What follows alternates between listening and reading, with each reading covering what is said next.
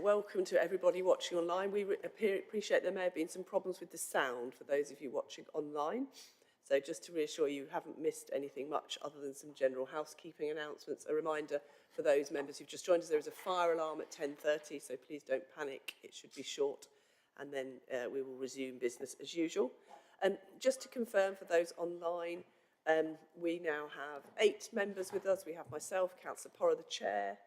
We have Councillor Bradnam, Councillor Stobart, Councillor Fisher, and we're joined by Councillor Tim Griffin, Councillor Ingrid Flaubert, and we have Councillor Richard Williams and Councillor Bob Illingworth. So we are quorate and we have 8 members present in the chamber. I'm just going to ask Democratic Services to check that the live stream is working. That is fantastic. So we covered some housekeeping arrangements just to remind members not to leave anything confidential on their desks. And I will now move on to the substantive part of the agenda.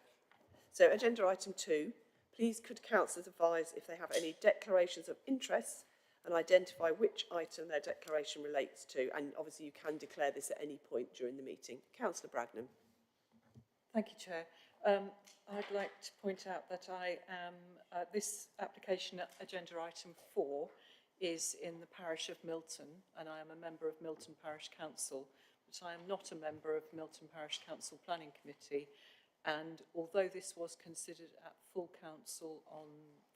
parish council on the 1st of June, at which I was present, I made a declaration at that point saying that I was not going to speak on that item, and I made no comment through the consideration of this matter. So I come to this application afresh. Thank you, Councillor Bradnam. Councillor Stobart. Chair, thank you. I'd just like to remind the committee that I'm a member of CamCycle, and there may be a discussion around cycling comes up under item 4. CamCycle did actually make a presentation for the outline as well. So I've had no part in the discussions and come with a neutral mind. Thank you, Councillor Stobart. Councillor Fisher. So I live and own a 1-bed flat on the other side of the river to Cambridge North, but I feel that the distance is far enough away and I don't feel fettered by that. Thank you very much. Councillor Griffin. I'm also a member of CamCycle, and but I don't think I'm fettered in any way. Thank you very much. And finally, I'd like to make it's a declaration just to note that a member of my family works in one of the buildings adjacent to this, the triangle-shaped one, but that's via a provider who rents office space. So again, my discretion is unfettered, and I don't feel this affects my ability to chair and vote on this item. Thank you. I think that's all for declarations of interest. We'll move on to agenda item 3. Minutes of the meeting on the 15th of July 2026 have been submitted for approval. If there are any concerns, please could members raise them now, otherwise I will sign and approve them as a true record. Okay, I can see that everybody seems happy with that, so I will sign those shortly and return them to Democratic Services. So as members will have noticed, we have a new agenda item that was published and made public yesterday. This is because the National Planning Policy Framework was updated by the government on, I believe, Tuesday afternoon, which is obviously quite a tight turnaround for a committee, Monday afternoon. I don't know what day it is this week. So given the importance and the relevance to this committee, and obviously because we do have voting matters coming forward today, with my agreement, I've inserted an extra item in the agenda, which means other items will now be renumbered. 4 will become 5, 5 will become 6, etc. And I've asked Philippa Kelly, our Strategic Sites Delivery Manager, to provide an update just to give committee an idea of how any changes may affect us and allow us to ask any questions. You should have had the updated agenda item yesterday and received that on your emails if you've had a chance to read it, but if not, Philippa will cover that. Yeah, would you like to update us? Thank you. Thank you, Chair, and good morning, everyone. Thank you for the opportunity to provide a high-level overview in respect of the newly published National Planning Policy Framework. This was published by government just 2 days ago. The updated NPPF replaces the December 2024 version with immediate effect in respect of making decisions on planning applications. It's intended to create a clearer and more rules-based planning system, accelerate housing delivery, support economic growth, and make planning decisions more predictable. The NPPF separates plan-making policies from decision-making policies and seeks to reduce local variation from national policy. Next slide, please.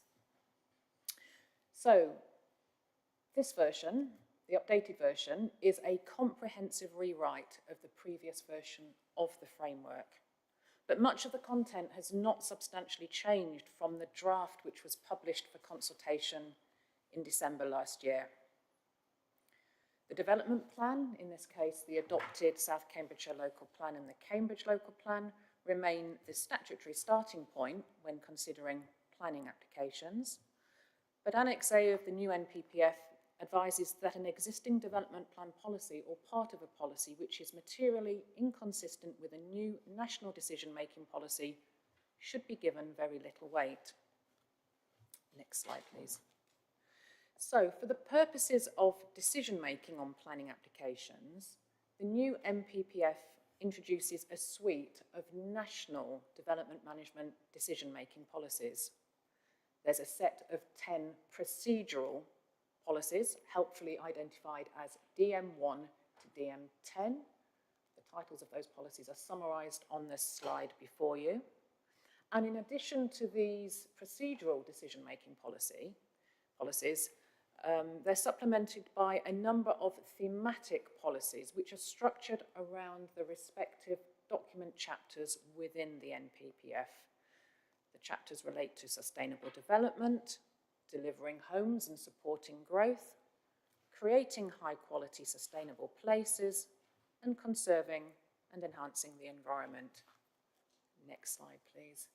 So the next slide summarises all of those thematic policies, and apologies if you can't see them, I can send around these slides after this meeting.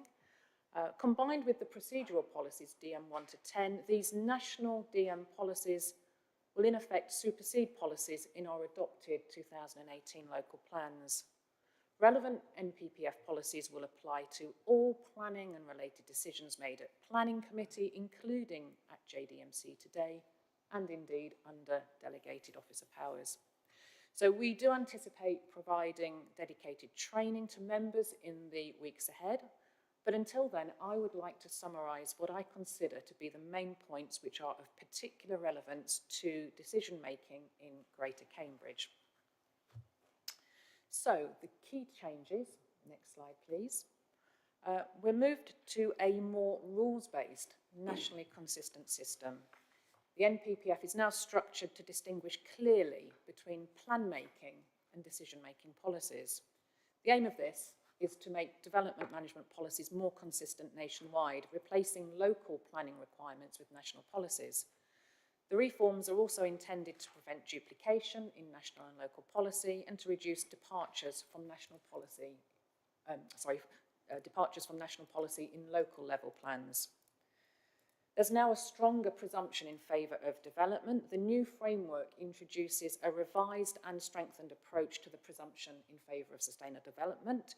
Development within settlements should be approved unless the benefits of doing so would be substantially outweighed. Note the new terminology, substantially outweighed by any adverse effects.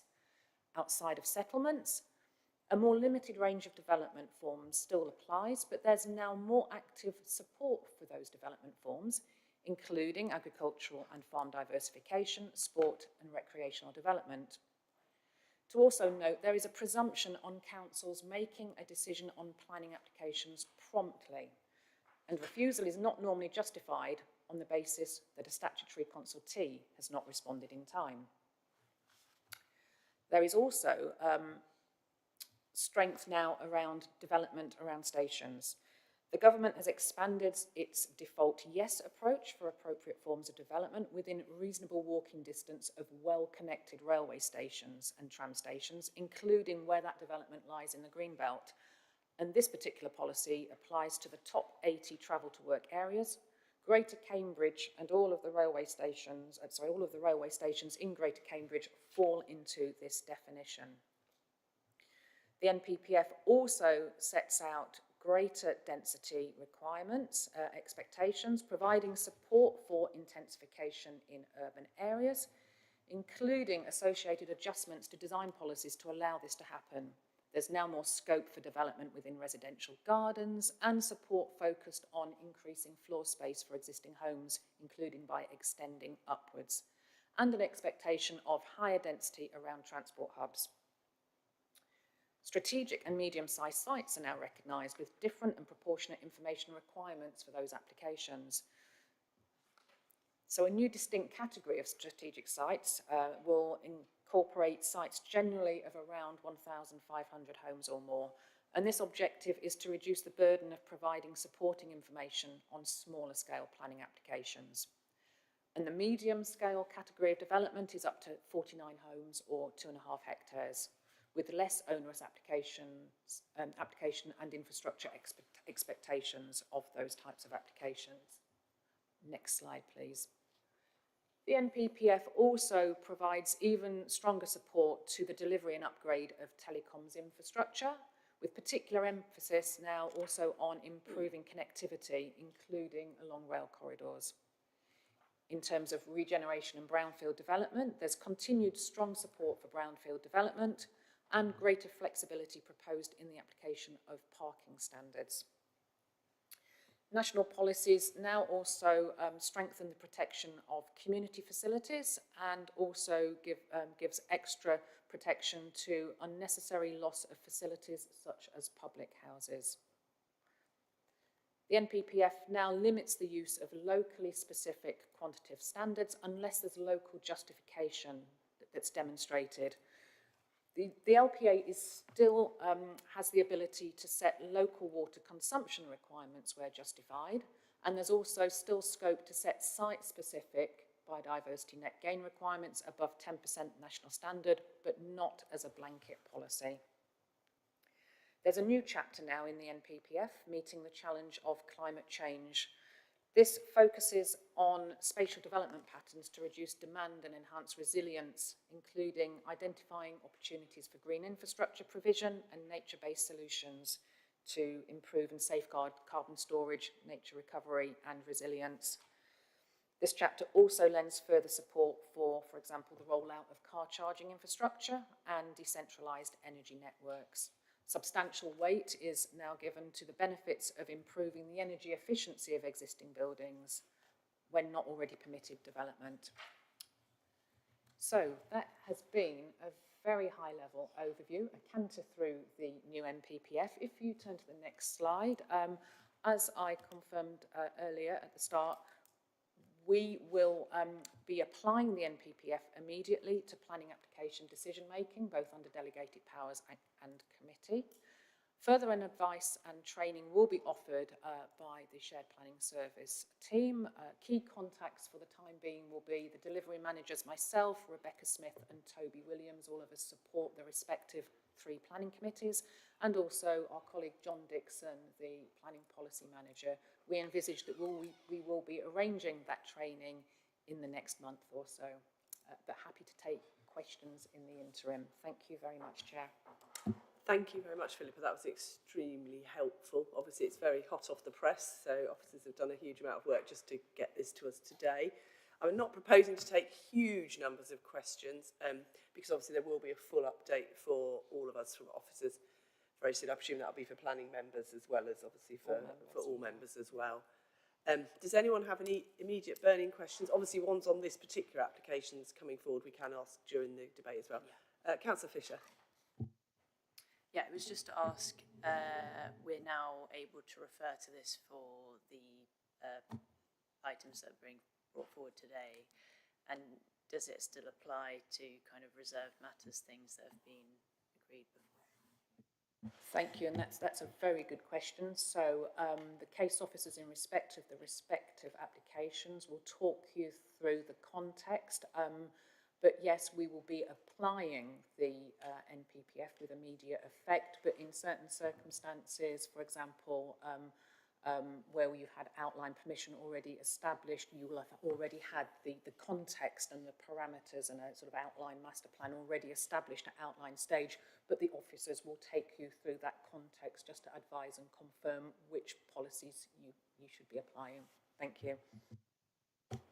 Thank you very much. I don't see any other questions. Again, if one's come up in the debate, obviously the officers have been, they're going to fully brief us and I'm sure can take questions if needed. We're also joined by Councillor Sebastian. Thank you so much.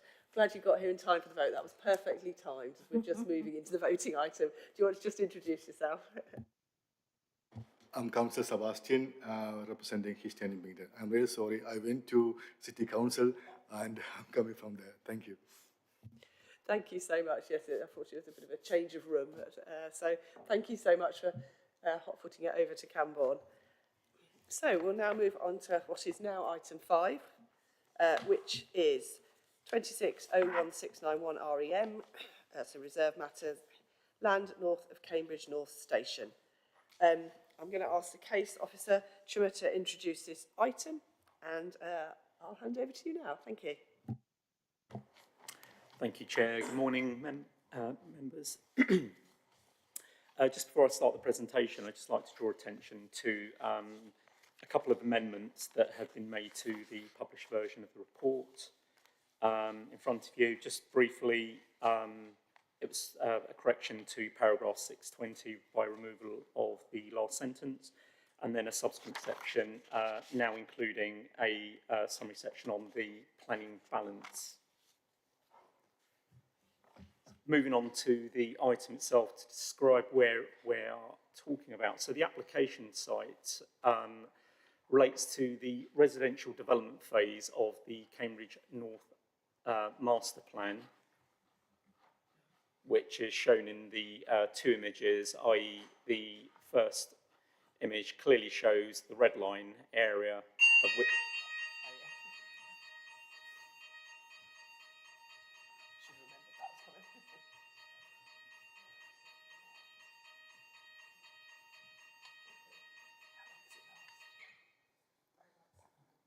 Just to confirm, that was a test fire alarm, so we are still all here. I'll hand back to Chua now. Thank you. So yeah, the Cambridge North Master Plan is the area shown clearly in the blue and red lines. The application, the reserve matters today that we will be considering is the area delineated in the red line.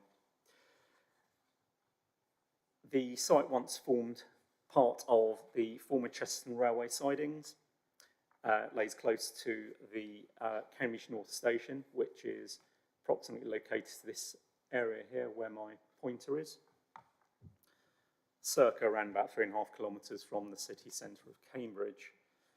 The actual application site itself measures around circa 2.8 hectares, and it's entirely located within the South Cambridge District Council area. This slide's quite important in a sense, just because it will give context to further considerations later on in relation to residential design. But members obviously should be aware of the, there is the current existing use of the Cambridge wastewater treatment works to the north of the site, which has generated obviously concerns around odour exposure, which have been modelled on many an occasion. The actual application site sits clear of those contour lines to the south where my pointer is. So technically the application is not impacted by the odour zone, the odour exposure from the wastewater works. Moving on to reserve matters, the actual proposals themselves. So it's a reserve matters application for the approval of the appearance, the layout and the scale for 425 residential units, including flexible E and F floor space, that's retail and associated leisure type uses, including associated infrastructure works and landscaping. And it's also pursuant to details that were required under the original hybrid planning permission, which relates to those conditions noted here, which are 36, 39, 40, 41, 42, 43. I'll explain these in a bit. I mean, it's just like reeling off numbers here, but it all is connected to the existing extant hybrid planning permission, which is referred to in the description. There's some brief metrics that I provide in summary to the right-hand table. We can always come back to this if necessary. Also, just for, again, just to be mindful that this application has been through, well, the service has supported an extensive programme of pre-application engagement with the applicant team, which lasted approximately 9 to 10 months. This included also an independent review by the Cambridgeshire Quality Panel, which occurred late last year, whilst the scheme design was still evolving, and their report was appended to the published version at Appendix 2. Proposals were also presented to the JDMC members in February of this year. So just to give a bit more context to the hybrid planning permission. So these proposals, these reserved matters proposals, are comprised within the Cambridge North Master Plan scheme, which is shown here in red, which was approved in April 24 by the Secretary of State on appeal. The approved development comprises of hybrid of outline and detailed components. So looking on the right-hand image here, I have identified where those outline elements are located and also those detailed elements where my pointer is running currently at the moment. Essentially, the approved proposals was to create this new employment-led new city quarter, which contains a range of offices, research development, residential uses, to which we're concerned today, and the associated car and cycle parking and public open space uses. Focusing on the outline component, the hybrid reserved matters, the hybrid application reserved all the matters except for the means of access and landscaping. It relates to the following specific phases of the approved Cambridge North Master Plan scheme. So this is, again, as I say, the residential quarter, or what we refer to as the Cambridge North Residential Quarter, is purely an outline. These 3 buildings here, and also 2 additional office / research buildings here.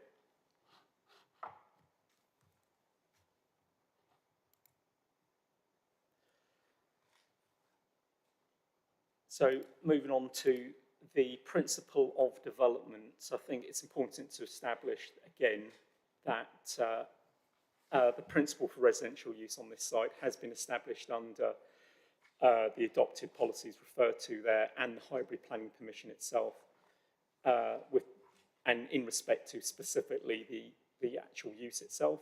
Again, extent of the height of the building envelopes as confirmed in those associated parameter plans. Build to rent, which the type of residential that's being offered here is supported in the MPPF, the updated version, the Greater Cambridge Housing Strategy, and also the local plan. And it's all in the context of broadening housing choice. The proposals will contribute also to the government's plan for change commitment, which is to build 1.5 million homes. And keyed into that is also, as of last year, the July 25 initiative, which was to accelerate housing delivery on such sites as these, which are former railway land sites. So just to reinforce again, the updated MPPF provides a very strong support for residential mixed-use development proposals, which are located within reasonable walking distance of well-connected stations, railway stations. Moving on to the actual proposed residential design.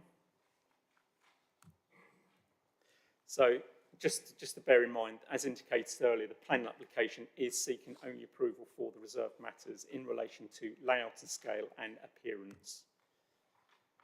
So in terms of the actual proposed layout, what we have is a principle of 3 residential buildings, blocks A, B, and C. So that's block A, block B, and block C.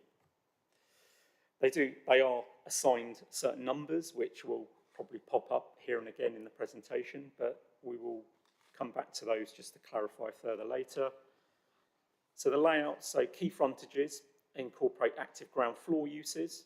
You'll see along here, this is the Milton Avenue edge, which also include these retail and residence amenities. Residence amenities are highlighted in these blue areas here. We will come back to that again in a bit.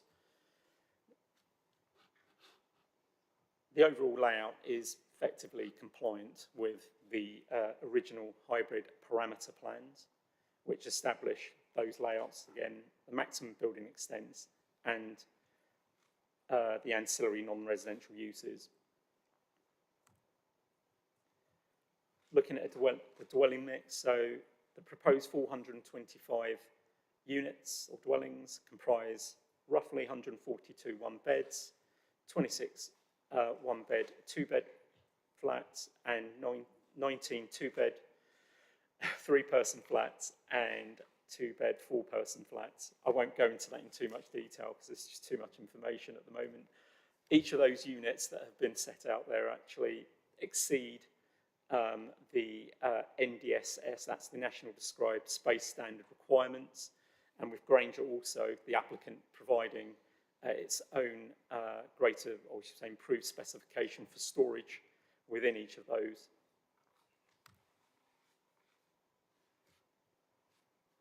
A total of the 22 residential units, that's 5% of all the dwellings, are designed to meet M42, that's accessible and adaptable dwelling standards of the building regulations.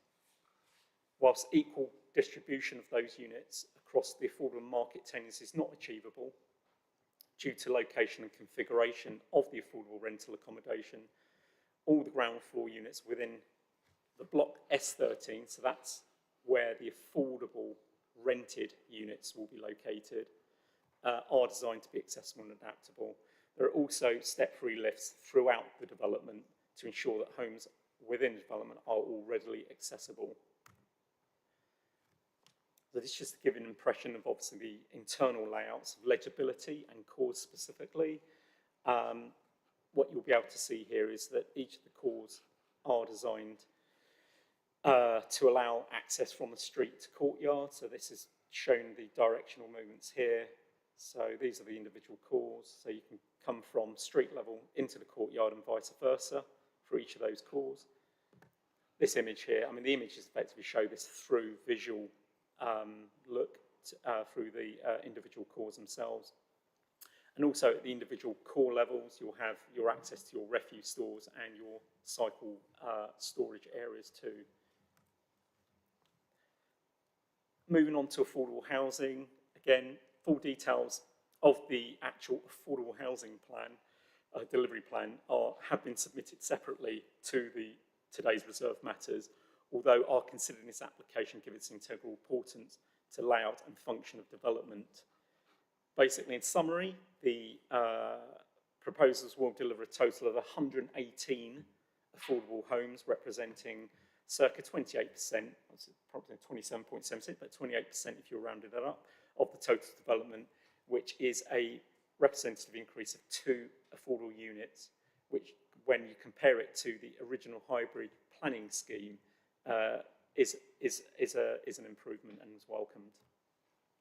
So just breaking that down also, I mean, we've got 2 types of affordable homes being delivered here. You have the affordable rented units as mentioned, and these are effectively shown the floor levels for block S13 only. And within that, you've got 46 affordable rented units.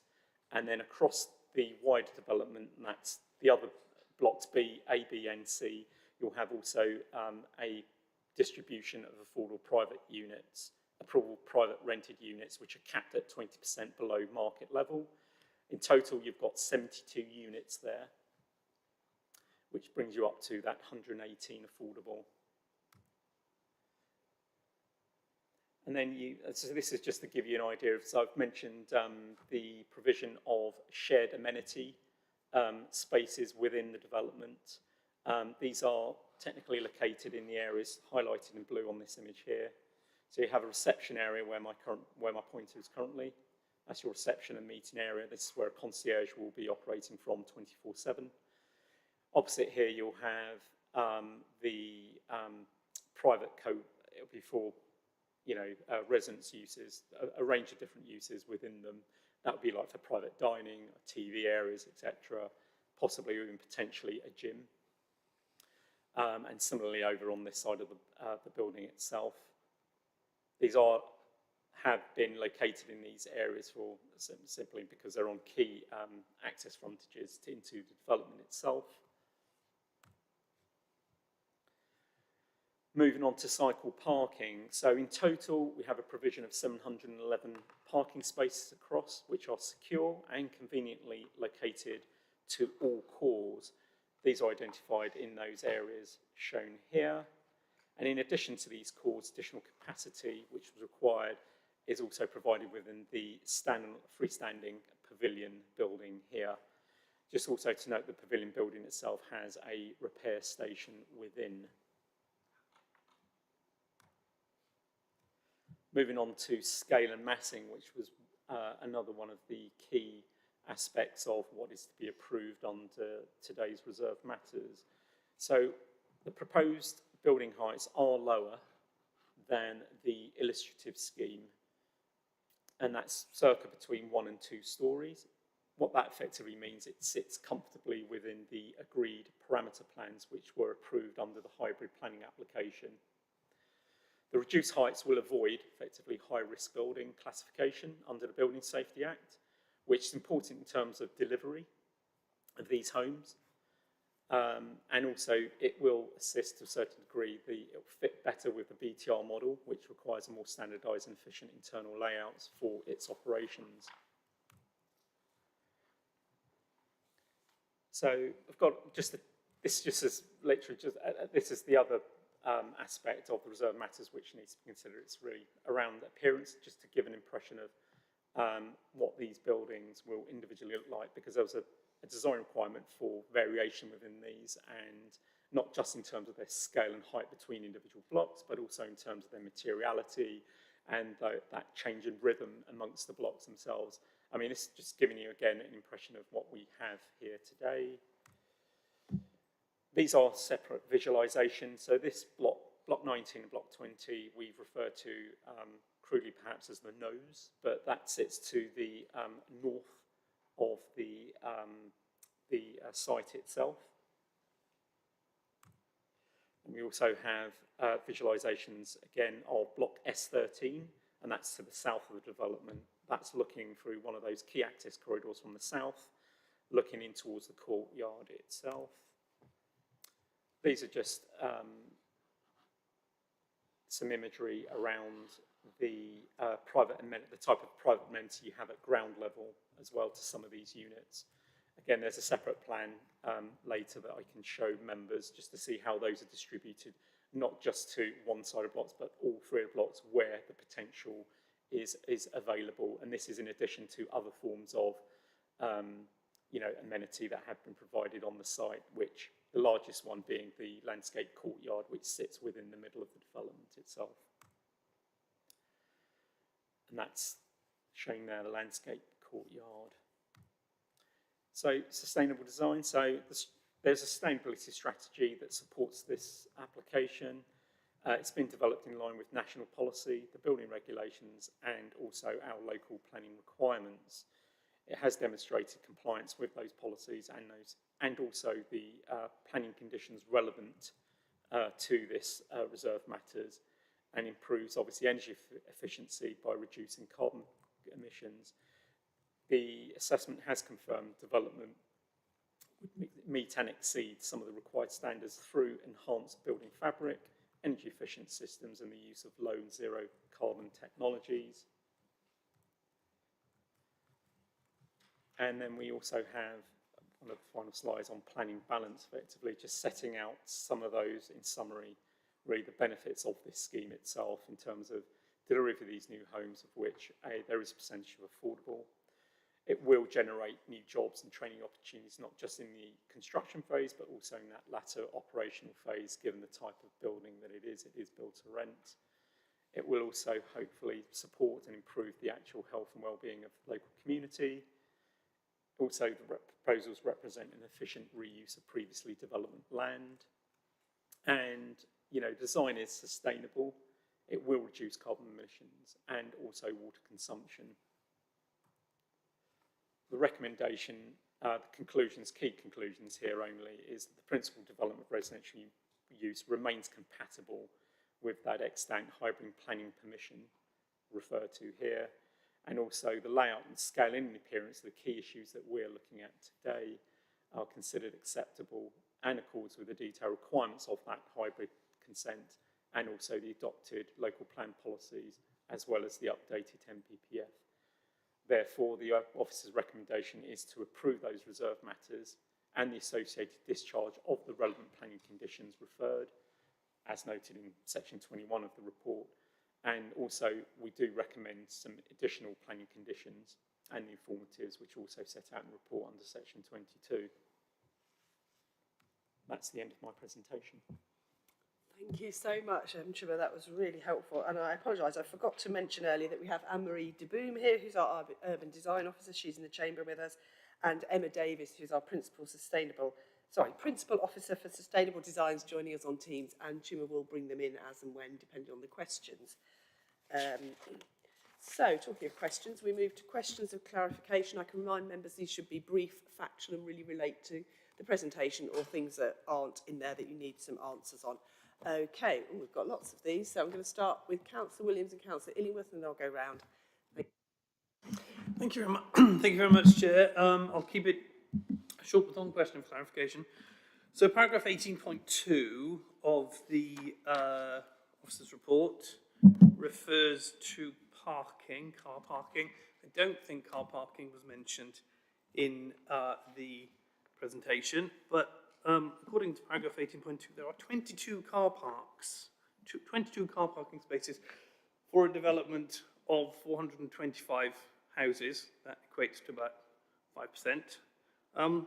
The conclusion in paragraph 18.6 is that this is apparently in compliance with policy TI 3. Now, I have had a detailed look at levels of car parking ownership in Cambridge City, as revealed by the 2021 census. The area in which this development is situated has car parking ownership of 45.8% for at least one car. I could not find a single area in the city which had car parking ownership of less than 20%. That was Regent Street. The centre of Cambridge has car parking ownership of 30%. The area that Cambridge Central Station is in, which is predominantly flats, has got car parking ownership of 35.1%. So my question is, how can car parking provision of 22 out of 425 possibly, on any reasonable basis of evidence, comply with policy TI 3? Go ahead, Chair. Thank you for the question, Councillor Williams. So I think, again, I'm going to have to take you back to the original hybrid consent that was approved. At the time, the consent allowed for effectively what is car-free parking, and effectively the site itself, I think we have to also consider that it's located, you know, on key active travel routes and also very close to Cambridge North Station itself.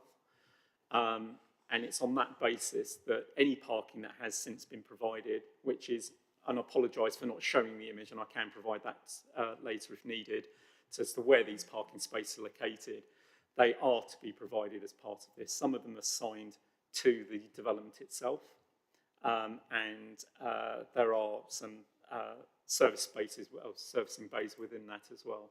But we are unfortunately restricted by the original hybrid planning permission in terms of what the expectations were at the time. I think it's also, you know, just to reinforce again, this is a highly sustainable location. It is close to Cambridge North Station and it is on key active travel routes. Thank you for that. Again, we can come back to them in debate if needed. Councillor Illingworth. Thank you, Chair. I just wanted to raise the issue of thermal gain. I know it's a lot cooler today than previously, but with floor-to-ceiling glass windows, and there doesn't appear to be any external shading, I'm just wondering how that's going to be coped with. On top of that, there's talk or mention in the proposals of passive ventilation for cooling.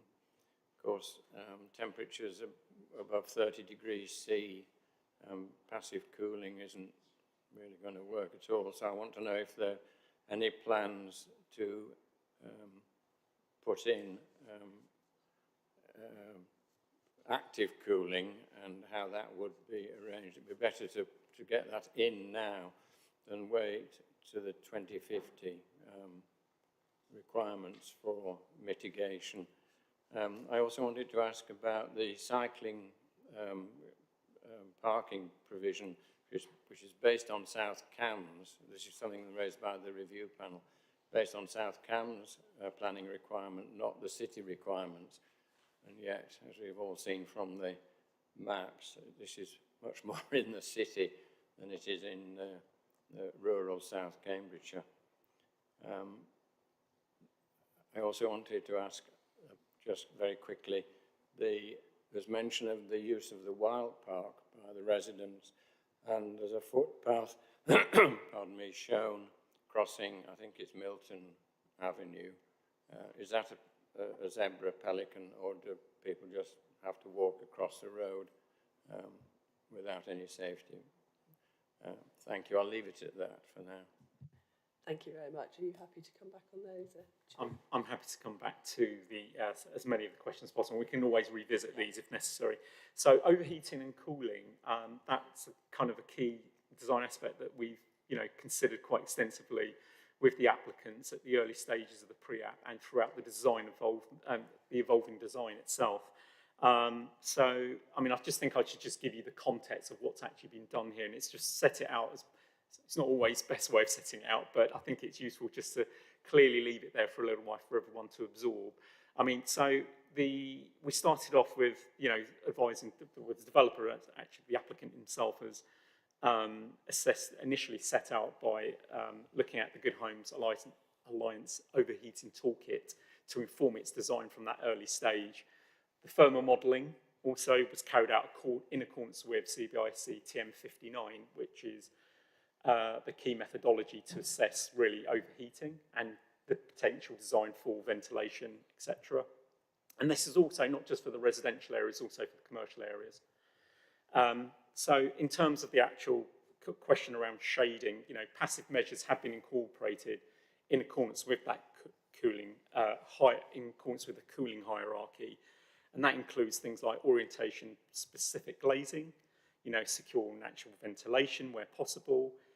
In fact, all of these units will have like Juliet balconies or balconies themselves, external shading through balconies where they're needed, and window reveals and facade optimizations. They've used different methods to try and optimize the ability of the building to provide comfortable residential living environments. So the actual overheating assessment itself, as submitted, has demonstrated a scheme would easily comply with Part O of the building regulations. It has also then gone a bit further than that, and it's stress tested beyond Part O under the DSY2 and DSY3 climate scenarios for Cambridge. So it's used weather data files. Sorry, I'm not technical, but that's what it's done. It's used, those future climate scenarios where we're expecting it to be much warmer. And what they've done is they've responded to that in the design of the development by installing kit that can be future-proofed and converted to enable cooling within each of these units themselves. So we've referred to it in that penultimate bullet, which refers to cooling modules to be added. I think there's also worth, mentioning the fact that if this was a private occupier or an individual occupier development, it would be harder to probably insist upon something like this. But given that the type of residential that we're looking at as a build-to-rent provider, you have a single landlord, which will be able to actually extend these, the provision of all of these cooling units across the board. There is a strong commitment within their supporting sustainability strategy that commits to actually doing this And we have also imposed a condition as part of this planning permission that they abide by the, that commitment, because it's written into their current sustainability strategy. And just to add, I know they're online somewhere, but the Principal Sustainability Design Office has been involved in this extensively from the beginning, looking at these key issues, and, you know, has effectively, you know, welcomed the approach that's being taken and wholly supports it. That's just dealing with your overheating, shading comment, and passive ventilation, etc., and how that would be achieved in due course. If I move to cycle parking, let's just find my... So what we're looking at here, cycling provision. I've got a breakdown here, if that would be helpful, just to tell you the type of cycle parking that's being provided. Well, it's certainly, as you've noted, improves upon SCDC's own or local plan standards. It does accord with cities' own cycling standards. Surprisingly, the developer was actually surprised that, you know, we were pushing for more cycling on this site, but given that I've mentioned that this is on a strategic key active travel zone for a lot of cyclists, there's a lot of cycling infrastructure that will be plumbed into this area at some point, will enable that, or enable development and its future occupiers to utilise that infrastructure. So we've got a range of cycle types within it, and that's, you know, noted on the tables here and the types of stands that we have. You know, importantly, just pointing out that, you know, there's quite a significant number of Sheffield stands of 47.5%. That's nearly half the number of spaces that are going to be provided. And they're all, you know, at ground level, the majority of them. They're all accessible and they're all usable. As I say, there's an additional cycling pavilion provided because the development itself was seeking to, you know, provide that additional capacity to kind of meet that kind of demand that's envisaged for a scale of development of this type. And your last point on the wild park and accessibility. The wild park doesn't necessarily form part of this particular reserve matters, but what's the wild park in itself and its design has been agreed already at the outline stage in terms of design. We've looked at just recently, and separate to this reserve matters, the condition around landscaping, hard landscaping, how that area will come forward. So including that access point, I mean, in terms of whether it's signalled or if it's just an unsignalled crossing point from the development into there, I'm not 100% sure actually. I can't honestly answer, but I can go and look for that answer and then I'll feedback. Oh, unless my colleague, he'll be a bit more aware of it. I'll pass to my colleague Anne-Marie. Sorry, many years ago I was involved in the outline or the hybrid application for this scheme, and the crossing point that's provided was at the time agreed to be a raised table crossing, and it would link in with a proposed square between the two office buildings that are, or the lab buildings that are proposed on the other side of the road. So once this master scheme will come forward as a whole, the idea was that we would get a proper street type environment rather than, at the moment, it's a road in the middle of nowhere, basically. So the character of that street will be substantially changed into a much more traffic calmed environment with raised tables and appropriate surface treatment and landscaping to make it a safe environment. Thank you very much. Again, we can come back to any of these in the debate. I think Councillor Flaubert was next, I think, and then we'll just carry on around. Yeah, Councillor Flaubert, go ahead. Thank you, Chair. I have a few questions. Some of the questions you already kindly have just answered, but I will be just specifically. It's about the daylight, the proportion. I mean, the daylight test that was produced. I understand that it was done not to all the units, so I would like to know how many single units were included in this test, and also why wasn't the entire development assessed. Then in page 60 of the report, the Cambridgeshire Quality Panel suggested significant improvement of the courtyard. So I would like you, if you can, to present us in the screen the changes that have been made to basically well, listen to what the Quality Panel suggested. Thank you. Thank you. Are you happy to take those? Thanks. So daylight. So I've again produced a separate slide again. Sorry, it's a lot of text, but it kind of tries to demonstrate really that early thought really in terms of like how daylighting is impacted on new dwellings, or the new dwellings they're providing. So the daylighting has been tested against BRE as set out here.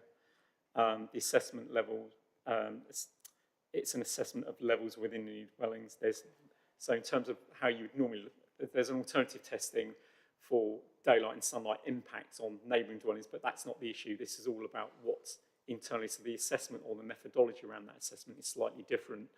But so what it is effectively is that third bullet where it talks about there's a guidance recommendation for targets and illuminance of your habitable areas. So those are your living kitchen diners and your bed spaces.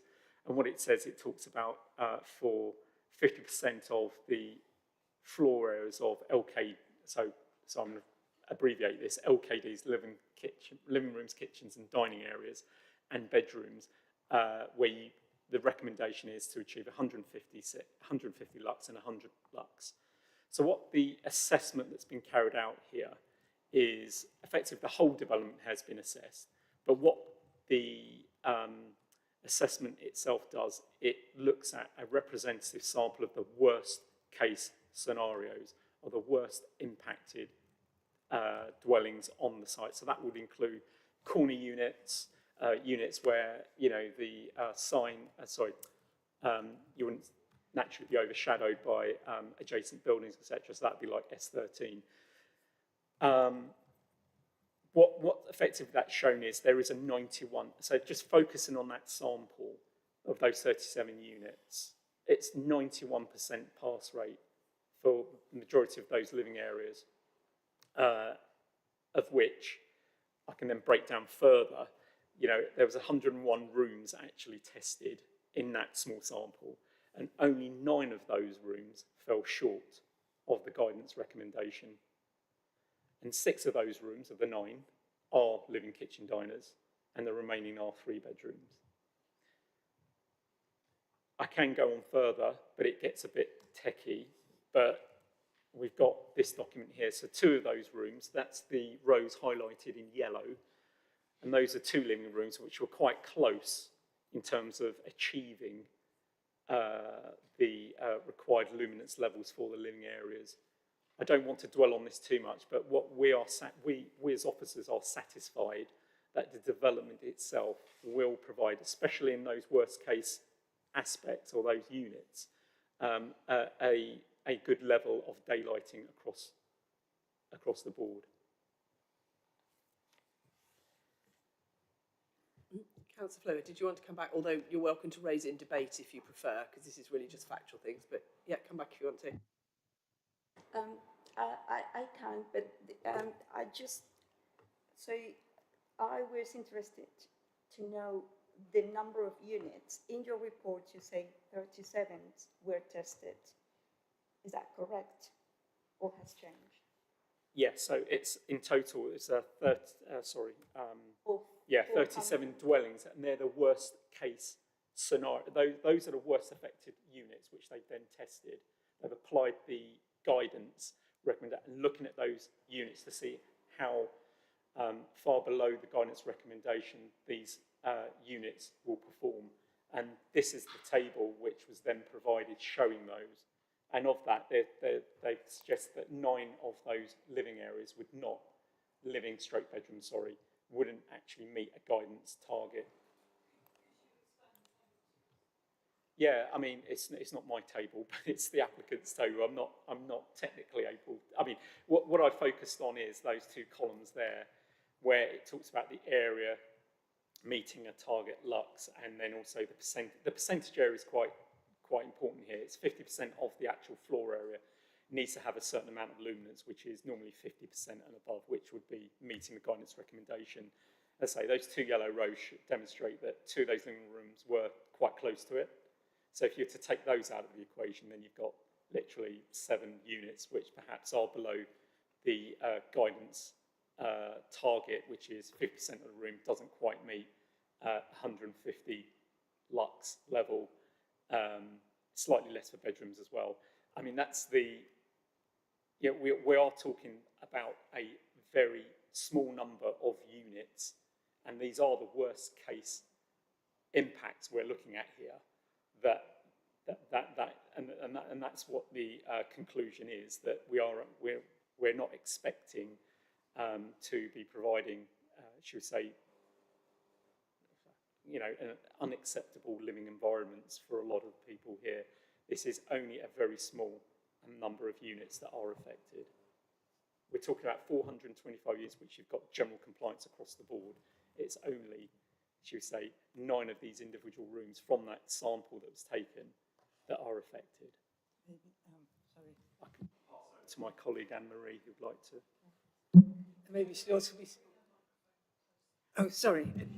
It's also important to note that the guidance documents themselves state they are guidance only. It's not expected that every development meets 100% compliance. It's very typical for schemes, for not every unit to be 100%, for 100% compliance. So a rate of, the 91 pass rate is just on the 37 units that have been tested. So the overall pass rate on the overall development will be much higher than that.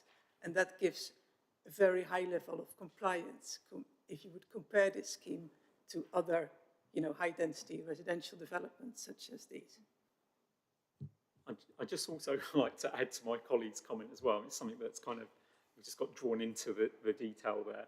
But again, drawing members' minds back to the original hybrid planning permission, which has already set out a layout, a building layout effectively, 3 blocks where they are.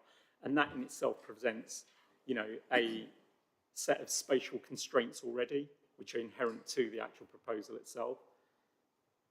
And I think, that's, the buildings are working within those constrained parameters which have been approved.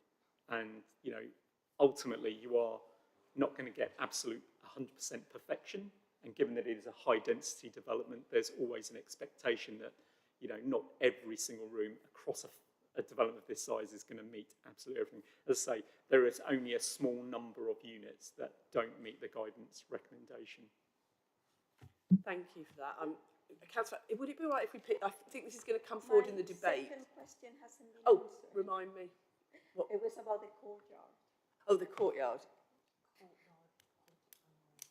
Yes, were there any changes made in the light of the quality panel, I think you were saying, wasn't it, Councillor Flaubert, to the space in the courtyard? Yeah, I'll pass over to my colleague Anne-Marie to answer this question. Yeah, it's slightly confusing or unusual about this application that the courtyard design was actually approved in full under the hybrid application. So although the buildings weren't, the design of the courtyard was fully approved.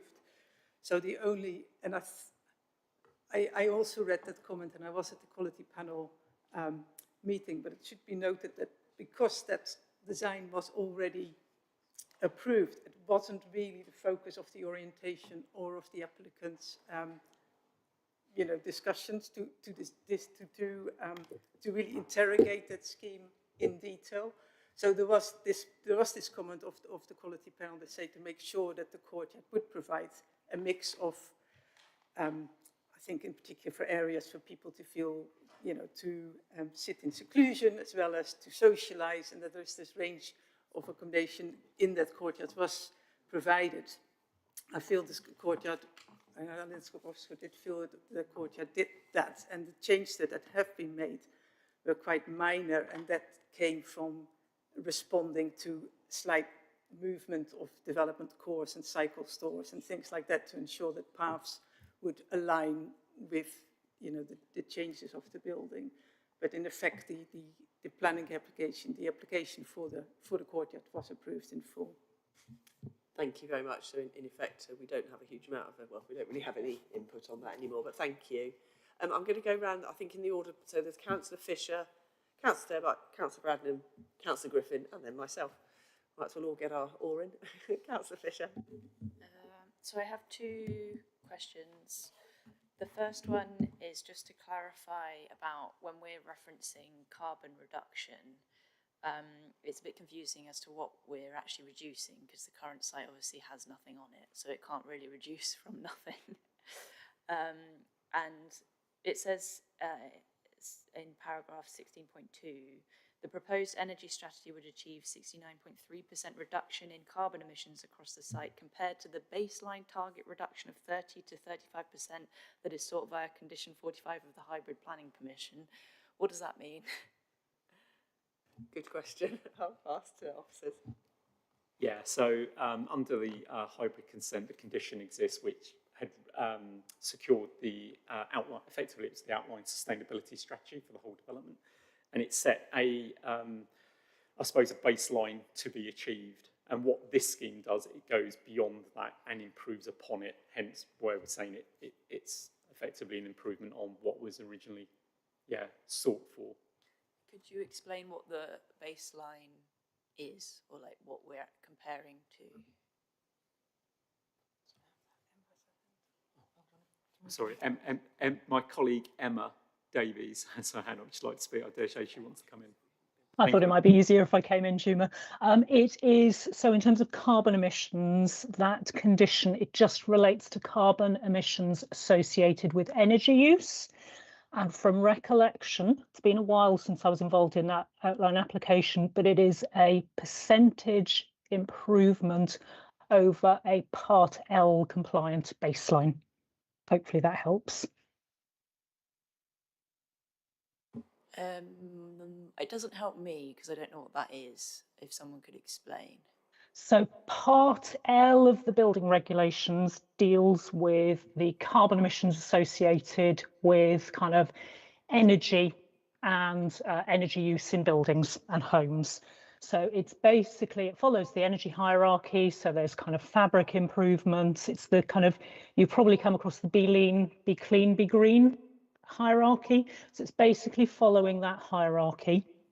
I'm trying to remember the precise wording of that outline condition, Schumer, and I don't know if you've got it on you, but it will have been basically they, as part of the outline, they would have demonstrated an energy strategy that represented a percentage improvement on what a basically within Part L, you have something called a target emission rate, which is what you should be trying to achieve as your minimum. And then you'll have a dwelling emission rate. There we go, that helps. So I think they were looking at a percentage reduction on the target emission rate that would have been generated through Part L 2021, which was the version of Part L that was in place at the time of the application. I'm hoping that helps a little bit more. Yeah, and so that's just about... Yeah, just about energy. It's so sorry. I'm just getting. Yeah, So absolutely. the carbon emissions, is that also about the carbon in the materials used, or just about the carbon used to build the? So it's just the energy demand. Yeah, it doesn't take account of kind of the embodied carbon within the construction of the building. That is not something that was covered at the time of the original outline application. Do we have information about that? We've had some information submitted, I believe, Tuma, post kind of the application coming in. I can deal with that, Emma, if you wish me to do that. Yeah. Thank you. Thank you. The applicant has, again, through its design, been looking obviously at the structural solution that it wants to actually kind of look at and or what it's going to do, and it's looked at an in situ concrete frame effectively, and the reason for that, they've done an analysis against a range of different solutions such as timber, etc., and basically felt that the concrete structural approach, basic frame approach was a bit more superior in terms of its general performance, its durability, its design flexibility, and certainly deliverability as well, delivery for a 6-storey mixed-use development, effectively. I don't wish, I mean, I can say like, concrete, there are benefits to obviously the concrete itself because it has inherent fire, resistance. It's good for acoustic separation. It's resilient to things like moisture and flooding, although that's not necessarily an issue. Flooding's not an issue here. And also its general longevity, which, results in a very robust, low maintenance type building. I think they've also appreciated the fact that timber frame does offer, embodied carbon benefits, but it wasn't considered to be their preferred solution for those reasons that I've actually, set out. Sorry. Is there any kind of matrix that weighs that against the carbon costs and the environmental cost of building from concrete? Yeah, so we've been provided a spreadsheet of the different types of solutions looked at and the pros and cons of each of them. I don't believe they actually show any actual metrics. They are just literally qualitative, i.e. why one form of solution is better than the other, and they've looked at across a range of them. That's all we've received. Can I move to my second question? Okay. Yeah, I was going to say, otherwise we can come back to this in debate as well. Yeah. So. I will come back to this in a bit. My second question is that I got confused because we mentioned 22 car parking spaces, but then in paragraph 2.13 it says the scheme would provide as follows: 598 number commercial car parking spaces. So I'm a bit confused. Yeah, sorry. So in that section, it's effectively giving you the envelope of the original consent and what it did, and that's 598 is all about the commercial parking spaces that were provided as part of the outline consent. I'm not sure if you're aware from there was a meeting in June that we had at JDMC regarding the applicant's approach to relocating commercial parking now into a standalone facility to the north of the site. There is a consent now in place for that. So that's what that refers to. It doesn't include the residential. As I say, it was a car-free. It was, is envisaged as a car-free development. Thank you very much. Now, I would like to take a break shortly, just perfect. So I'd like to, if we can, get through questions and clarification in the next 5 to 10 minutes. So I will pass to Councillor Stobart and rely on you to be brief. I'll be brief, Chair, thank you. So just 2 questions and more of a comment or a clarification. There's a busy cycle route passes from just parallel with Cowley Road and then south towards Cambridge North, and then off to Mossbank towards Fen Road. Is that going to be interrupted or changed as a result of the building, or will there be, movements across that cycle path? So how will it be engineered to, in a sense, exist alongside the development? So that's my first. Second, the co-living spaces. I think Anne-Marie was talking about how the design for the courtyard space has been done in a way that is, in other words, safe for everyone, has good sight lines, good lighting and so on. But how about the co-living spaces inside? Has best practice been applied to those so that all residents will feel secure and safe as they go about their business? And then I've got another question. Should I just... Very quick. It would be helpful, I think, sometimes to understand when we are looking at a reserved matters application such as this, as to what's going on in the background with regard to Section 106 triggers. And I know I just dug down because I was interested in the public art strategy and how that's influenced that triggers on construction. But when you look at the public art strategy, it really needs revising. So I think I just appreciate a comment on how we maintain the integrity of the Section 106 commitments as these reserved matters are coming forward.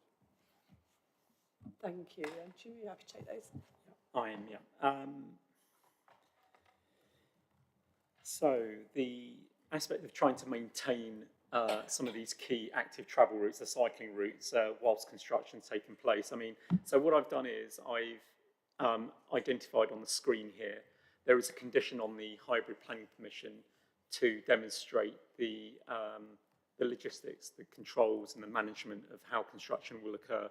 We don't yet have that information, but it's envisaged that that will come forward before, as required by the triggers here, before any commencement any commencement occurs. So we'd be expecting those cycleways, because there are existing cycleways at the moment, being maintained during the construction phase. But again, as I say, I can't really give you any further information at this stage until we receive that information. But it will be with us before the applicant starts, should members decide to be positive in its decisions today. Moving on to I'll leave the other point around how the shared amenity spaces and how they relate to the courtyard for her to explain a little more. I've got my own explanation, but I'll let Anne-Marie go into that a bit more. In terms of section 106 triggers, Yeah, I think that's an interesting point. Thank you if I may answer that one. There's a piece around how we put into the public domain, make the public more aware of the 106 triggers and how delivery of, say, key infrastructure components secured under the planning legal agreement have been secured and delivered.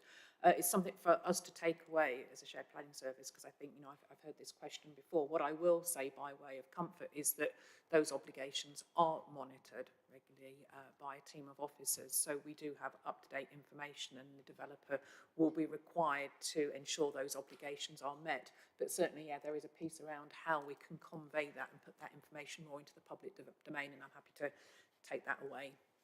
Thank you. Thank you. Anne-Marie, did you? Yeah, with regard to this, communal spaces, you're right, they are very important as part of a build-to-rent scheme, because they form an important part of what attracts people to these schemes. Obviously, this application had the benefit that an operator was already on board and has been, very influential on specifying the design of those spaces.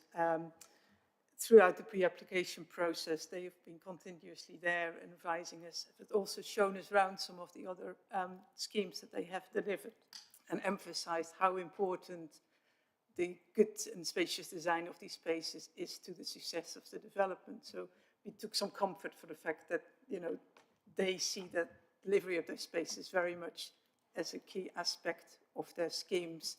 In terms of sort of the location, they have been, depending on what sort of use they are, they have either been located on the more, the spaces that create quite a lot of pedestrian through traffic. So the lobby spaces and the entrance spaces are, at the entrance of the courtyard, so where you get a lot of footfall. But there are things like the gym and a sort of a community room that also make the best use of that courtyard as a spill-out space, so you can use your yoga mats and things that can be brought outside, or when you hire the room, or book the room, I should say, because it's free. For a party, you have access to the courtyard, and that's where some of those minor changes to the courtyard design have been implemented to make sure that there is that good connectivity between the inside of those rooms and the spilling out in the courtyard. Other than that, they have been, again, the outline of the application and the parameter plans that came with that were very detailed for a parameter plan, and they did very much specify where there had to be active frontages, both for the benefits of the scheme, but also benefit for the streets and adjoining that, to make sure there will be active frontages along those main cycle routes, for example, to create basic surveillance. But that was already established at outline, and this scheme has just followed what was established in those parameter plans. Thank you very much. I'm very keen to take a break in the next 5 minutes. So, Councillor Bradnam, are you able to be brief? I'm not confident that I can ask my questions in that time. I'm quite happy if you want to take a break first. Okay. I have a number of questions. I think in that case, what we'll do is we'll take a short break. We'll come back at 8:35. That gives us about 8 or 9 minutes. Is that okay for everybody? Thank you. And can I just remind members on no account, do not discuss this application with each other or anyone else present, please. Thank you.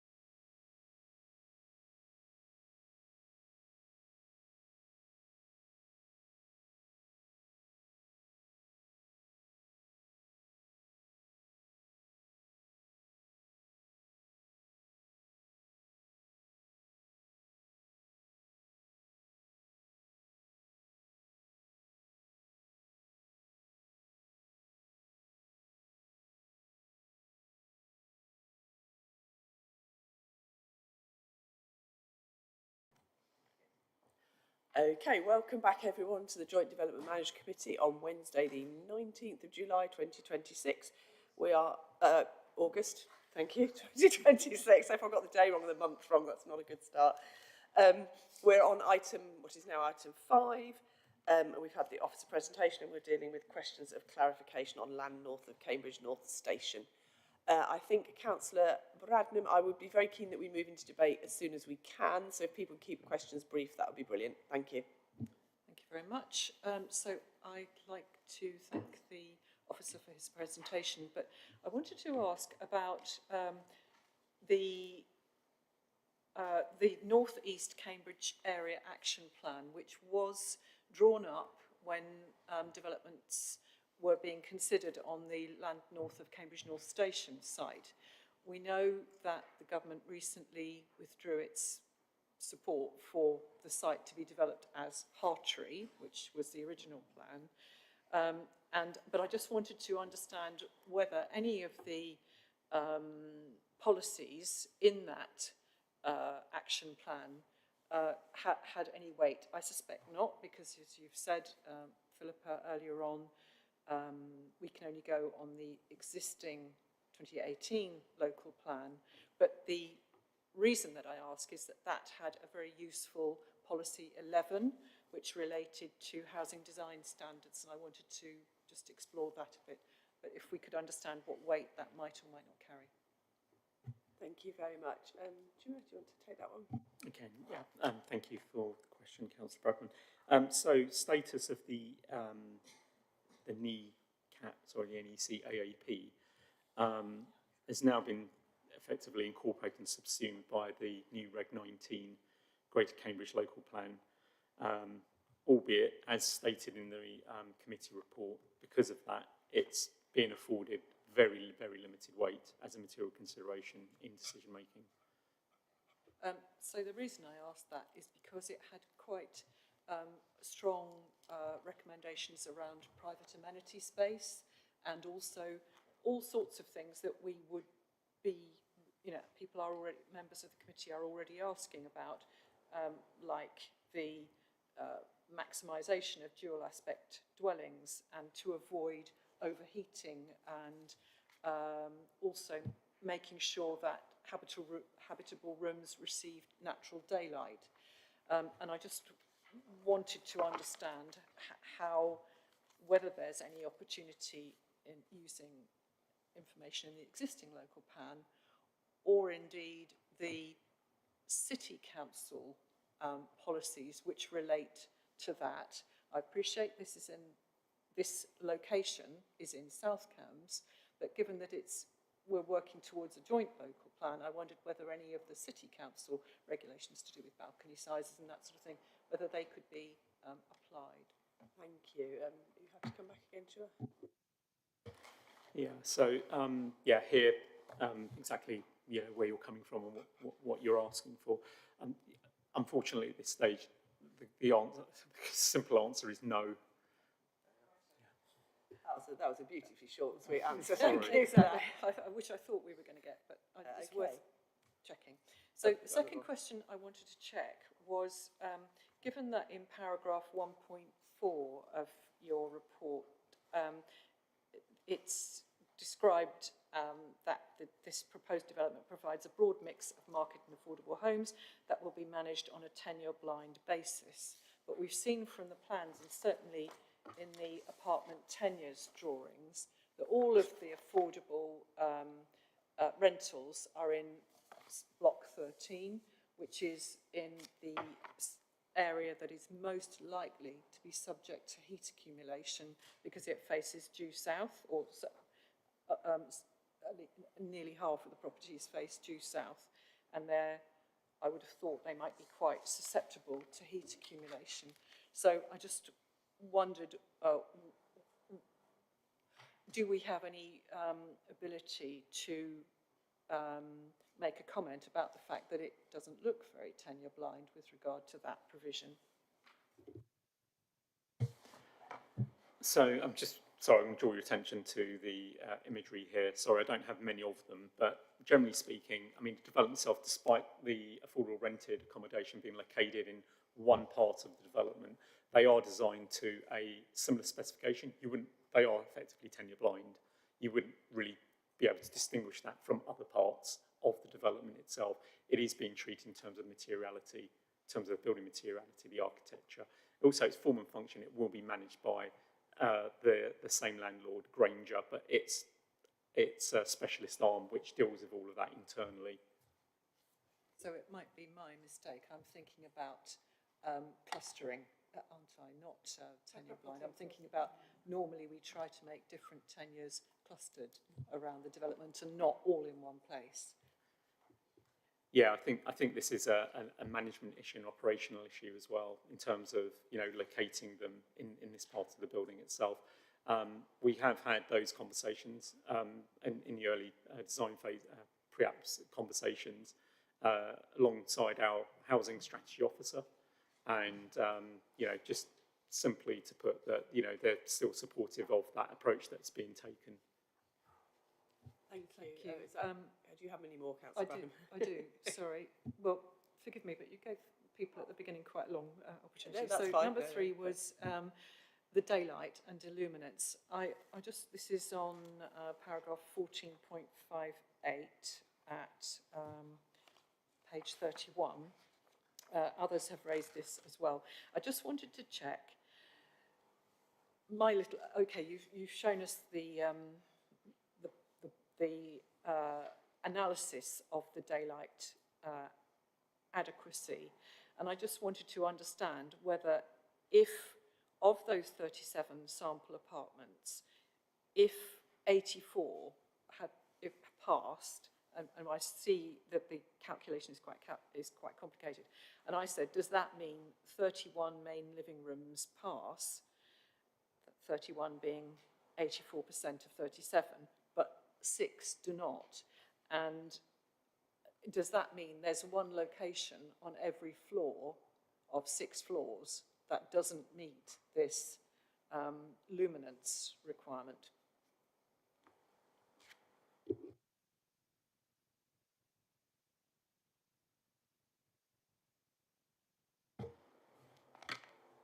So I'm just going to have to draw our attention back to this information that's been provided by the applicant itself, bearing in mind that it wasn't part of the validation requirements to receive a full technical daylight assessment effectively for it, but this is the information that's been given to us. Generally speaking, again, I can only speak generally on this because I'm not a technical specialist in daylight, but from the information provided and from what I can see in front of me, that there is an expectation there will be some limitations to those rooms as shown, and I don't think anyone's denying that, albeit that at the end of the day, when you think about the development as a whole, and generally speaking that you've got very good compliance here, a strong compliant development. We are talking about a small number again of not meeting guidance recommendation. I think it's also, again, when we talk about the recommendations, it is purely rooted in guidance only. It's not policy per se for us to actually, but we are welcoming the applicant's effort to actually explain that to us and to where those problems are. I think the other aspect of all of this as well is that from a build to rent perspective as well, I don't think it's them wanting to provide, probably I think it's the inherent design, the spatial constraints that the site presents itself, and you are naturally going to get some of these units that don't quite. Sorry, I'm going on a bit, but if that satisfies you. That's fine. Thank you. Thank you for covering that again. I appreciate that. The other one was at 16.3 in the report. It refers to the fact that each apartment will incorporate its own air source heat pump, which will reduce the risk of overheating associated with communal heating and hot water systems. And then it says the proposed pump specification and space provision allows for cooling to be easily retrofitted. And I wondered whether, is the inference from that they will wait to find out whether some properties overheat and then retrofit retrospectively, or should we as a committee be requesting that cooling facility be installed from the outset as Thank you. Please bear with me. I think I have some I additional think some of information that might be here. more useful to bring up in debate, actually, just if you're thinking of imposing additional conditions. Or could you just answer that question and whether it is possible to do that? I think. Well, there's scope. I mean, so the image that I'm showing here, and this is like a typical layout of one of the units where it accommodates all this. Sorry, I can't find my cursor. There it is. This is obviously an image, obviously demonstrating the equipment that will typically be within one of the service cupboards, within one of the apartments. All the apartments will have this. And this is where obviously each unit itself will be fitted with its own cooling equipment effectively, which leaves enough room and space for which the additional cooling modules can be retrofitted into them to future-proof that potential problem of heating much further in the future scenarios. And there's that commitment, as I previously referred to, in their sustainability, in their strategy, the sustainability strategy to deal with it. And just got two more. One is relating to, is the requirement for ongoing management of the site, is that part of the outline? Because obviously the maintenance of the site is going to be quite important with 425 dwellings of slightly different types and also the communal facilities. So is there I just wondered if you could remind us in the original outline if there was a condition regarding maintenance and also the whether that the ongoing requirement for that. I think if I could take that question, if I may. I'm not aware that that level of detail was sought under the hybrid planning permission as a requirement that the inspector or the Secretary of State sought to control. However, I do want to draw members' attention to one of the aspects of the new NPPF that I spoke about first thing this morning.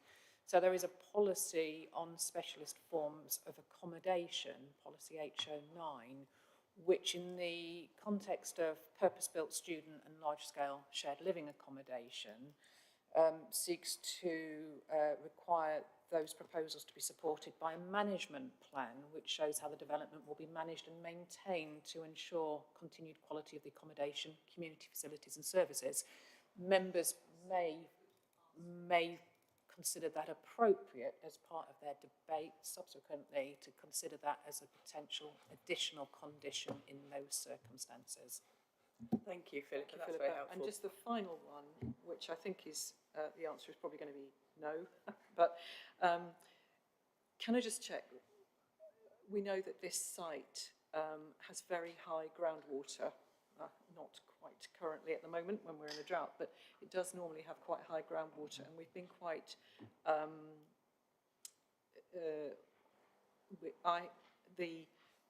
if there's very fast surface water runoff, it recharges into the aquifer underneath this site, and it recharges through the gravels underneath the railway, and it hits our properties on the east side of the railway. This has been raised in previous applications. I wondered, would that requirement for surface water runoff, the drainage, have been covered under the outline plan? Yes, it would have been covered under the outline. Yeah. Thank you very much. Thank you, Councillor Brandon. And Councillor Griffin. Thank you, Chair. I have several questions related to the impact of the new National Planning Policy Framework on this application. Is this the right time to ask those? I would suggest bringing them up in debate. When you have a point, I would say, can you just confirm whether my understanding is correct? Because I think we're going to...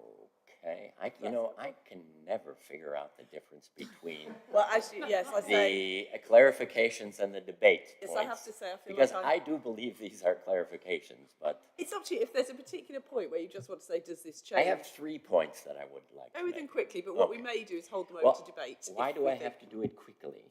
I'm sorry. Oh, only because I'm mindful of time. Okay. So, question number 1.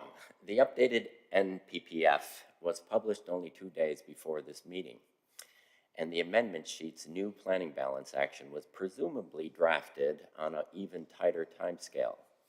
What assurance can the committee have that this is a genuine reassessment against the new framework rather than a restatement of the existing conclusion with new policy references bolted on? Question number 2. Policies S3 and S4 of the new NPPF apply a presumption of favor of sustainable developments unless harms, quote, significantly and demonstrably outweigh, unquote, benefits. A different test wording from the previous NPPF. Have officers actually rerun the planning balance against this specific revised test, or simply asserted the same outcome under a different label?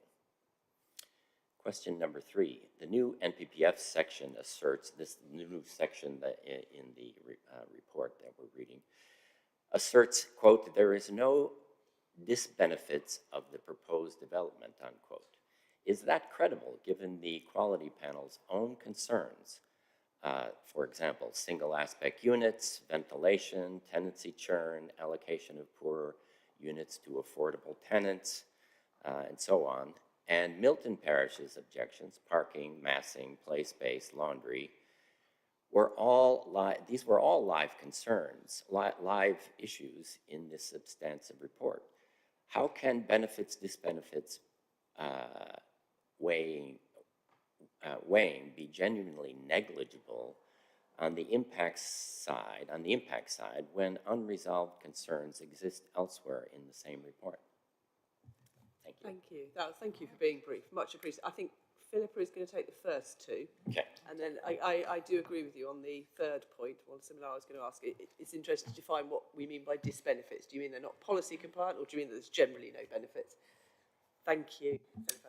Thank you very much. Really good questions, all of those. I will endeavour to actually answer all of them. So, yes, the NPPF was published 2 days ago. Officers have worked very hard to review the NPPF and the changes. As I said in my presentation, it doesn't come as a surprise because we had carefully considered the draft, the consultation draft at the end of last year, the start of this year. So we effectively knew what was coming. So the direction of travel was something that we were already very aware of.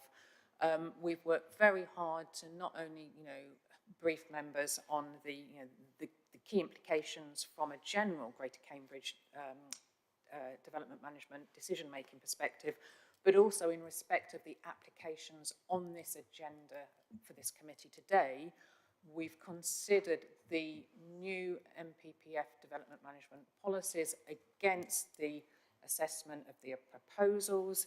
Interestingly, you might not have picked up, but there wasn't a planning balance included in the officer report. For some reason, it was missed on this actual application. This is a new planning balance that's in the amendment sheet that has been carefully considered in the light of the updated NPPF. I think it's worth saying at this point that we are very satisfied that all issues raised during the consultation, noting a 9-month pre-application engagement through our PPA process, have been addressed. But essentially, these are reserved matters proposals, noting that the principle of development was set at the hybrid permission stage. So that 2024 permission that the Secretary of State issued and the Inspector considered set the framework essentially for the delivery of development on this site, the parameters that we would expect the development to be delivered in accordance with. And just a reminder, we're only dealing with appearance, layout and scale. They are the reserved matters for consideration today. Chummer, in his committee report, has set out quite carefully how, in his informed view, the application proposals are acceptable and why they're acceptable. Now, in terms of the planning balance and the benefits versus disbenefits, that's officers' professional opinion. Members are entirely entitled to take a different view in the planning balance.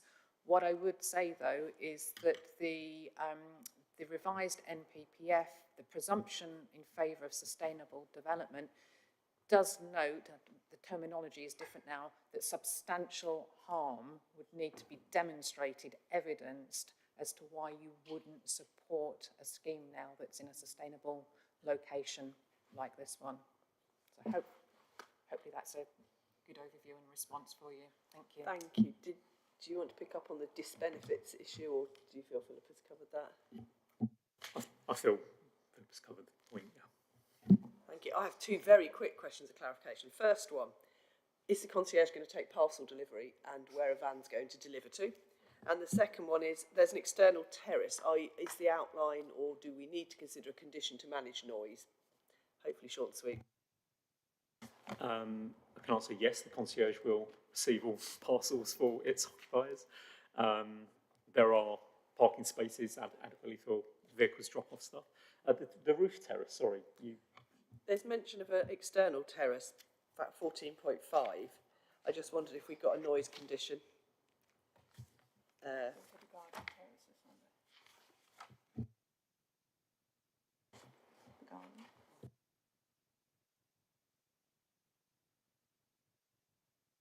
It's 14.5. It says at the end, the proposed development has a secure external terrace associated with the events and games room. And obviously we've got the bit in the middle. I just wanted to check you were satisfied that there won't be noise implications for the flats immediately around all of those areas.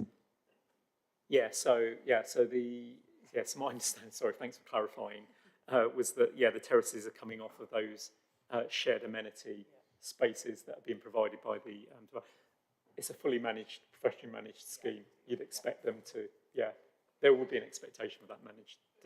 Very good point, that actually quite a lot of yoga classes happen first thing in the morning and have music with them, and that might wake up everybody else. I think that was my question, is should we be considering a condition or just to make sure that we're satisfied that amenity, but if you can, I'm happy to come back to that in debate, that's fine.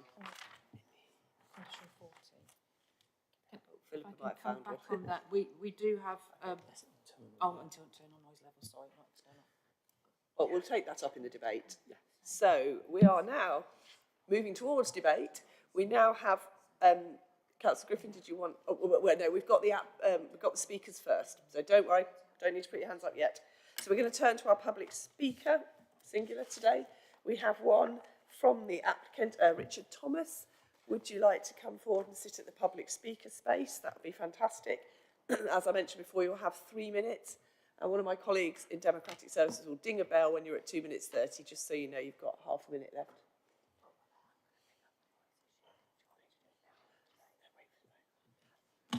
Do take your time. It should work. If you press the right-hand button, it should light up red. Perfect. I'll work it, yeah. There you go. That's perfect. Whenever you're ready, you've got 3 minutes. Okay. You might need to just bring the microphone a little closer then. Yeah, that's fantastic. Thank you very much. Thank you. Chair, members, thank you for the opportunity to speak today. My name is Richard Thomas. I'm a director of the developer Blockwork. Blockwork is a development joint venture that was set up by Network Rail and private partnership developer Block 14 years ago to deliver schemes on redundant railside land.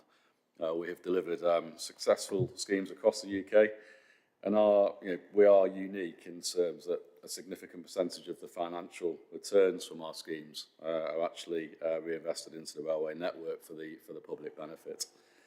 John Wood is here today from Granger. We'll touch on Granger in a bit more detail shortly, but he's here to answer any operational questions that you may have.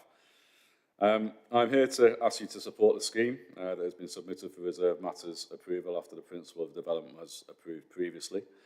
Our scheme has evolved through, as mentioned earlier, 9 months of helpful, collaborative, detailed pre-application engagement, including a member briefing in February this year. We've worked closely with the council officers and technical specialists throughout the process, including the quality panel, to develop the best solution for this site. And I'd like to take this opportunity to actually thank the officers for their assistance over this period. If approved, this scheme will be built in one phase, including the Wild Park. We will quickly be delivering 425 new homes, including 118 affordable homes on a brownfield site, which is already part of an approved strategic development. The proposal will create a sustainable community, which will be owned and managed by Granger PLC. Granger, a professional institutional landlord with over 100 years of experience and a portfolio of over 11,000 rental homes across the UK, Granger are proud of the communities they build. Their attention to detail on how people live and what they need results in excellent design schemes and very low vacancy rates. This is their business. They need to do this to make, to be successful moving forward. Our scheme in Nottingham that we built together has been 100% let since first occupation, and the same design team have worked on this proposal. It is important to note that Granger will be managing the entire scheme, so including the affordable homes which will be managed through the Granger Trust. Sustainability has been embedded in the scheme from the outset, not a bolt-on. Its location next to Cambridge North Station and the guided busway provides residents with an exceptional opportunity to travel by public transport, walking and cycling. As mentioned earlier, the scheme provides 711 resident cycle spaces and another 140 visitor commercial cycle spaces. The 3 residential buildings are arranged around a public landscape central courtyard with active ground floor uses, resident amenities and clear connections to the surrounding streets. The design team have paid particular attention to what happens between the buildings, the courtyard entrances, communal spaces and the public realm.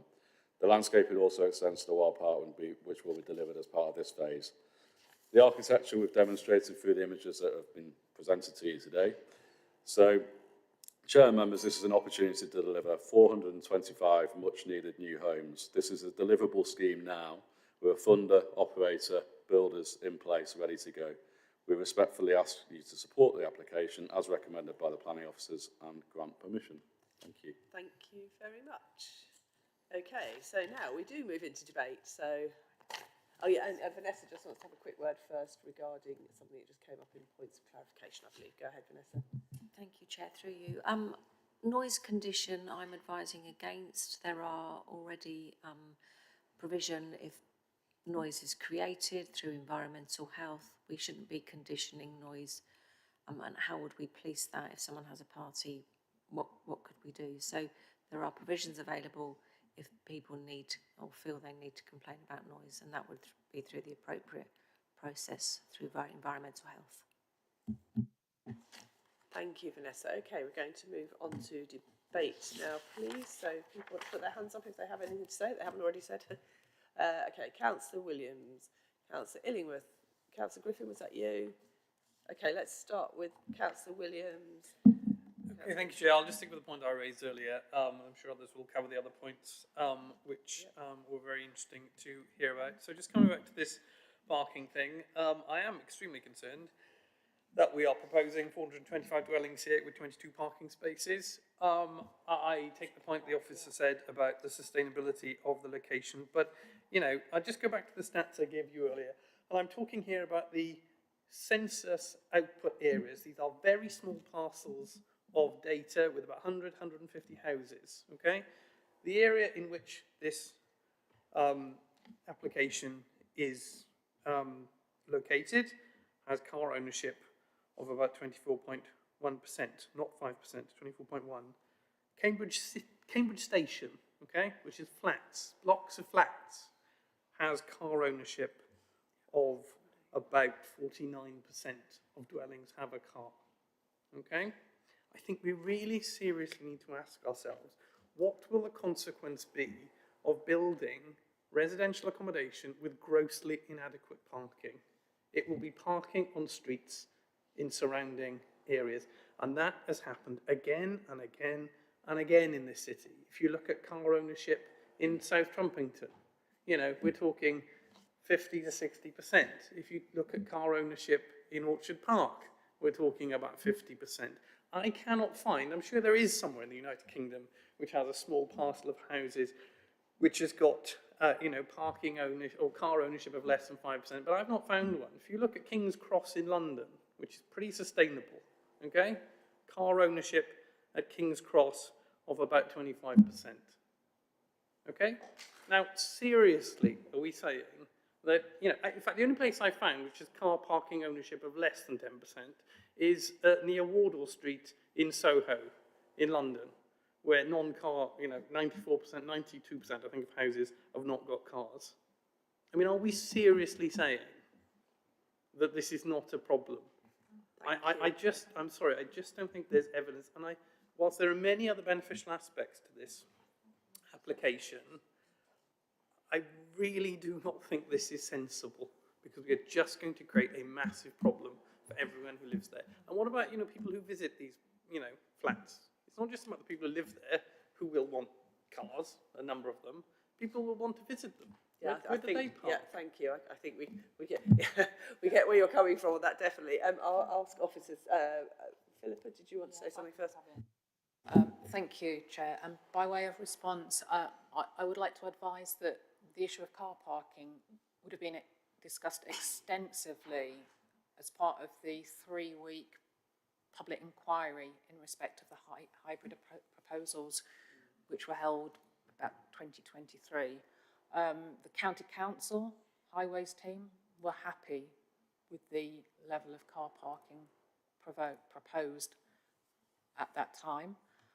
The planning inspector supported that approach, as did the Secretary of State in their decision. What I would say, by way of comfort, because reference has been made to potential concerns about overflow parking in the surrounding areas.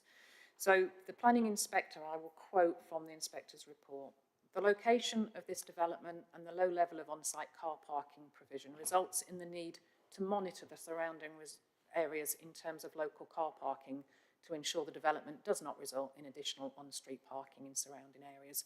And through the Section 106 agreement that was secured through the hybrid permission, a financial contribution of, I think it was about £75,000, was secured to assist the County Council with implementing appropriate interventions such as that, if that was required. Thank you. Thank you very much. Did you? No, you're happy. Yeah, I think that looks like that went through on the outline, unfortunately. Did you want to come back quickly? I have read the inspector's report on that. It doesn't specifically say anything about 22. I mean, I'm sorry, guys. I really think we need to flag down a cab and head for Real Street here. But I've said my piece. Oh, thank you, Councillor Williams. Who did I have next? Councillor Illingworth next, please. Sorry, thank you, Chair. I just wanted to raise the issue of water conservation. Under condition 46, this development is going to achieve a target of 89 litres per person per day, which is quite challenging, I think. Cambridge overall has a water consumption of 120 litres per person today, which according to Google is the lowest in the UK. So I think we can all pat ourselves on the back for that. And that's quite a long way less than many countries in Europe. But looking at the detailed plans, each of the flats appears to have a bath rather than a shower cubicle, and I would have thought a bath would make 89 litres per day very difficult to achieve. Thank you. Thank you, Councillor, for that question. So there is obviously a stringent target, as you've noted, that's been imposed upon the applicant to achieve through condition 46, which requires the 89 litres per person per day to achieve. That is admittedly a tough target to achieve. The actual developers or proposal is to actually better it slightly. We appreciate obviously these things have bathrooms as well, which would probably be expected by many people. I think there's also an important point to make that they are required to comply to that standard should a planning permission be granted today. They have to achieve that. And also just to add there that when we were looking at this, even our sustainable design officer had said that their approach is quite exemplary. You don't get this in a lot of them. Bearing in mind that the current building regulation requirement is something like 110, if I remember from memory, police. So what they're doing is quite exemplary. Thank you. Yes, it is very welcome. I think it's the first development we've seen coming and meeting the new proposed local plan standards, which is 90 or less. So, yes. Councillor Griffin next. Thank you. There are many commendable aspects to this plan and design, I think. However, there's one thing that I find very disappointing, to say the least, is that 57% of all units are single aspect. I mean, this is just incredible. It's sort of like people are still designing buildings for the 70s or 80s. Come on, we have a problem, and we all recognize that. I think our emerging local plan, if maybe I'm correct, is demanding 0 single aspect flats. Why can't the community of architects and planners, get with the program here and use a little bit of imagination and creativity to start designing buildings that are suitable for these high temperatures? This single aspect stuff is just unacceptable. We should not be allowing this. And I don't think there's anything we can do today to vote against this, anything we can do that sort of fits the rules to vote against this. But this is just unacceptable. We should not be building buildings like this. There's no excuse for it, and we can do better in Cambridge. And we should do better in Cambridge than this. Thank you. I'm not sure there was a response required necessarily, other than I think, would you like to just confirm that that was something in the outline that we don't have? And I do share your views on that very much, but do you want to just confirm if that is something we can look at today or not? That's not, unfortunately, something that we can look at. It's tragic that we can't, really. It's certainly, yes, I think there's a level of frustration, but obviously if it's come through an outline, then unfortunately, as you say, policy-wise, we're compliant. I had Councillor Flaubert next. Chair, thank you very much. I'm still very, very cold. I have many concerns about this scheme. I have to basically be honest. I have concerns because the Cambridgeshire panel, what is it called? Cambridgeshire panel, Quality panel. Yeah. I don't think their recommendations have been applied. It's the first time I actually, go through really the appendix of any applications, because I usually just concentrate on, the officer's report. But this time I basically went through in details, and there were many recommendations, especially about the courtyard, the amenities, that were not put into practice.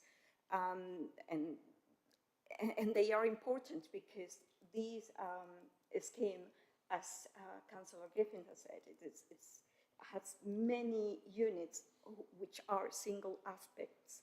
And many of these units, they don't have amenities, and they relied in the courtyard. Now, if the courtyard is not manageable, is not usable, then there is no amenities for them. Then I don't agree that we can't do anything today. I think we can, because the SDP, this scheme has to comply with the SDP, which is the Sustainable Design and Construction, that was approved in 2020, and that talks very much about design principles. And if we are not happy about the design principles, well, we can do a lot. The long corridors as well that were mentioned, they have no ventilation or daylight, and that's something worrying.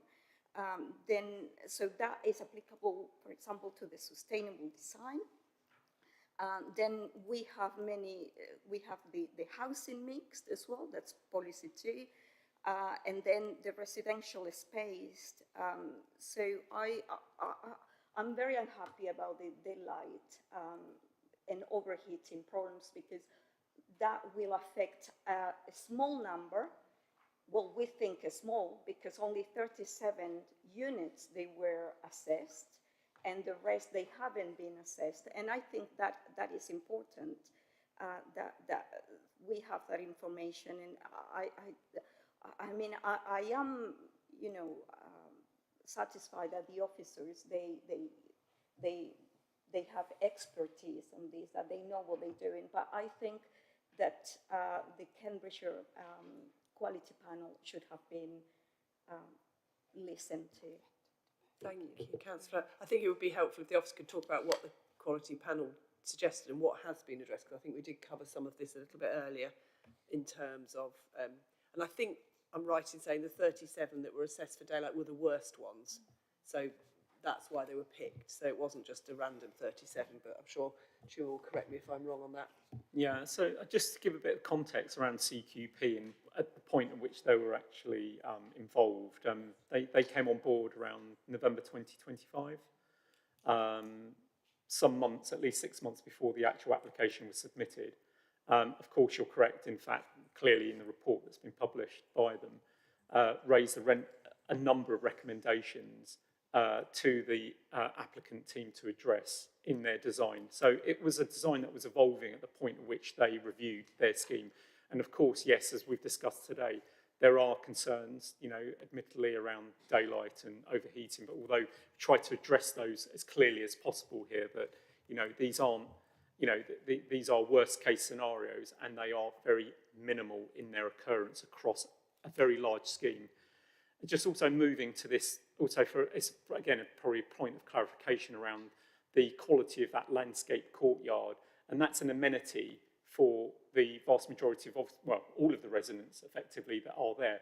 But in addition to that, that the type of development we're looking at as well, build to rent, they do provide on-site shared amenities, i.e. the communal amenities, which the living experience of people that will be renting there will, the people that choose to live there will probably want to kind of live on, i.e. to have that, you know, experience, that interaction with some of their neighbours, etc. So it's a slightly kind of, you know, misinterpretation that it's just a courtyard, there's only a few balconies here or there. I think what this development does is it gives the options for people to come together, to, to involve themselves, to become, neighbourly, etc., etc. So I think it needs to be kind of understood in that context, really. Thank you. Could you just remind us what the internal amenities are when you talk about that? Because I think you did have a slide with a picture. There's, let me find the...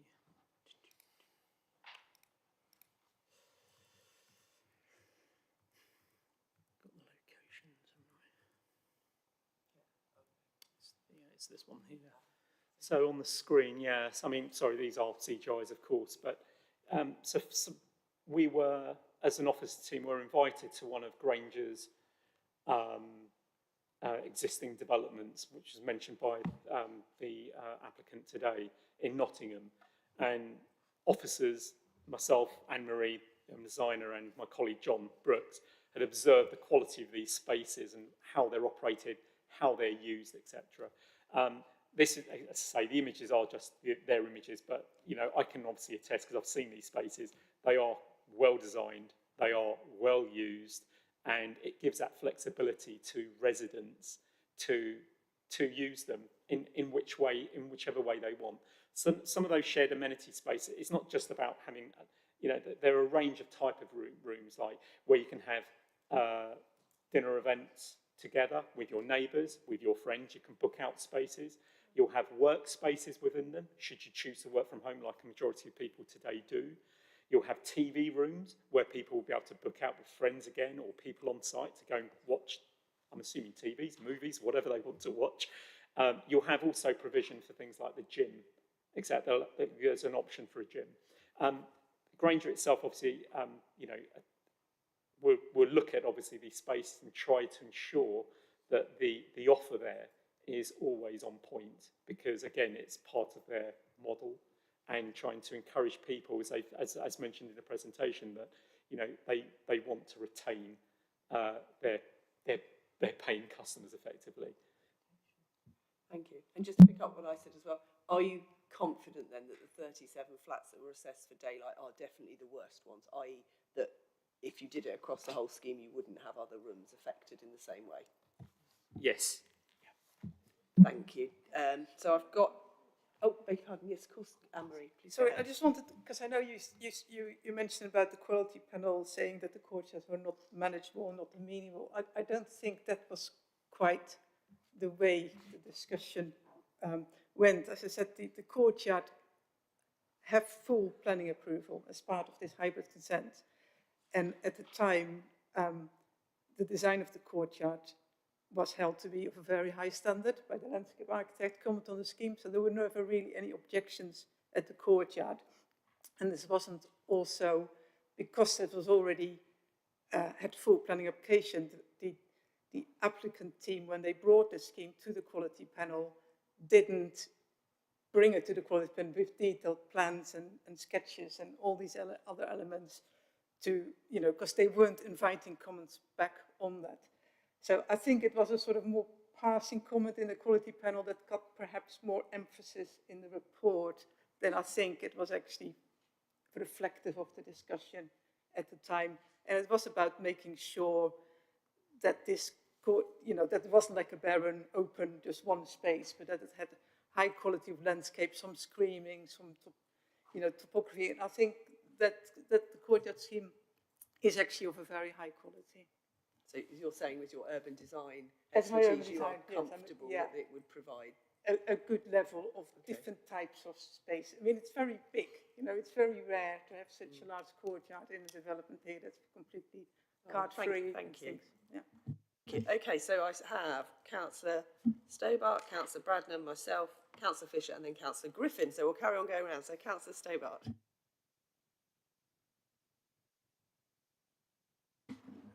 Chair, thank you. Well, we've had this kind of wide-ranging look at stuff, and I think the one thing that stands out is the overheating question. Now, the provision of, if you will, the plant and equipment per apartment is quite comprehensive. You saw a nice picture. And one of the things that confused me when I first read this was, yes, we're going to heat with an air source heat pump, and there will also be domestic hot water through that means. But why not specify an air source heat pump that is also capable of cooling? So I just wanted to investigate that technical possibility. Now, if for some architectural reason that's not possible, I think, and I'll just express some reservations about running test data sets on things. But I think we should be considering the most vulnerable apartments as having to fit the cooling capability at this stage, rather than at some point in the future then who's going to decide and what are the criteria and so on. So just a slight reservation about using test data sets. So the two data sets quoted, I think, are coming from CIBSE, and they are quite standard. And the trouble with data sets, Emma Davis may have a view on this, is they tend to be historical, and they tend not to capture the particular characteristics of this zone, although I think there was some hint that the data sets were Cambridge-based. We've seen weird weather this year, and nobody can remember when it was quite as weird as this. And so we are seeing extremes. It really only takes a day or two of extreme weather, you know, to hurt a family, you know, to affect a baby, you know, to affect an older person. So I think we should be thinking of those discrete events rather than the average, if you will, even over a series of days. So I would strongly recommend that the apartments that are most vulnerable to overheating are equipped with cooling right from day one. And that technical point I've just raised about why are we specifying air source heat pumps that don't cool, is that something that we could work on now? So that would be my major point. And I've just got a second one, which I think is out of scope for this meeting, but I just wanted to check that flat roofs are green and blue, and that there is, on the part of the of Granger, a good record of keeping flat roof, of keeping green roofs alive, if you will. Green rather than brown, yeah.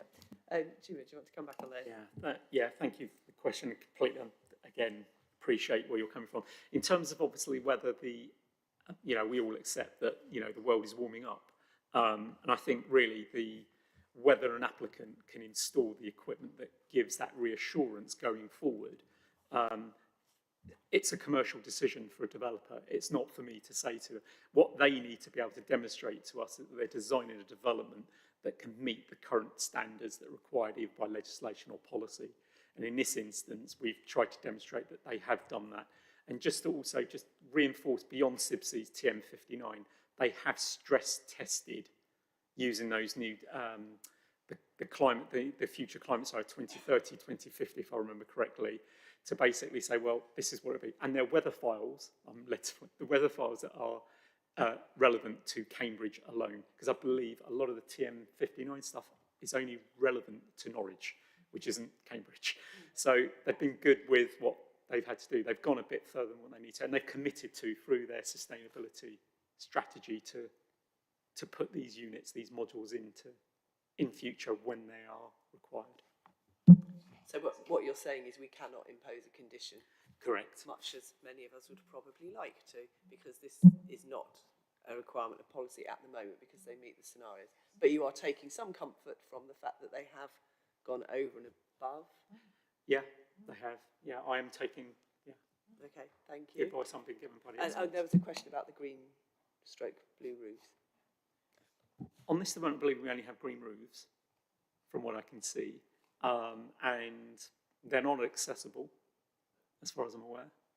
That's what I was always led to believe. I haven't drilled down into that detail. I can't recall from the detail I've read. But yeah, I think let me just see if there's a condition on the outline again for that to be able. I'm happy for you to come back on that later if that's easy. Just remind me, Councillor Stover, if we don't come back on that later, just give the officer some time to have a look. Did you want to come back on any of that, or was it?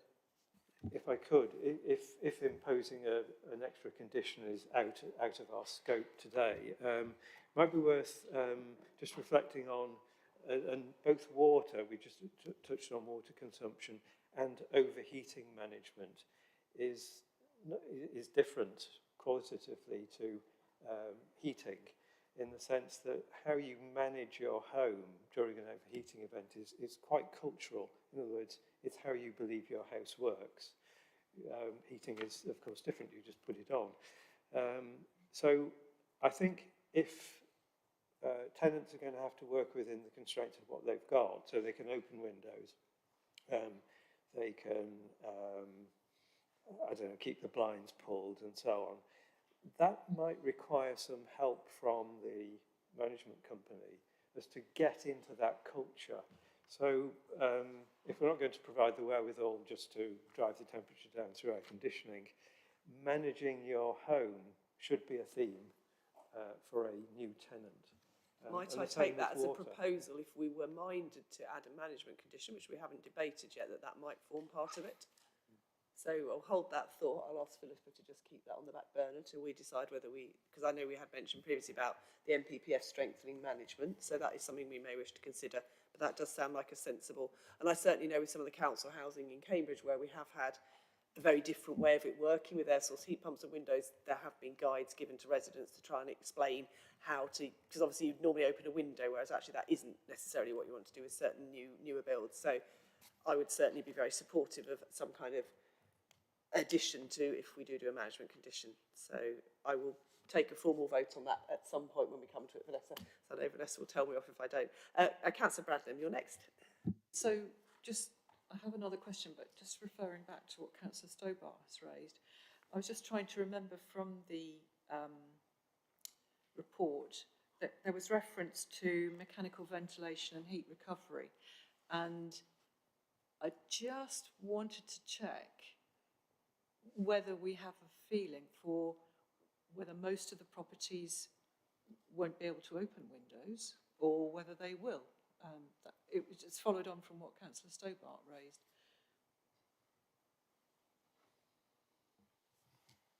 As far as I'm aware, all the windows will be open. Oh, good. Yeah. Okay, right, that's fine.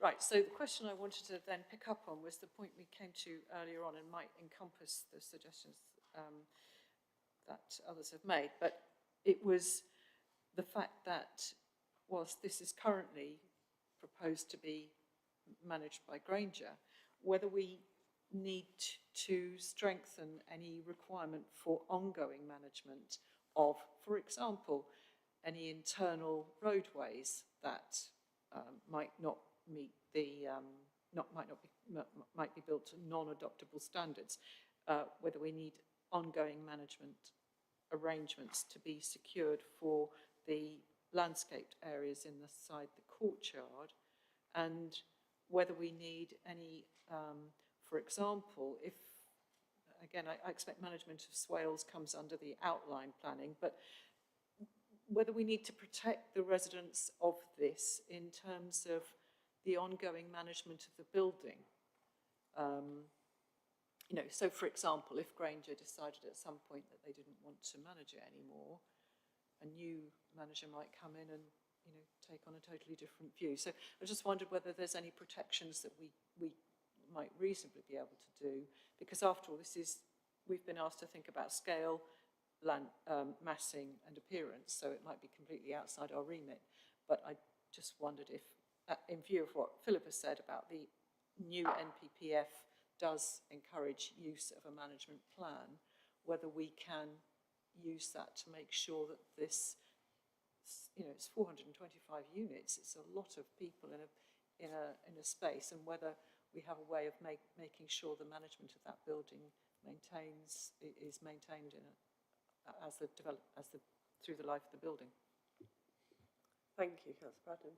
Do you want to come back on that? Or? I mean, I certainly, myself, was about to say I would support a management condition, partly because obviously it sounds like Granger are a very high standard, but obviously that could be sold on, and our job on planning committee is to ensure the future rather than just the immediate thing. So again, I would sort of second that. I can see Philip is looking at something on our laptop. Do you?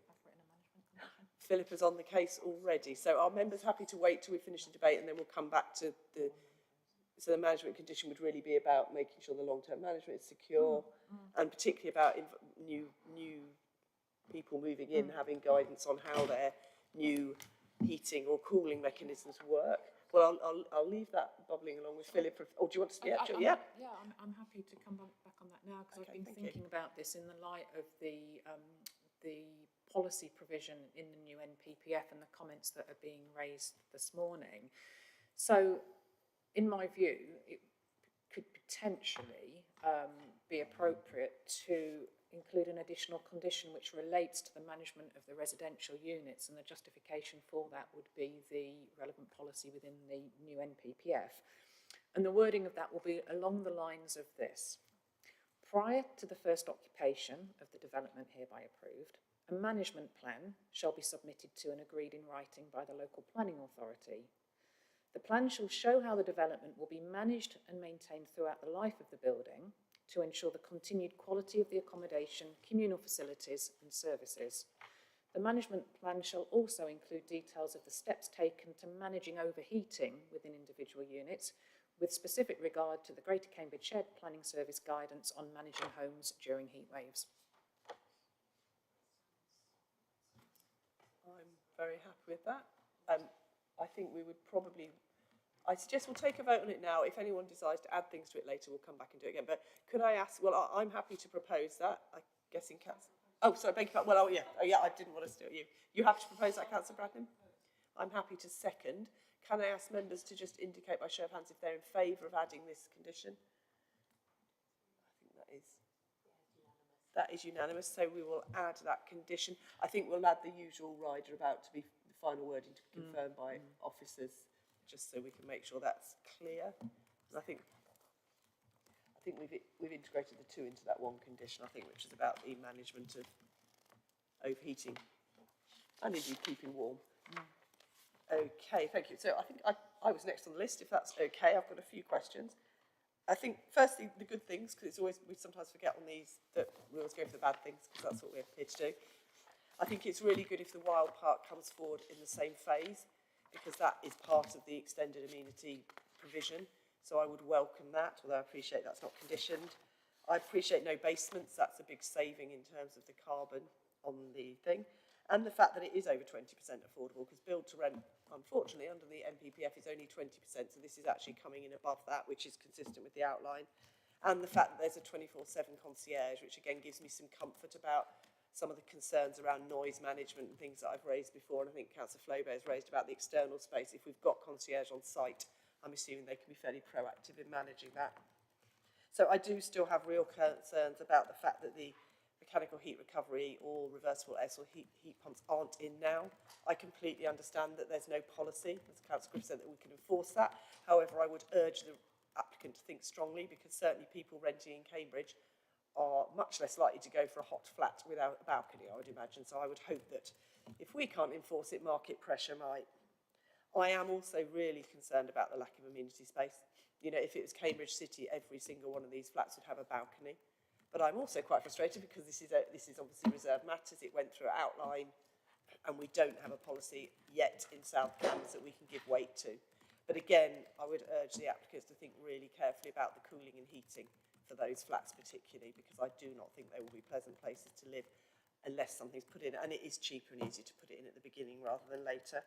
Though I'm guessing possibly the bills are included, so at least if they were retrofitted or if they cost more to run a reversible air source heat pump, I believe those bills would be borne by the applicant, not the residents directly. It's disappointing that only 5% are M42 accessible, so that isn't M43, which is wheelchairs going everywhere. It's just being able to get in, but I do welcome the lifts, and I believe it again, it's compliant with the outline permission. So we don't have a lot of wriggle room there. And I'm really concerned about the dual aspect. Again, coming back to the heating, I think those need to be addressed. My only other point, I'm a bit worried, 2% cargo bikes seems very, very low. We'd normally expect 5. Again, I suspect this is outlined, but I would urge the applicants to think really strongly, because if this is going to only have 22 parking spaces, as Councillor Williams had pointed out, you will have people using cargo bikes. It's just what people do in Cambridge. So otherwise you will just have litter and clutter blocking all of your roads. So again, could you just comment whether that is policy compliant about the cargo bikes, Chima? So I think they're mostly comments, but my main question is cargo bikes. I'm not happy with only 2%. Can we do anything about that? So just pointing onto the screen there, we do have a car and cycle parking management plan to come forward at some point, that we would probably be able to look at that a bit further. The applicants here today can hear what's being said and maybe explore obviously the potential for additional cargo bikes. That was raised at the design stage as well, and ensuring, additional, larger types of cycling facilities are made available within the development, given you all have a lot of families living here as well. But I'm confident that the condition that we have here could be looked at further, and because we need to agree how these parking spaces are managed and what they are, says, so yeah, how car and cycle parking space will be allocated. Is 2% compliant? Do we have a limit? So I thought it was 5, but that may be I think you might be right. I can double check that. Is it possible, I would like to propose, if members that we include a reference to cargo bike parking or outside bike parking in this condition, so that when it does come forward, it's thought about, because I'm really concerned you could build a beautiful space. It will be littered with cargo bikes because people won't have anywhere to park them. It's not a condition under the RMA. Oh, I beg your pardon, so this is a condition under the... Okay, so we can't change this. Okay. Maybe an informative then. Anyone disagree with an informative? Which doesn't have any weight, but it does at least flag our concerns. I'll take that. Are you happy with that, Vanessa, that we have an informative to remind the applicant to consider fully the needs for those, particularly as you've got larger flats here. You will have people taking their kids to school or doing their shopping in them, which is to be welcomed. Thank you. Councillor Fisher next, and then Councillor Griffin. Thank you. There's a lot of problems with this development, and I feel quite depressed looking at it, to be honest.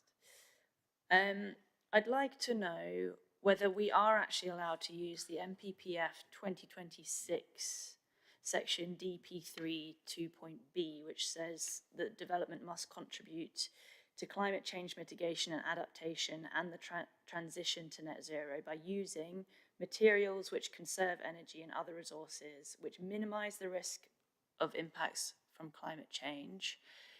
I cut out a few bits in there, but there are also bits in there that talk about layout and about the fact that it includes overheating.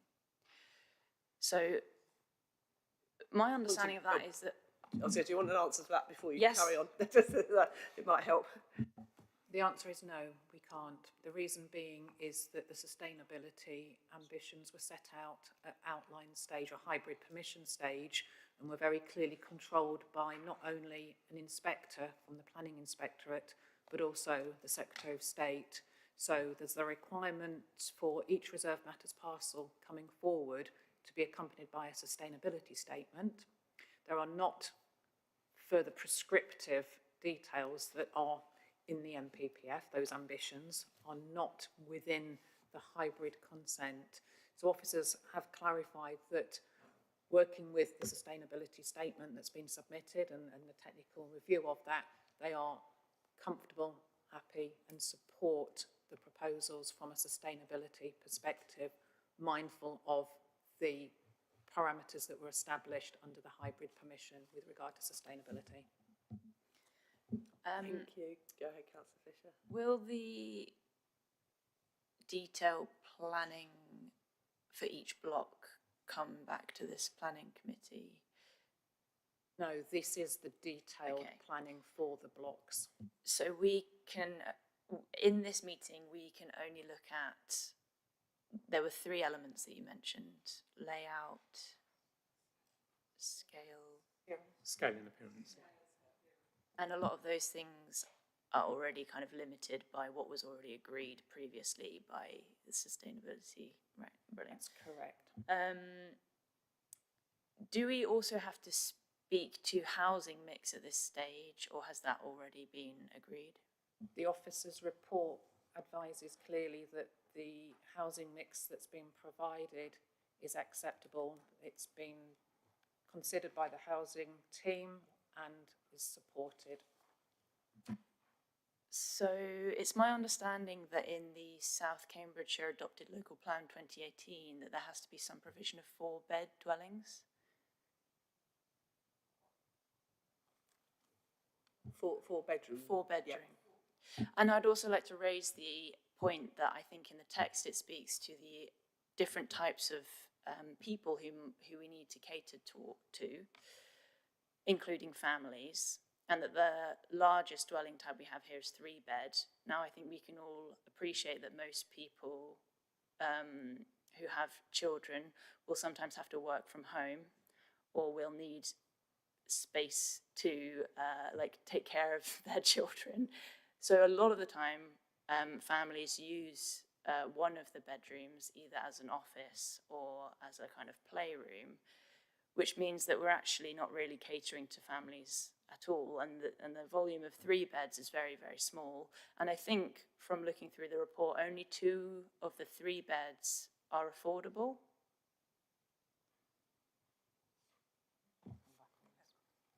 Yeah, I think probably what needs to be kind of understood a bit more narrative around what the build to rent product is, what the model is. As I previously mentioned, the development is providing a range of shared spaces for residents at all times. And within those spaces, you have such as places where people can go and work, should they choose to, leave their own apartment and go and work downstairs. They can book spaces for however long they want, etc., etc. So this is also, the development, given its format, its spatial constraints again, and the upper limit that was consented and agreed at that hybrid stage of 425 units, it's provided, in my understanding, a very sensible and broad mix of accommodation for people. I mean, we may disagree on that, but it does provide a range of accommodation sizes for different people, size of households. In terms of the affordable, so let me just in terms of, there's only 2, sorry, can I?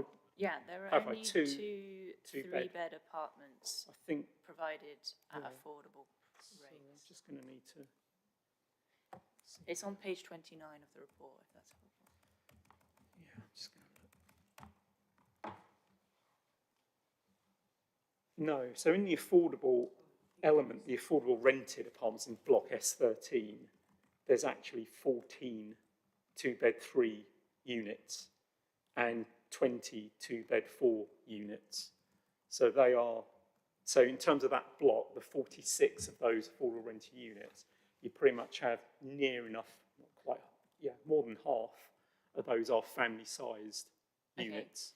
So can you explain what happens at 14.44? Is that because you've got affordable private rent and then you've got affordable rent? Or? Sorry, apologies, 14 point...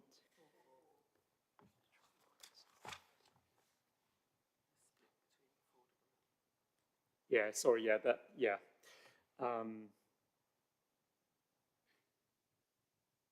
Yeah, that's a split between showing where the different dwelling mixes are across the individual blocks, A, B, and C. Notice there's only 2 times 3 bed apartments. Right at the bottom, the very last line. Yeah, that's in the affordable private rented accommodation in block A and C. That's not part of block, off of course S13. The affordable, so that's the affordable private rent. And the other ones are like, why are they not listed here? You mentioned something like 22 3-bed units that are affordable. I think it's 2 beds, 3 person versus 3 beds. Yeah, sorry, yeah, I've combined them, haven't I? Yeah. Sorry, they're composite totals when I'm just trying to remind myself what I've done and what I've written. Yeah, they're a composite of the 2-bed 3 and 2-bed 4 types as one. So effectively that's why I'm just referring to them as 2 beds as opposed to splitting them. Okay, so there are only 2 3-bedroom dwellings at affordable rates. Is that correct? Because that's there are none in the actual in block S13. As I say, I mean, it's also probably useful to be aware that the housing strategy team, the officer, has looked at this, and whilst there was a lot of to and fro on in terms of the actual dwelling mix, they are satisfied with what they're getting because they are closer to the actual needs of people in the local area, and they are satisfied with the mix that's been provided. Council housing has the highest backlog, I believe, on 3-bed properties because they are the most sought after properties because people have children and they need that space. So I think it's kind of wild that we have a development just outside the city area that is only providing 2 dwellings of the most sought after type of dwelling for people who are on low incomes. So that's my first thing. I also believe that Philippa wanted to come back on those points before we move on. Is that all right? Yeah. It was just to clarify. I mean, it is explained in the officer's report, paras 1445 to 1447. So the district council's housing team would have looked at the need across the district, the city, across Greater Cambridge, has considered the proposals and are supportive of the amount, the type and the mix of the affordable housing. So that's our professional officers in the housing team. And it's also worth saying that that level of provision in respect of the affordable housing is consistent with the parameters that were established within the 106 of that hybrid planning permission. I just wanted to clarify that this is where we are at the moment. Thank you. So, Vanessa, did you want to add something? Members, just to remind you, it's the application before you, not one you'd hope to see. But we have got what we've got before us. But the South Cambridgeshire local plan says that developments should accommodate a wide range of people and uses. And it does, and the housing officers and our professional planning officers are satisfied that those needs are addressed. So Yeah. are satisfied. And they're like, absolutely. yeah, I And- can come to my own Yeah, conclusions. absolutely. And as I said in response to another councillor, you're all entitled to take a different view to the officer's recommendation. But I'm not entirely sure it's helpful just to keep sort of responding. You know, you have your own view, we have ours, and you're entitled to come to that judgment. And just because these aren't council houses, though, just I know you mentioned council houses. So it's even worse. Just It's even worse. The other thing was about the fact that in the local plan, it says that there should be provision of 4-bed houses in developments over a certain size. Can someone just confirm how that got missed? Actually, that's a useful question because build to rent was a funny one because it came in through the MPPF and it overruled the previous local plan, which is why we can only get 20%, not 40. So I'd be interested as well just to hear officers' view on where we sit in terms of... It's page, I think, 145, policy H/9, and then C, at least 30% 4 or more bedroom homes. But a build to rent came in later. It was brought in 2 or 3 years ago by the government, and they just. But like you, I'd like to know how that affects that.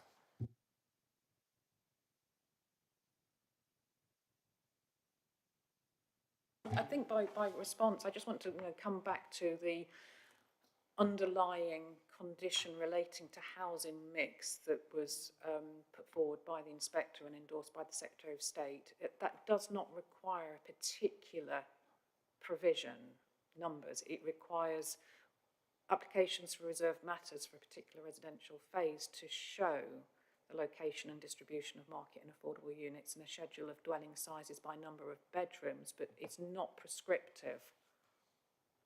Now, the housing team have confirmed that they are satisfied with the distribution and the number of bed spaces for the scheme that's before you today. Thank you. Thank you very much. Did you have another question, Councillor Fisher? Or...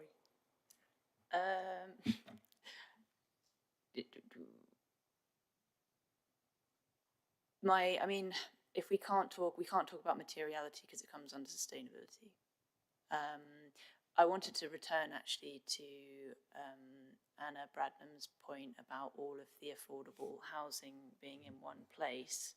And we've got a plan here that shows the affordable rental properties, but you've lumped in affordable private rent in with the other market rental properties, so we can't actually see where they are. Could we have some clarification over where those will be located? So the affordable private rent will be distributed within blocks A, B and C, not specifically in S13, because S13 is purely for the affordable rented units. We don't actually know exactly where they are. That will be a detail that will come forward when it comes to under the 106 requirements, because there's a schedule in there for build to rent, and what it requires is further information as to where those are for our housing teams to monitor where they pop up and where they're changed over the lifetime of that development. Okay, so the only ones that we have that we're aware of being where they are is the affordable rental ones, and I think that you replied about the fact that you've got the same facade, the same building quality, blah, blah, blah, in all of these places, but it doesn't address the issue of kind of social cohesion and the fact that you want different people from different economic backgrounds mixing, maximum mixing is good for social cohesion. And that's I imagine, one of the reasons why it was put in the local plan. Is there a reason why we are not seeing these clustered about throughout the development? It's just purely a management matter. It's purely an operational thing for the applicant and its affordable housing arm. How is it more difficult to manage like dwellings in different places? Like how is that an argument? What's the argument? Well, it's purely done on an operational basis. I mean, the developer. I mean, let me just rewind here actually, because the original hybrid application, the 106, this is where it details how affordable housing will come forward, and it always located the affordable housing within the core S13 where you see it today. So that decision has effectively come and gone and been made. And this is where it is. Appreciate where you're coming from about the pepper potting approach and where a single landlord could potentially, because it's managing all of them. Although I don't know from an operational perspective, because you have two Granger teams dealing with this. You have the thing called Granger Trust that are responsible for managing the block here. But anyway, that's the answer. That's the best I can do for you. It's established. So you're saying that basically outline. At the outline. One of the many frustrations of dealing with outline and then reserve matters is that I found out some things are just already agreed. Are you finished, Councillor Fisher? Yeah. I do have one more, but it's I don't know if I'm I don't know what we can actually do here. So we also have capacity to talk about scale, and it was an important difference in the MPPF, the updated version, about the fact that we should be encouraging high density developments next to railway stations. Well, this is the prime example. So should this development not be achieving far higher density and building, you did reduce the height of the buildings. Why are we not increasing the height of the buildings? I can answer the question around high density. I mean, I've done a quick calculation myself last night from reading the MPPF, and this scheme would deliver in excess of 150 dwellings per hectare, and that's quite considerable. So it's kind of consistent, compatible with the emerging view for these types of locations. Thank you. Yeah, certainly. I think when this came originally, the concerns were the massing, and for me, it's welcome that it's come down a floor, because one of the reasons I think the local planning authority originally rejected it was the height and the massing. Admittedly on the other side of the development, but nonetheless, for me, it's that balance between amenity space for the people living there, and if you have too much more density, then you lose the proportion of that. So I have to say, for me personally, I'm quite comfortable with it coming forward as it is. I think it's an improvement on what the parameter did originally have. We now have Councillor Griffin, Councillor Flaubert, Councillor Bradnam and Councillor Richard Williams. Oh, and Councillor Illingworth. We may have to take a lunch break at some point soon. So Councillor Griffin, go ahead. Do we want to take a lunch break now, or do we? If people are happy to go for another sort of 15 minutes or so, that gives us an hour and a half, then a break. Fine. I have a very brief question, probably best for Philippa. That is, imagine our emerging local plan is approved, okay, at some point. Will we be able to enforce the zero single aspect rule, or is there something in the new NPPF that's going to prevent us from doing what we want to do? That might be one to ask in the councillor briefing later. Would that be all right? Which council briefing? They're about to set up briefings for all councillors on the Yeah, but I think this is important given the context of this, and we have a 57% single aspect, and can we in the future do something about this or not? So I think that's a really good question for the officer member briefing. For the purposes of this planning application before us today, I think it's of note that both the Secretary of State and the Inspector, when considering those hybrid proposals, reflected that and were of the view that the indicative layout that was put forward would provide suitable living conditions for future residents within those parameter plans. The Inspector's report is silent with regard to how many properties should be single aspect. It doesn't, it basically says that single aspect units should be limited. It doesn't say there should be none. So we've worked with those constraints that are set at hybrid permission stage. I think it's also worth note that both the Inspector and Secretary of State recognise the need to balance a number of priorities when you're looking at residential development on this site. You know, you need to optimise densities, and we're well in excess of the, I think it's 45 dwellings per hectare that the new MPPF is seeking in sustainable location. But, you know, we need to ensure good quality, attractive, sustainable homes, and all of these things are going into the mix. But going back to your original question, no, there's no, you know, it says there's no limit on the number of single aspect dwellings. It doesn't say, you know, there should be no single aspect dwellings. And that's the constraints that we are working with for this Reserve Matters application.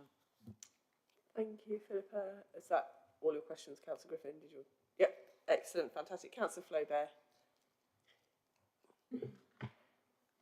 So I understand that the principles, a certain principle has already been approved, but we are here to decide whether the detailed layout, the scale and the design are acceptable for homes, you know, that are acceptable, that they provide a quality of life. I'm not so sure that, again, and forgive me for going back to the, you know, the assessment of the 37 units. It's good enough because you provided an overall 91% rate was passed, but was it for the north-facing units? So it would be very useful to know how many units north-facing were assessed, because they are the ones that are going to have the problem, according to your report. Yeah, if you could respond to that, that would be useful. Thank you.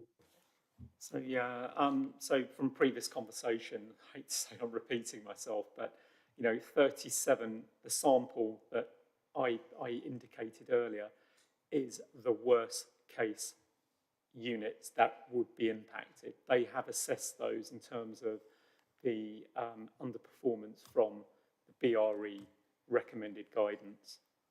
So they are the worst. We're talking about, I think the percentage, I've just done again a quick calculation, you know, in a day, 8% of those units of the entire 420, so the 37 is 8% of the 425, it's a proportion. It's a very, very low number. And generally speaking, in a scale of development like this, you would never, never achieve 100%. In my experience as a planner, I've never seen 100% compliance in schemes like this. Do you want to come back really quickly, Councillor? Very quickly, what is the result per unit, not the overall, per unit for those ones? You've given us the 91% overall of the 37 units, but not specifically. Do you mean the number of rooms affected? Because I think that was the table we had where there was, I think, 6 rooms. You know, we have explained this. There's the table up. If you want to Yeah, I can. Yeah, there's a table here. Yes. It's not on the screen. You just need to move on. Oh. Next slide, as they say. Sorry. Sorry. Yeah, so there were 9 rooms deemed to be underperforming, and if you take the 2 rows which are highlighted in yellow out of that because they're near enough compliant, i.e. 50% of the areas achieving the lux levels necessary, you have 7 left, of which 6 of those are living, kitchen, dining areas, and a couple are bedrooms. That's where we are. I think you need to also, you know, I mean, I appreciate that this is, and appreciate your view and your concern here. I think, again, it's a case of reviewing the scheme in respect of the constraints that have already been imposed under the hybrid planning permission in terms of those block locations and effectively their scale. And, you know, the developer has gone some way to providing that information so that we can understand where those underperforming units are occurring. And on balance, And when we look at all of these things, and we look at across the board, we're satisfied that this is still an acceptable outcome. So just to clarify, you're saying there's 425 units, probably with at least 2 rooms in each unit, so that's 900 odd, and only 9 of those rooms are dropping below. Yes, so the correct. 84 and the 91 applied to the 37 you looked at. Yes, so I think correct. that's where it the applies confusion to the is. 37 sample units. Yeah. And that's by unit. So if there's only 9 rooms affected out of 425, there's probably over 1,000 rooms in this development. It's actually not 84 and 91. It's more like, I can't do maths, but it's quite small.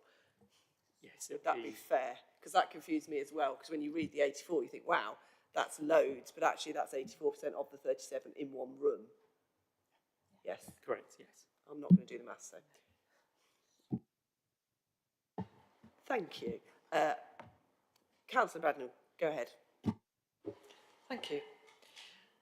Can I just ask Chuma to show us again, sorry, I had it a moment ago, the page 4 of the design and access statement, which shows the appearance of the nose. It's a visualisation of the nose.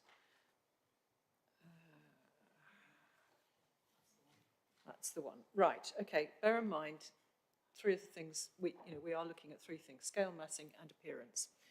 Now, we have had buildings of this style with this, as it were, concrete pergola arrangement on the top, submitted to this planning committee before.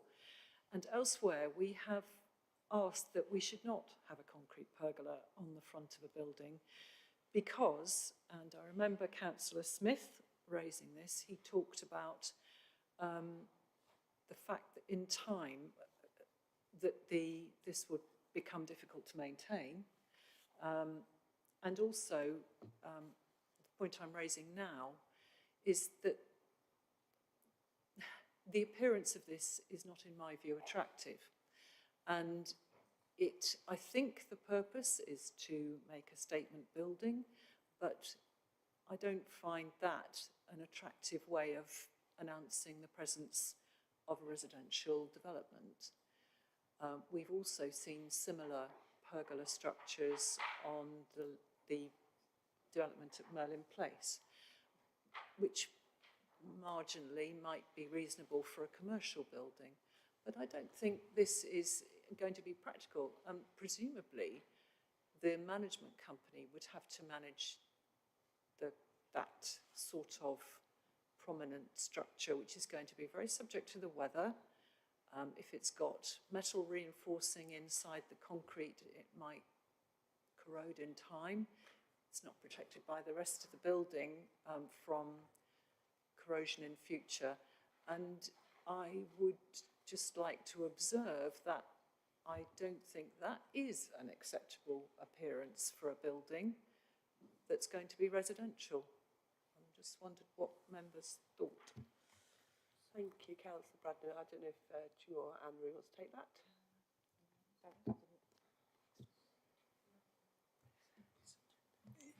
Yeah, I guess it's always hard to consider design because it is so subjective to people, what is and isn't attractive. I guess the key sort of elements that led to this form is that there was a desire and a sort of in the outline or in the hybrid planning application about, like you just did say, of this building to have a greater prominence and an increased height. So originally this nose building was going to be the tallest block within the overall development and to sort of mark this junction of roads. This is at sort of Milton Avenue meeting Cowley Road. Obviously then the reason that the whole scheme dropped to a maximum of 6 stories was to do with the Building Safety Act, as Jim already expressed. So the way that the applicant team has still to deal with having a building of a slightly greater stature and height at this corner was putting in this frame which will, extend it above the 18 meters, but because there's no accommodation in that space, it doesn't sort of break the 80-meter rule in terms of the Safety Act presence. we generally felt it did sort of stand out in terms of it, you know, being appropriate on this landmark location, and there wasn't sort of a real reason to, you know, not support it in that sense. Can I just seek clarification then? At the back of that building, in other words, the face away from what we're looking at, is it actually 7 stories behind that? So there's ground plus... There is no 1, living 2, 3, accommodation. 4, 5, 6. Yeah. So if it's ground plus 6, as you said, there's no residential accommodation in that grey bit at the back. So is that just roof plant? It is plant, I don't understand. There's quite a lot of, is that sprinklers? No, that's down, isn't it? But it's other plant, associated with the building. Yeah.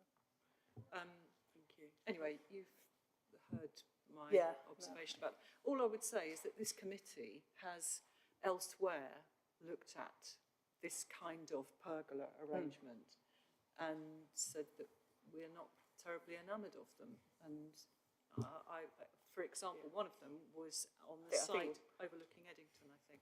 But, you know, this is, I just don't think this is appropriate for a residential development. Anyway.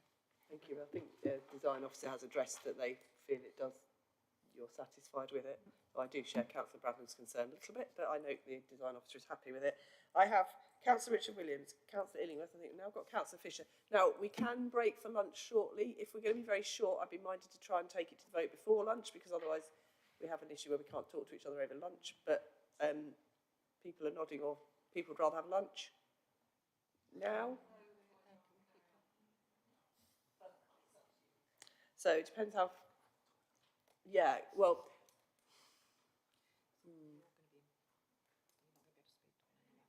if we do take a lunch, we will not be able to discuss this. We'll discuss other things, but I think we just need to keep right away from everything. The NPPF changes everything. So if we do sit together for lunch, we'd have to be comfortable that everyone is happy doing that. Otherwise it puts the decision at risk. So would people prefer to have a break now? Just on the other side of that equation, I suspect we're not very far away from... I suspect, but we do still have 3 speakers, which is what's concerning me, and I think I certainly would quite like a comfort break, if nothing else. I would prefer, I think in that case, so just to confirm, we have Councillor Richard Williams, we have Councillor Bog Illingworth, we have Councillor Fisher remaining. I'm going to put those on my list. We will take, are people happy to have a relatively short lunch break? I'm assuming people have remembered to bring some food, as it's a very, very long walk, so I did remind everyone at the last meeting. There is a canteen downstairs, I believe. So can we come back at 1:45? And just to be absolutely clear, whilst we can talk to each other about nice, friendly stuff, we are not to discuss this application, please. Could I please take the live stream off?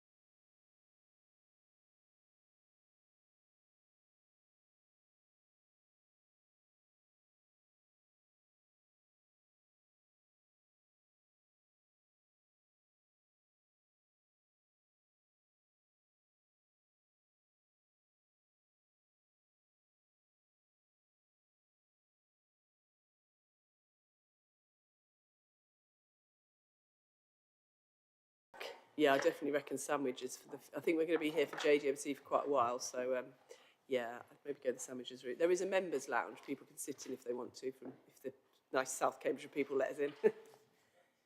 Are people happy to go live in a moment?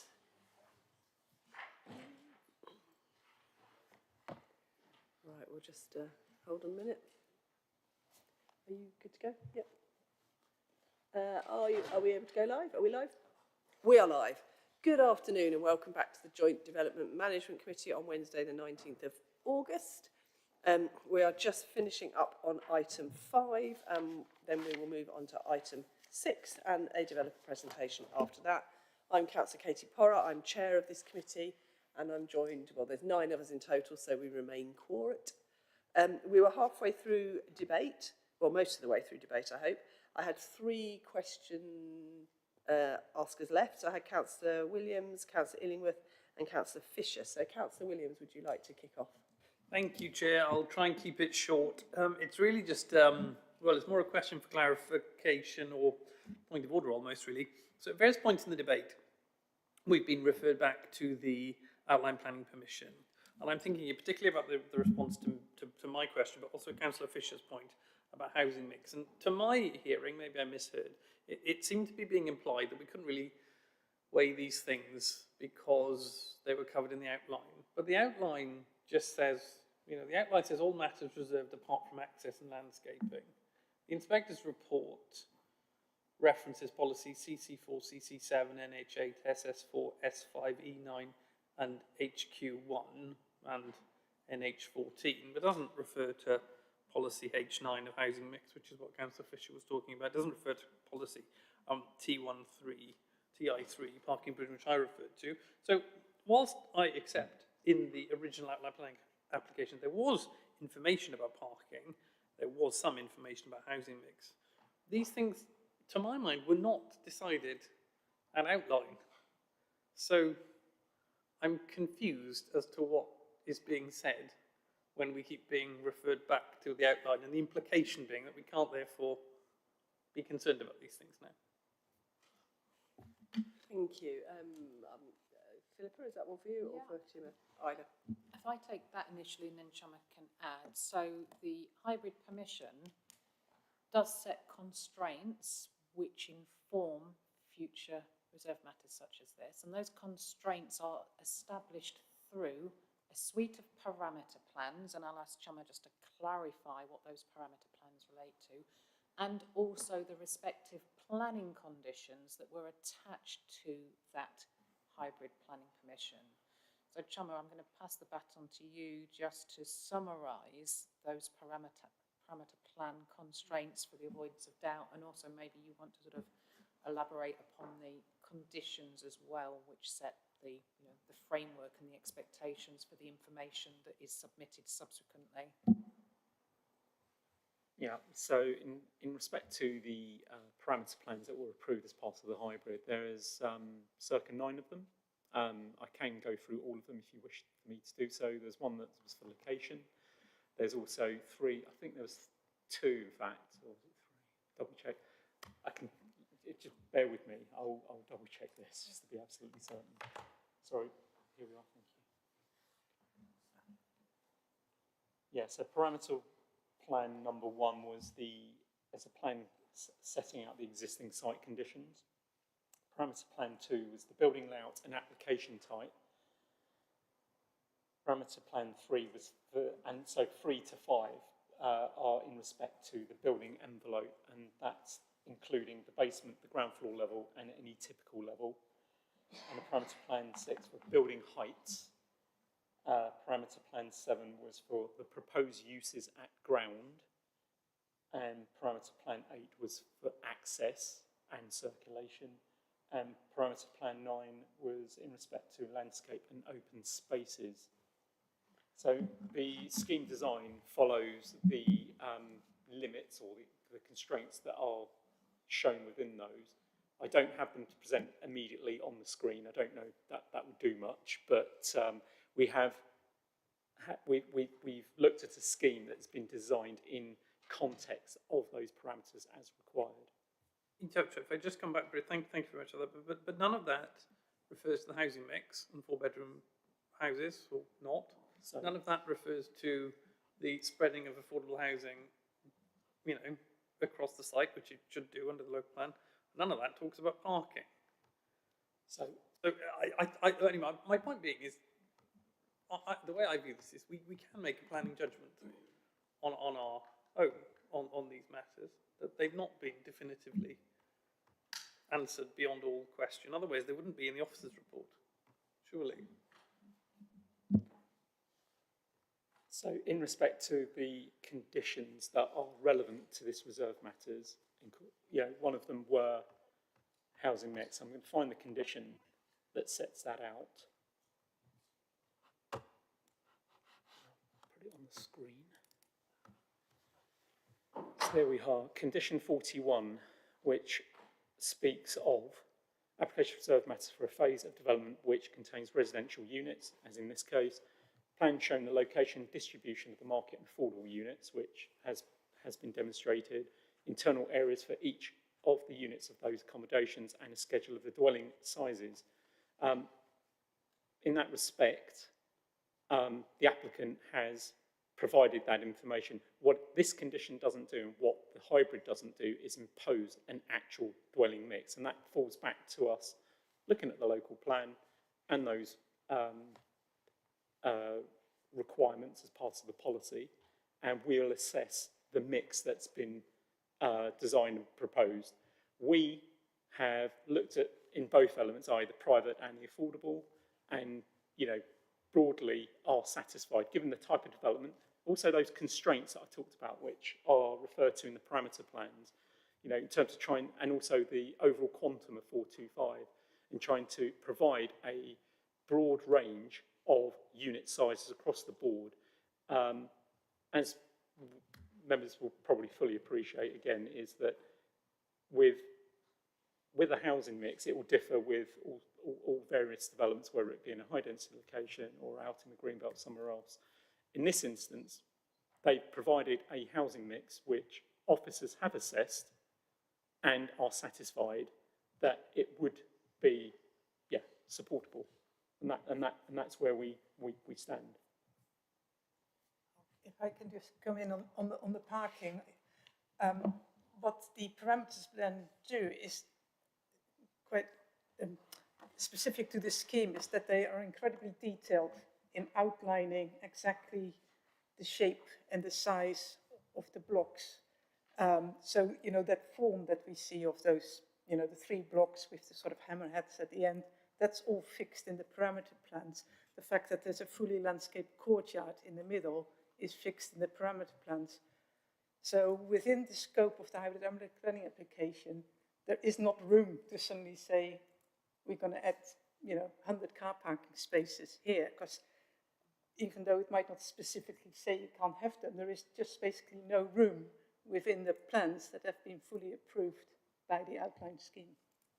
The scheme has been designed on the basis that there is very little dedicated parking to the units, and that's sort of, if you were to depart from that, the whole sort of other parameters sort of fall apart. You wouldn't be able to deliver the scheme as was approved. Thank you. Are you comfortable with that? It did occur to me, you may disagree, as we're imposing a management condition, is it worth making an explicit reference in there, not only to how they manage overheating, but also the parking strategy, i.e. that it is predominantly a car-free development? Because I certainly know I've met people who rent things and then afterwards go, oh, we weren't told we couldn't have a car. Is that, I don't know if Councillor Williams would be minded to support that, but I've been thinking similar, that I think it's really important, and I'm sure the current applicants intend to do this anyway, but this is to future-proof it really, to have something in the management condition that explicitly refers to how parking is managed, or in the sense of not having a car is managed. What do you think? Well, I mean, I'd support that, but without reservations to whether I'll actually support the application. We can say there are no parking spaces. I honestly don't think it will stop people buying cars, but if people can be told that this is car-free up front, that will help to mitigate the problem. but reserving my position as to whether I actually support this or not. I would move that we add that to the management condition with the usual delegation to officers. Councillor Braddon, second. Happy to second that. You wanted to speak on this particular thing, the amendment? Can I just add my thoughts to the parking? Yeah, okay, actually, yeah, we'll hold the thought on that until the end of this then. Okay.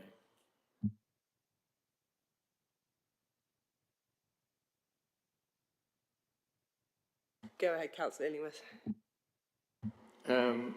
Yes, this was a question I wanted to raise anyway. So we saw in the city planning committee meeting that the development of Princess and Hanover Courts was going to have very restricted private parking, much on the same numbers we're seeing here. But there was a condition that there would be a car club parking space. Is that a condition we could put on this development for 1, 2 or maybe 3 car club parking spaces? Thank you. Yeah, go ahead. Class. Yeah. The scheme, if it's not already been picked up, is seeking to deliver some car club spaces along the Milton Avenue. And I haven't shown a plan on that, but there is within the parking spaces provided in parallel along Milton Avenue. And that's coming from the requirements imposed as part or required by the Section 106, because there is a specific clause within that that requires car club provisioning in the phases. Thank you, and that might be something we might want to consider referring to in the management condition as well, just because again, if people are aware there's a car club, it may prevent them from feeling they need to buy a car, so, but we'll come back to that at the end. Councillor Illingworth, did you have anything else you wanted to ask? Oh, thank you very much. Councillor Fisher next. Thank you, and thank you for sending over the sustainability strategy. I just wanted to get a bit more clarity on how sustainability is achieved moving forwards and how this sustainability strategy is kind of monitored and implemented, and at what point the council has power to take steps to ensure that it is followed. So as part of the recommendations and Section 22, the planning conditions, the request has been made that the energy and sustainability assessment which supports this development is complied with effectively. So the development hereby, I mean the wording's there, it's number 2 in the list of conditions which requires rather than suggests, requires, the development hereby approved shall not be occupied until the recommendations in the energy and sustainability statement which accompany application have been implemented.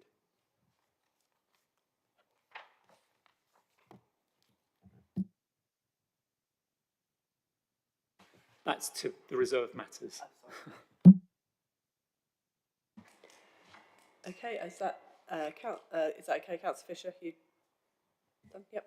Yeah, and I guess I'm just wondering if there's anything in this design that goes against their sustainability strategy, what happens then? That's a really difficult question to answer because we'd expect it not to go wrong and they comply with what they have submitted. Of course, if something doesn't work, we'd expect the applicant to come forward and tell us that they're having problems achieving X, Y or Z.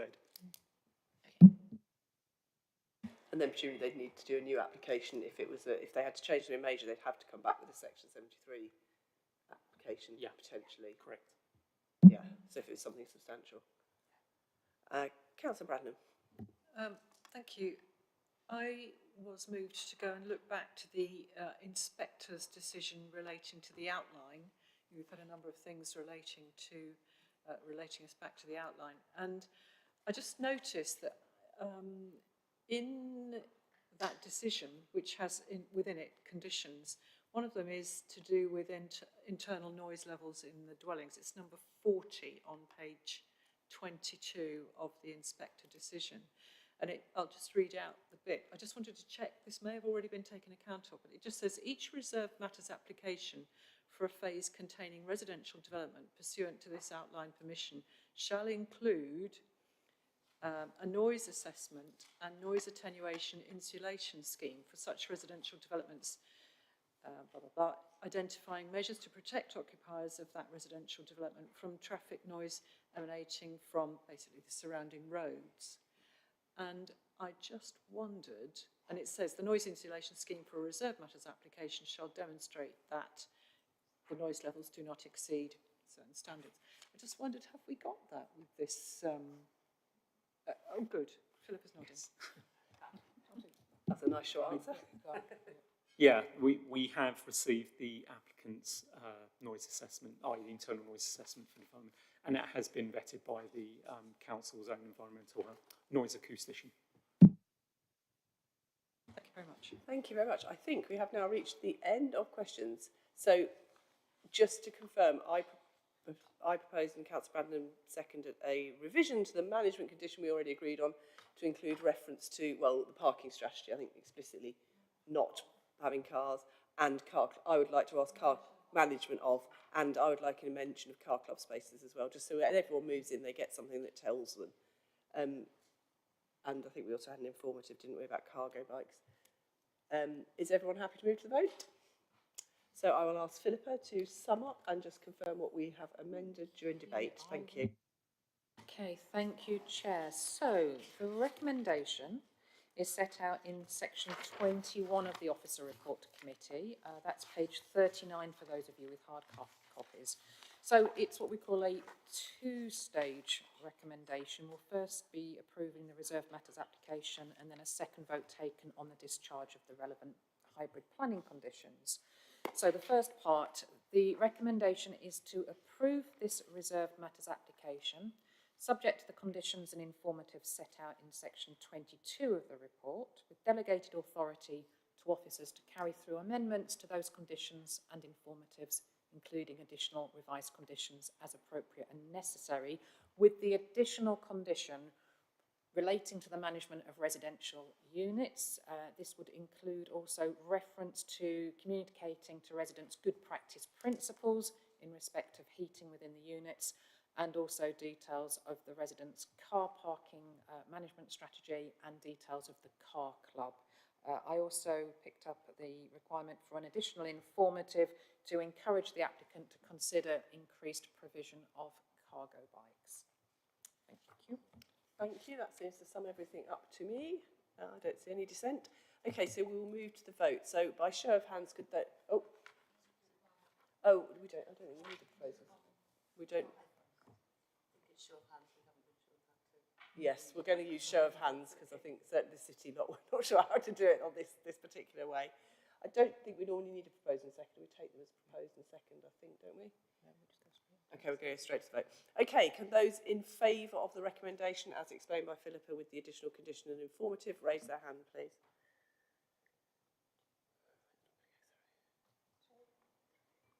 That's 4. Can those against, please? Nobody against? Nobody. Okay, and any abstentions, please? 5. Up to 5. Okay, so that is carried. 4 votes in favour, none against, or 5 abstentions. Thank you very much. The second part of the... Oh, and I forgot, yes, apologies. There's another bit we have to vote on, so hold your horses. Go ahead, Philippa. Thank you, Chair. So the second part of the officer recommendation you'll find on paragraph 21.2. That's to part discharge the relevant outline planning conditions that are listed in the report on the hybrid planning consent, reference 22027710 OUT. Thank you. Can I ask for votes in favour of discharging those conditions? And you can vote afresh for this, irrespective of what you voted previously. 5. 5. Okay, can I ask for votes against? 2. 2, and abstentions, please. 1. Does that add up? Yes. Oh, no, 2. Councillor Sebastian as well. Yeah, so that was 5 in favour, 2 abstentions. 5 in favour, 2 against and 2 abstentions. So again, that is carried. So that brings us to the end of this item. We're now moving on to what I hope may be a slightly shorter item. I'll just give the case officers time to switch over. Thank you very much, Anne-Marie and Shima. That was a long thing, but very good responses. Much appreciated all your hard work on this. And I'll hand over to Nick in a moment.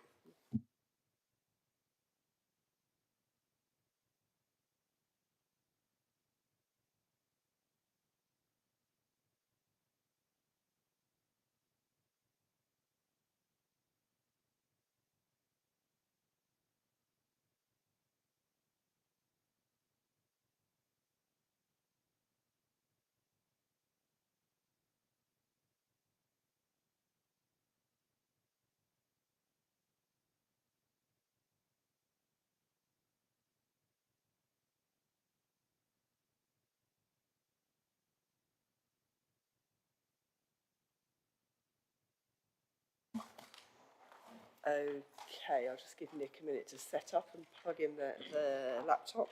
We're going to move on to agenda item 5, that is now 6. Thank you very much to the applicants for coming. First, they're just leaving.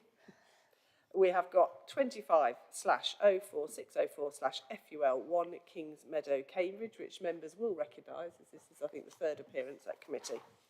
I'm going to ask the case officer, Nick Yeager, to introduce this shortly, and then we'll move on to the usual format of questions and clarification and then debate. We don't have any speakers for this item. Are you good to go, Nick? Brilliant. Thank you, go Chair. ahead. Thank you. I am covering the item today for my colleague Melissa Reynolds. This application is for a single-storey front extension, single-storey side extension, and rear extension, and first floor side extension and associated works.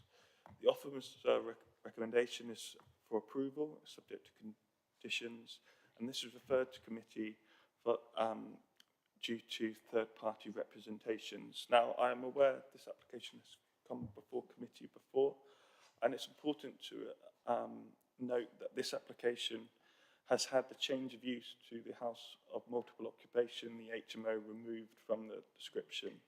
And therefore, this application before us today is just being assessed on the extensions, and therefore a householder application.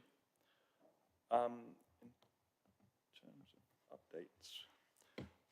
So the updates, the MPPF was published on 17th of August 2026, and it's a material consideration which must be taken into account where it is relevant to a planning application. National Procedure Development Management Policies, Policy SC3, Presumption in Favour of Sustainable Development, and Policy S4, Principle of Development Within Settlements of the MPPF 2026, state that development proposals should be approved unless benefits of doing so would be substantially outweighed by any adverse effects when assessed against national decision-making policies in this framework. Other than thematic development management policies of relevance to this application, proposals include DP3, Key Principles for Well-Designed Places, P3, Living Conditions and Pollution, and TR2, Local Parking Standards of the MPPF. Having considered the application proposal against the national decision-making policy set out in the MPPF, officers have concluded that there is no change to the planning balance set out in section 18 of the officer report to committee. It's also important to note paragraph 13.1 of the officer report states no objections have been received from neighbouring occupiers on the grounds of amenity. This relates to no objections for matters relating to overlooking, overbearing and loss of light effects. Objections have been received in relation to noise and disturbance and coming and goings of a house of multiple occupation. This element has been removed from the proposal. So when the HMO and the change of use was removed from the description, we reconsulted on the application, and only one person, there was only one third party representation. When the HMO element was included in the description, there was 15 representations. So if I change my slide. This is the site plan, and the application falls within the Cambridge East area as identified in terms of reference within JDMC, which is right before us here, and it's a detached dwelling located here along Kings Meadow. Here's an aerial photograph showing the property. Here's the amenity space, and here's the property, and here's the parking. Here's Kings Meadow. Proposed block plan, so the areas showing in red are the extensions here, and this element here into the front. Cycle storage located here, bin storage here. There's also some bin storage and cycle storage located here. Ground floor existing plans, showing what's there at the moment, and then what's proposed, showing extensions here and here, and including some additional cycle storage and bin storage. So these are the first floor plans showing the extension here, including additional bedroom and ensuite. That's what's existing at the moment. And the second floor plans.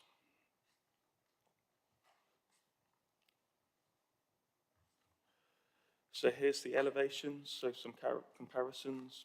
On this side of the screen, it's existing and proposed located here. So this is the single-story front extension here, and then these are more of the extension at first floor level and to the rear here.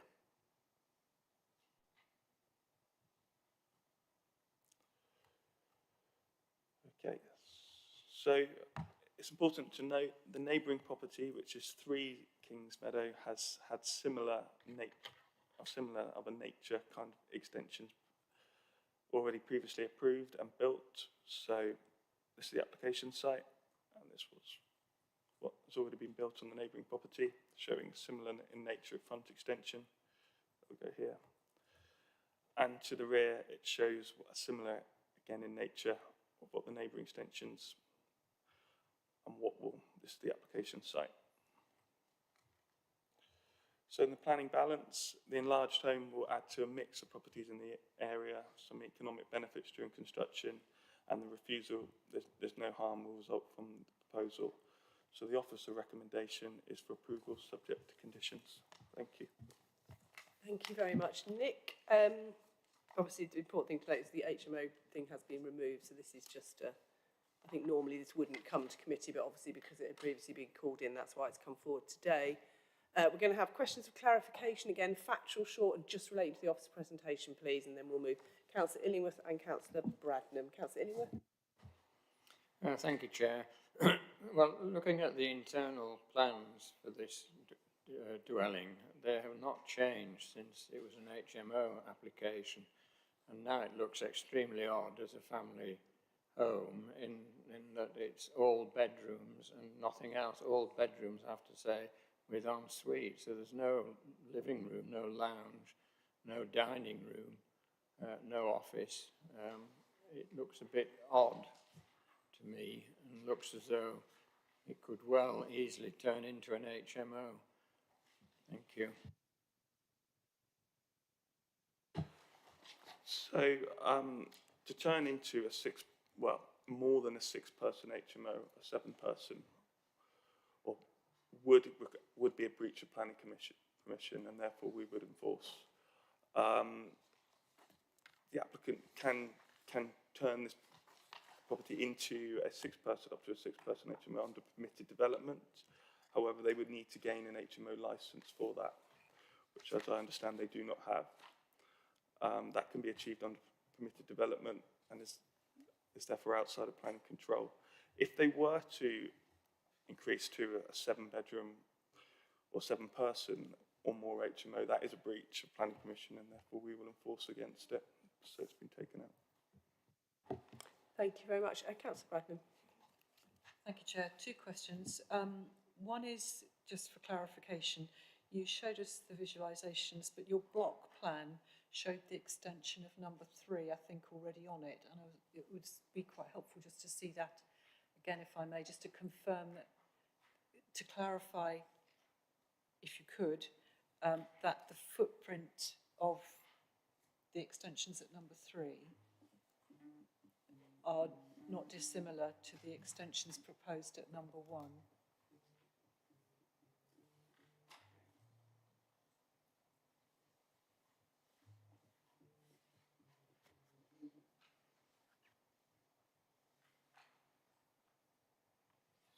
It was the block plan I was looking at. I was looking at the footprint. No. Sorry, the... No.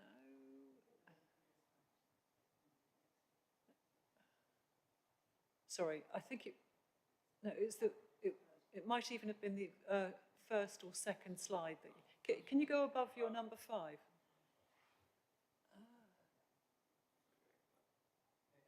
That one looks as if the number 3 is, the footprint is not dissimilar to this one. Is that right?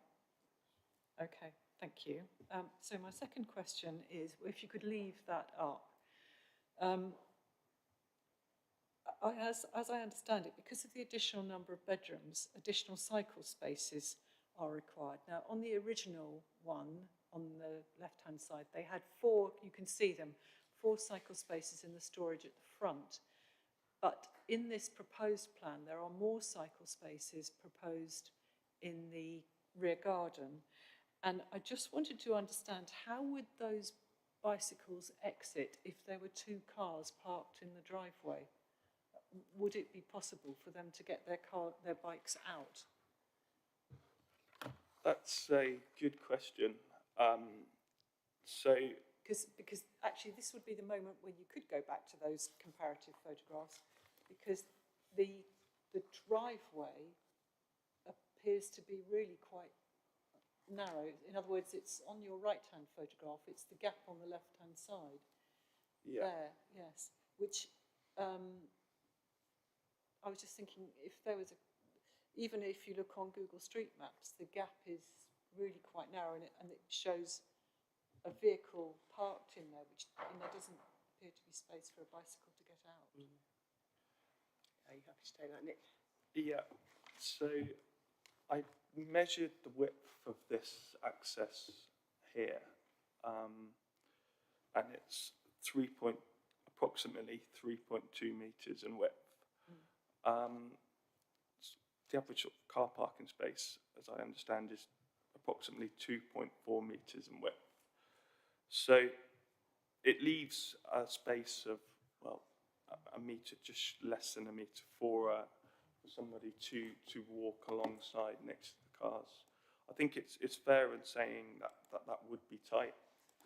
I think that's a fair comment for people who are going to put their bike in the rear of the property. However, I think it's still reasonable. My observation is that it would be very difficult for somebody, well, if you look on the aerial view in Google, there is a car parked between the two, and bear in mind the wing mirrors of a car go out to 3 metres. I would have thought it would be impossible to get a bike out from the rear to the front without, well, you wouldn't be able to get through, I don't think. So I'm just thinking, is it worth we put this into the debate possibly in a minute? I think we're straying a little away from factual to debate, if that's all right, Councillor Bradley. I've said it, I don't need to go into Oh, okay. There we go. It's nice been and short then. Yeah. I mean, I know there are... The original question was, what was the width? Yeah. So this has been explained. Thank you. Oh, are these questions a clarification or debate now? I'm happy to move to debate if people are happy to. Clarification. All right, go for it, Councillor Stewart. On the conditions, there isn't anything said about compatibility of materials. It just seemed from the pictures that we saw that the choice of brick colour would be particularly significant.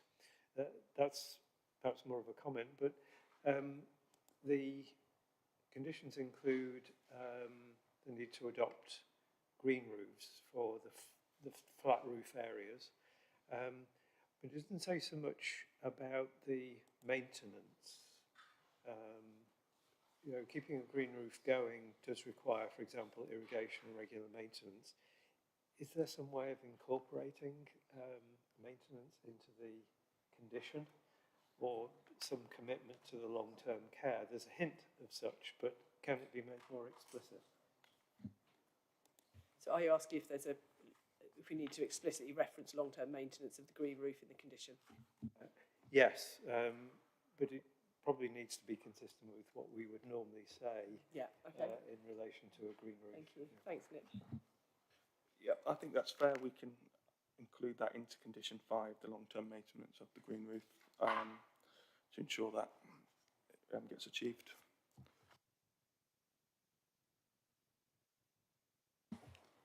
And I've just forgotten what your previous question was. I'm so sorry. It's been a long day. About compatibility of materials. Oh yes, compatibility of materials. Oh yes.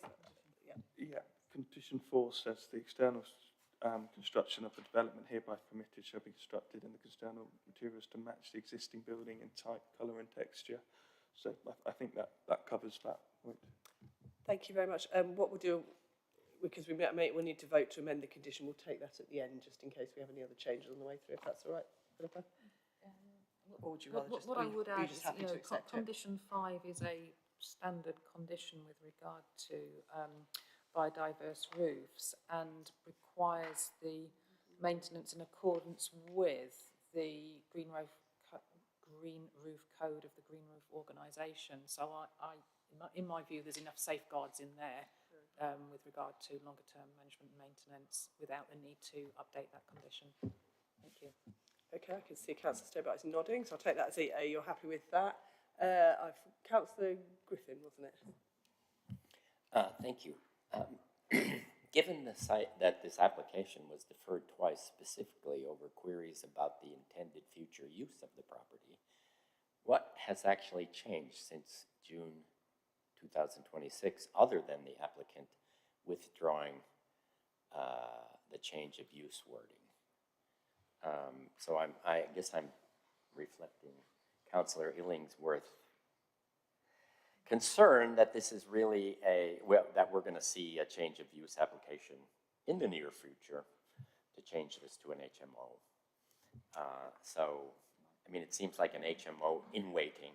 I think that's a concern shared by many, I imagine, but I'll hand over to Nick or Philippa. If I could come in, if I may. So what has changed is the proposal for the change of use to an HMO has come out of the description. We are dealing with the application before us, whilst you may be speculating about what might come before you in the future. Nick's already explained that that would need potentially for a larger HMO, change of use planning application, but there are certain permitted development requirements which would enable the smaller HMO to be converted from the residential use. Thank you. Thank you. If we were to achieve an Article 4 in future, then even the smaller ones might need it as well, but that's for the future. I don't see any other questions of clarification. Oh, sorry, Councillor Illingworth. Okay, well, hold that thought, because we don't have any speakers, so we will now move into debate. So, Councillor Illingworth. Yes, just on the access for bicycles, I know from personal experience at home, if you can open a car door to get in and out of the car, that does leave enough space to get a bicycle past as well. I have to say, with a little bit of care. I had a point similar.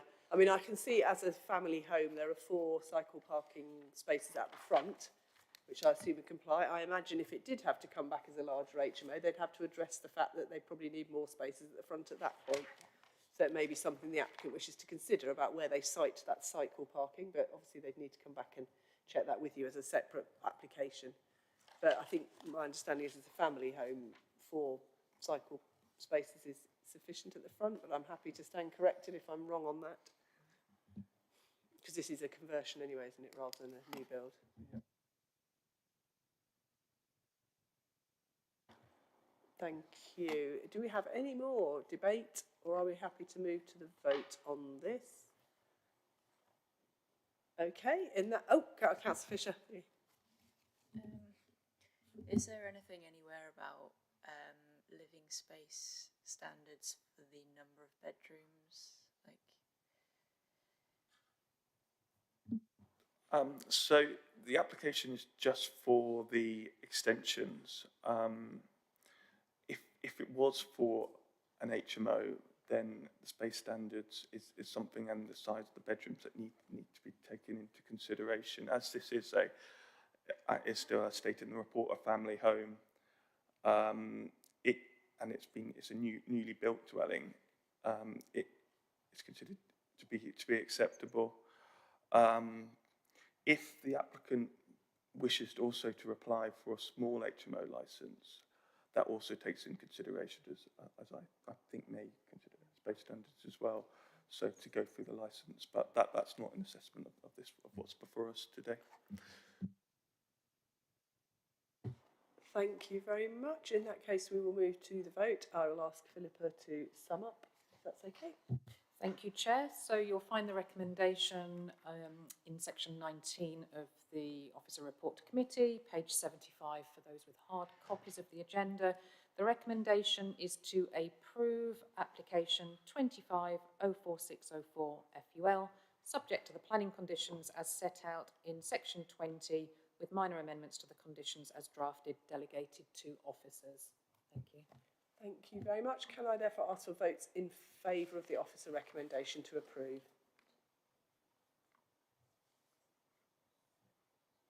Seven. Those against? None. And abstentions, please. 2. That is carried. 7 votes in favour, no against, 2 abstentions, as Sarah just confirmed. We now have a brief update from Vanessa, our legal advisor. This is further to our previous discussions last month, I think, and the application where there was a proposal to remove the permission if an S106 wasn't completed satisfactorily. And as we had some concerns about the timing of that running to the end of October, Vanessa kindly agreed to give us an update. So over to you, Vanessa. Thank you, Chair. I'm really pleased to report that this morning we agreed engrossments. When I've finished here, I'm going to go and prepare them. A copy will go to the officer to place on the portal whilst they're out for execution. I'm going on leave, but I will leave instructions, and this should all be done and dusted by the time you come back to committee next month. Thank you, Vanessa. That was very short and sweet, and that, from my point of view, certainly I think that's very good news to hear that is progressing. I'm assuming if it hasn't been achieved by the next JDMC, you'll be able to update us. Otherwise, we'll assume it's. Are you happy to keep us in the loop? The only thing that would slow it down is postal and getting it out for execution, but there's only 3 parties, so I can't see that would delay it. I'm not here when you meet next month, but my colleague Richard Pitt will bring an update if it has not completed by that date. Thank you. Are members happy with that? Thank you. So we now move to the last item, which is a presentation, a pre-application one. I'm going to propose a very short, just 5-minute break to allow the applicants to set up and anyone who needs a toilet break, and we'll come back, well, literally in 5 minutes if that's possible. Thank you very much.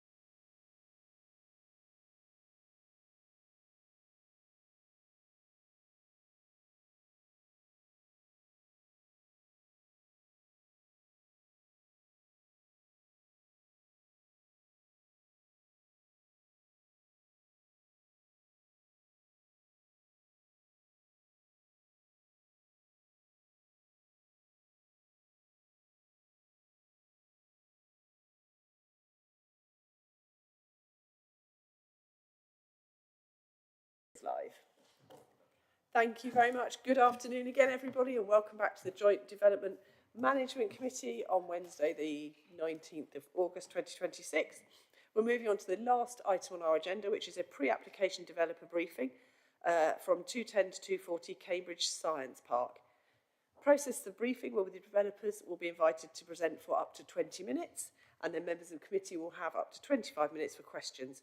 Can I just remind members, as always, that we may ask questions and seek clarification on the presentation, but we should not express an opinion on the proposals so as to suggest or imply that we are predetermined when this comes back again. Please can I hand over to the developers and ask them to introduce themselves and their colleagues assisting with the presentation today, and I'll then invite questions after you've finished. I think we have David, Guy, Richard, Kirsty and Simon, but obviously I'll let you introduce yourselves. Thank you. Thank you very much, Chair. So you've got Richard Selby, online the applicant, myself, Guy Caddish, Bidwell's on planning, and David Ardle, architect, to me as the presenting team. We've got others available for the Q&A, which we can introduce if we need to bring those people in. So on that, I'll show a screen and hand over to Richard to start us off. Afternoon, Chair, members. Sorry I can't be with you. My name is Richard Selby, as Guy just said. I'm the partner at Brockton Everlast and the owner, one of the owners and applicant. This afternoon, we're sort of delighted to speak to you again about the site that last October we came and were granted a resolution to grant on 210 to 240 Cambridge Science Park, which are the 11 acres that we own, which we've now named Fenway as part of the project name. The scheme that came before you back then had huge values, which we still hold dear to us. And this is going to be about a story where we hope we're enhancing those. The scheme prioritised people and landscape. To the extent that of the 11 acres, we were protecting 6 acres of green space between the buildings. The knock-on effect, though, was that that scheme that got consented, or a resolution to grant, did include a 2-storey basement under 2 of the larger buildings, which is obviously carbon intensive. So since we want to keep thinking about our environmental imperatives, we've been searching for a better answer, and we think we've now found it.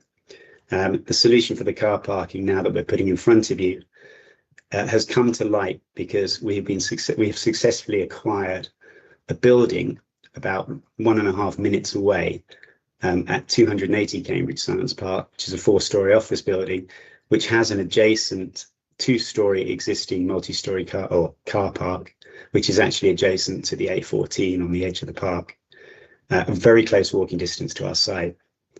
So we set a task to see if we could take all the car parking out of the below ground basement at Fenway and try and move it into the location of that existing car park. And in doing so, we'd obviously have to enhance the existing car park, but make sure that we were not increasing, no increase at all in the car parking spaces provided.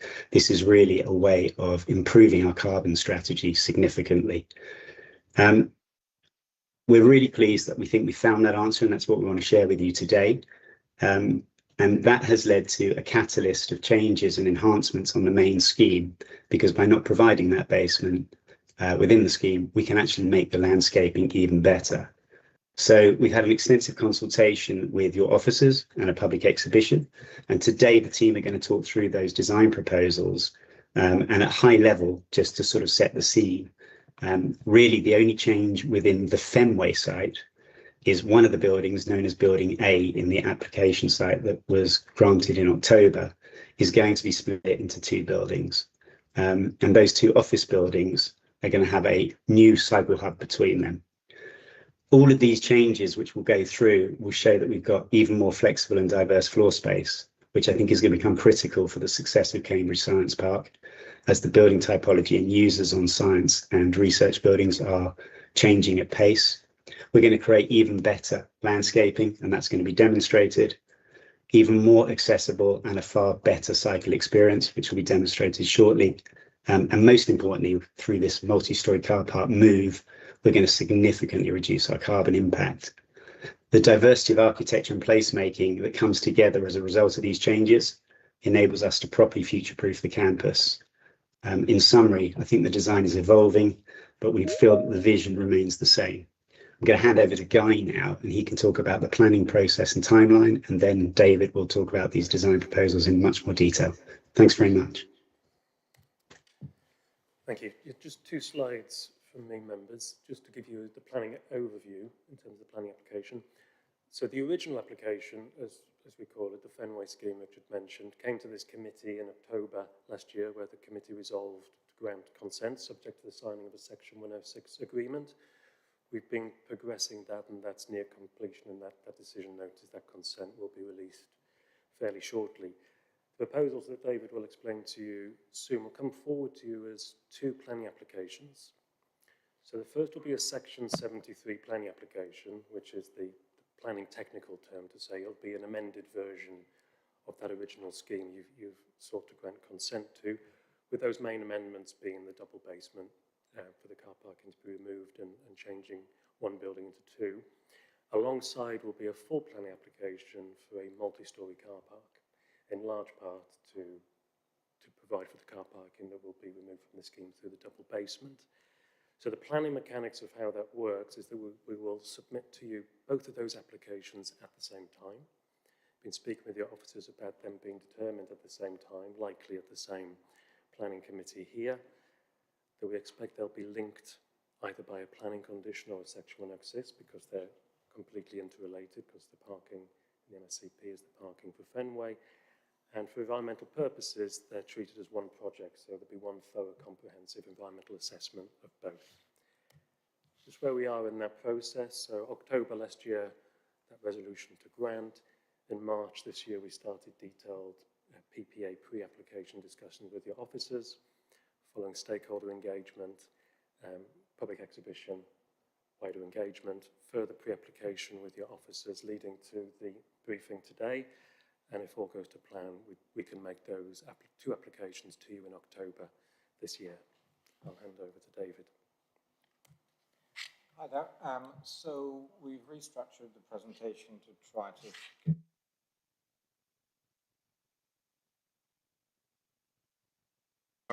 Thank you. So the first part that we'll go through is the Section 73 planning application. The second part we'll go through is the multi-storey car park. And just to move on to the first part. So as a description of the existing site, which has the resolution to grant consented scheme on it, it is predominantly surface parking, which has 6 buildings on it, 5 of which are not fit for purpose for use for modern science buildings. 41% of that space is occupied by surface parking, 24% is occupied by buildings. So it's a poor quality, introverted space, and that was our starting point. The scheme that has a resolution to grant is a bit of a game changer in terms of the science park. It increases the amount of space that we have and provides an open public realm that's fully accessible. So the aspirations for this, and I think it's important just to sort of run through these just for clarity for those who are new. It's a next generation science and innovation campus, which is landscape led. It's a catalyst to reimagine Cambridge Science Park and creates a new hub in the centre. It's beneficial because of its public realm and its accessible ground floor to both Cambridge Science Park users and the wider community. It prioritises sustainable travel.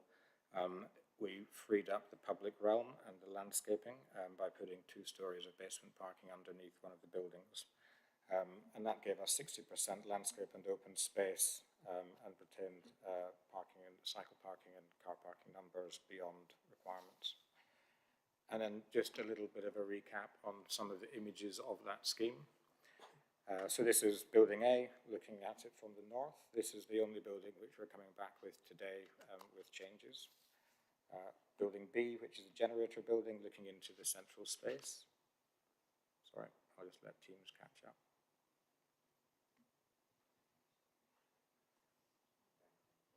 There we go. So that's building B, looking into the central space and the landscaping, which is now fully accessible. Building C, which we call the marker building on the southwest corner that looks onto the enhanced lake to the south. and then building D, which is the South Park, which was paired with building A. They both had a similar language, and this one then again addressed the lakefront. So what we're coming back to you with is a modification to building A, and we consider that the design is evolving, but the vision remains unchanged. So then just to go through some of the key changes, I will go through these in sequence in a bit more detail in the following slides. But fundamentally, by having the ability to relocate the basement parking to the new 280 site, that allows us to unlock quite a lot of additional benefits to the site. The three key changes are that we can relocate the car park from the basement to that new site and consolidate parking to one purpose-built structure. That significantly reduces carbon and environmental impact. That then allows us to reshape building A and create two architecturally distinct buildings, which we're calling pavilions. One of them addresses a space to the north and the other addresses to the space to the south, creating more variety. And then bringing the cycle hub into the center of those two, which then directly addresses the landscaping. So just to cover those in sequence. So obviously digging a lot of ground out of the basement is a complicated and expensive exercise in terms of carbon.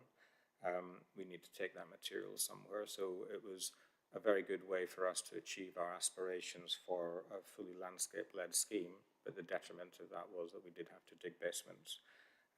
So what we've managed to do is remove the basements from the proposal, producing 7% lower absolute embodied carbon, with no net increase in car parking spaces, meeting and surpassing regulatory requirements, and then vastly reducing disruption during construction. And then just covering the landscape. So obviously if we don't have a structural slab, we can then dig down deeper. We have more soil, we have more permeability for water.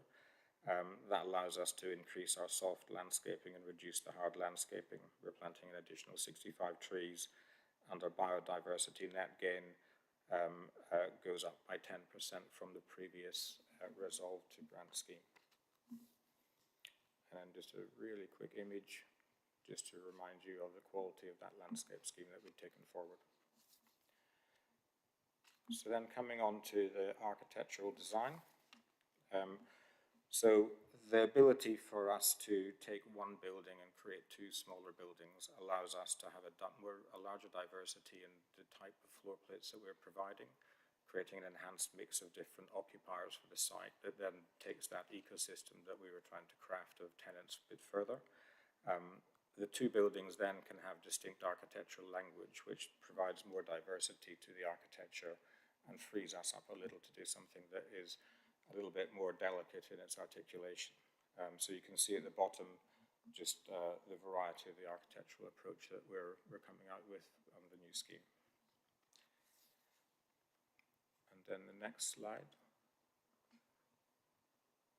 So this is the Northern Plaza, which now has a reception for the new building addressing directly onto the arrival space from the car park, which is where we have the drop-off zone and the bus. So effectively, by relocating the parking, it allows us to draw people further through the site and activate the northern part of the site, which we feel is a really strong aspect in terms of taking the scheme, which was before quite southern orientated towards the waterfront, and it breaks the boundary that the ring road was creating before to a more enhanced northern plaza. So coming alongside that sort of desire for additional variety within the architecture, we have an updated height strategy. So some of you may remember we had a single marker building on the site before, which was termination of the approach views to the west of the site, facing onto the waterfront. With the relocated parking and the northern plaza coming into play, that allows us to bring height into the center of the site to create a stepping stone effectively between the south of the site and the northern plaza, and be more confident about the architecture of that pavilion building. So both of those buildings now have a relationship to the central space. The one on the left facing south to the waterfront, and the one on the right facing the central square and the arrival plaza.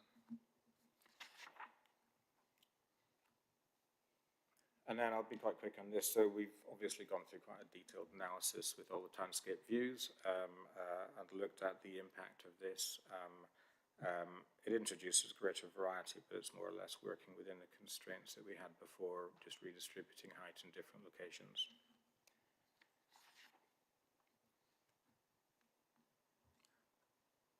And then if you look at the image on the bottom, that shows building A and building D in the scheme with the resolution to grant, which had both of the buildings with a similar architectural style, both called park buildings. One was the North Park, one was South Park.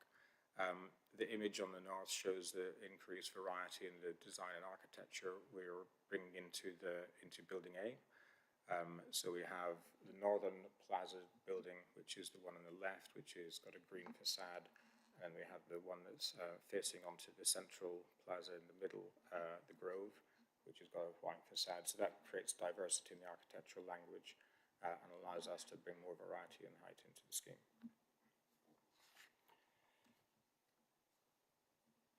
Also, some of you are probably aware, if not all of you, that the Trinity Outline planning application for the master plan has been developing in parallel with this. We've been working hand in glove with them, and this is in broad alignment with their application. So all of this is about creating density and height to the centre of the site in a way which basically provides articulation to the science park and interesting skyline to the northern part of Cambridge.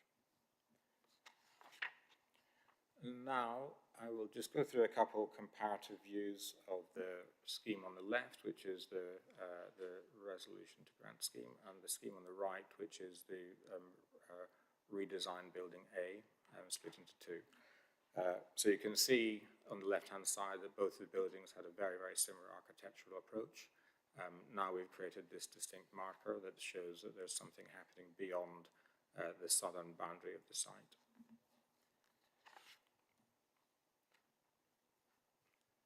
In this image, which is viewpoint 14, looking at it further away, again you can see on the left that there was quite a consistent skyline, consistent materiality and tone to the roofscape, and by creating two distinct buildings with different materiality, we're effectively creating something that's a little bit more delicate in terms of the architectural expression and cascading down towards the landscape.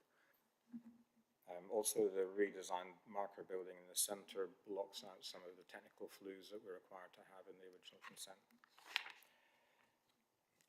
Viewpoint 13. So this is looking at the approach route from the ring road around the north. So you can see on the left that the building didn't really have a direct address to the northern plaza, which is where the bus drop-off was, because there was no reason to have that as a wayfinding point. That's now been greatly enhanced, and the building that you can see on the right has a symmetrical approach, which then has a central reception and entrance that directly faces onto that arrival plaza, and that's the greeting point for people that are coming from the car park. Viewpoint 3 is looking at the site from the Grove. So the building on the left, again, is as existing. The building on the right is a much more confident architectural expression and much more distinct architectural design, picking up on the same materials that we have in the collection of buildings we're bringing forward, but being a little bit more confident. Horizontality at the bottom, and then drawing the interest up to the top of the building, so we have multiple architectural expressions in the composition, again, to enhance that skyline view from distant viewpoints. And then just because those are quite small, this is again that approach view with the plaza to the north and the central access to the building. And then if we move on, and then the garden pavilion A1, looking into the central space where it illustrates we've pulled back the ground level to provide more public realm. Continued with all of the themes that we had before about colonnades and shelter, and then giving something which is much more bold in its architectural expression to address that central space. Alongside that, we have, or sitting between both of those, we've now relocated the cycle hub for both of those buildings. So that's timber structure with a sawtooth roof, which will be planted with sedum. Underneath that, we have all of the cycles, which are for both buildings, co-located, with one direct entrance from the centre going in. We've met all of the requirements for larger scale bicycles and they're split over 2 levels with a 3-metre wide stair and lift access. And then this is just an image of how that appears in the public realm. And that addresses directly onto an enhanced pollinator garden which sits in the public realm outside it, which is now possible because we have soil there as opposed to a concrete slab below. So moving on to the Cambridge Science Plot 280 for the multi-storey car park. So this is the full application that Guy mentioned. Just to give you a little bit of explanation on the site. So the site is about 2 minutes walk away from the 210 to 240 site. It already has parking on it, which we are looking to relocate within the site. It has some cycles, which we are also going to be providing, and that is for the 2 adjacent buildings. So it's the ideal place to take our car parking and relocate into one more efficient and consolidated structure. The building at the moment has small parking space that don't provide enough space for current standards, and they don't provide quality space for EV charging.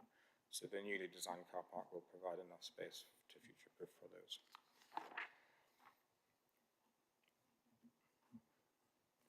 And I won't go into this in detail, but ultimately we're not creating a net increase in any of the parking. We're just relocating parking to different places to remove the basement from 210 to 240. And we have some additional off-site parking. Thank you. We're running right up to 20 minutes now, so if you're able to just I'm show going to go us some super more of the, fast. certainly designs would be useful to see, I think. Thank you. So then just running through on that, the facade development. So top left, the existing car park, as I said, is not really fit for modern parking standards. We're looking to maximise the site on that. There is an easement to the north of the site which we can't enter into. We have looked at the views from Great St Mary Church to Ely Cathedral, which allows us to then step massing and frame that distant view. So we have ground plus 6 to the east and ground plus 7 to the west. We then have a planted strip, which is along the A14 to the north, and then we've fragmented the facade and put vertical breaks through that to break the mass of that building down, focusing a lot of attention onto the articulation of that northern facade, which is the gateway to the park from the A14. And then quickly, so this is just a view as you're driving past from the west on the A14, which shows how that stepping and the vertical breaks work with the bronze facade. And then the next one is looking at it from the opposite direction, where again you can see how the massing is being fragmented and broken down. One quick slide, so you can see how this works from one of the key LVIA viewpoints, 11, and principally this is smaller than the consented plot 240, which you can see on the right hand side there, and it forms part of that collection of backdrop buildings that are the composition with the other site that we've brought forward. And then quickly on sustainability. So I think you're aware that Brockton Everlast are driving sustainability very hard on this. We have incredibly low embodied carbon, and we have sought every point for BREEAM and water conservation. We are still targeting all of that, but we have bettered them on this scheme. So we've now got 7% reduction in embodied carbon, 26% less operational energy, 11% reduction in potable water, enhanced landscaping and improved biodiversity net gain. And then over to Guy. So just to quickly wrap up, so Richard at the start said an opportunity came from them acquiring plot 280, but beyond that we've taken the opportunity where we can to genuinely enhance the scheme through responding to market demand, bettering sustainability credentials, an enhanced active travel offer, and an enhanced landscape and richness in the architectural quality. And on that, thank you for your time, and we're very happy to field questions. Thank you very much. That's great. So we'll move over to member questions now. Again, just to remind people not to predetermine themselves. So just ask questions rather than making comments about good or the bad. Councillor Fisher and Councillor Bradnam, please. Thank you for your presentation. I just have a question about the car parking and provision of electric charging and whether you've considered putting like solar panels on the roof to provide the electricity to do so. I'd just be interested to know. Thanks. To that. And there obviously are issues with putting the solar panels on the top and getting access and maintenance to them, and then also just increasing the height because we have some very sensitive views. So we need to try to maintain as much of a balance between the number of spaces that we have there and the energy generated. The energy that's being reduced from the other site, so the amount of energy that we're not required to use with the new design, I think sort of compensates in total whole life carbon for the benefit that we might have got by having PVs on the top. We also looked at using them horizontally on the facade, but again, you have quite a lot of issues that come out of maintenance. We could review that again, but when we looked at it, it was very difficult to do on this site and make it work with height constraints. You might know that we're doing another site which does have them on the roof. That's becoming more challenging now with things as it moves through. Thank you very much. Councillor Bradnam. Thank you, Chair. Thank you for your presentation, gentlemen. I wanted to ask, it's just a question of understanding. Did you say the car park that you've acquired, I think you referred to it as deck parking? So I wanted to understand what that was. I didn't really understand. And am I right in thinking that you're planning to demolish that and build ground floor +6 parking? So that was the first question. And I wanted to check whether that would still remain within the trip budget for the Cambridge Science Park. You know, sorry, not the trip budget, the number of, yes, actually within the trip budget, not putting any additional parking spaces in there than had been originally planned. Is that right? So we started off. Thank you, Guy. You're good at this. We started off looking at whether we could retain that structure and build up. For deck parking, it's surface parking plus 1 story.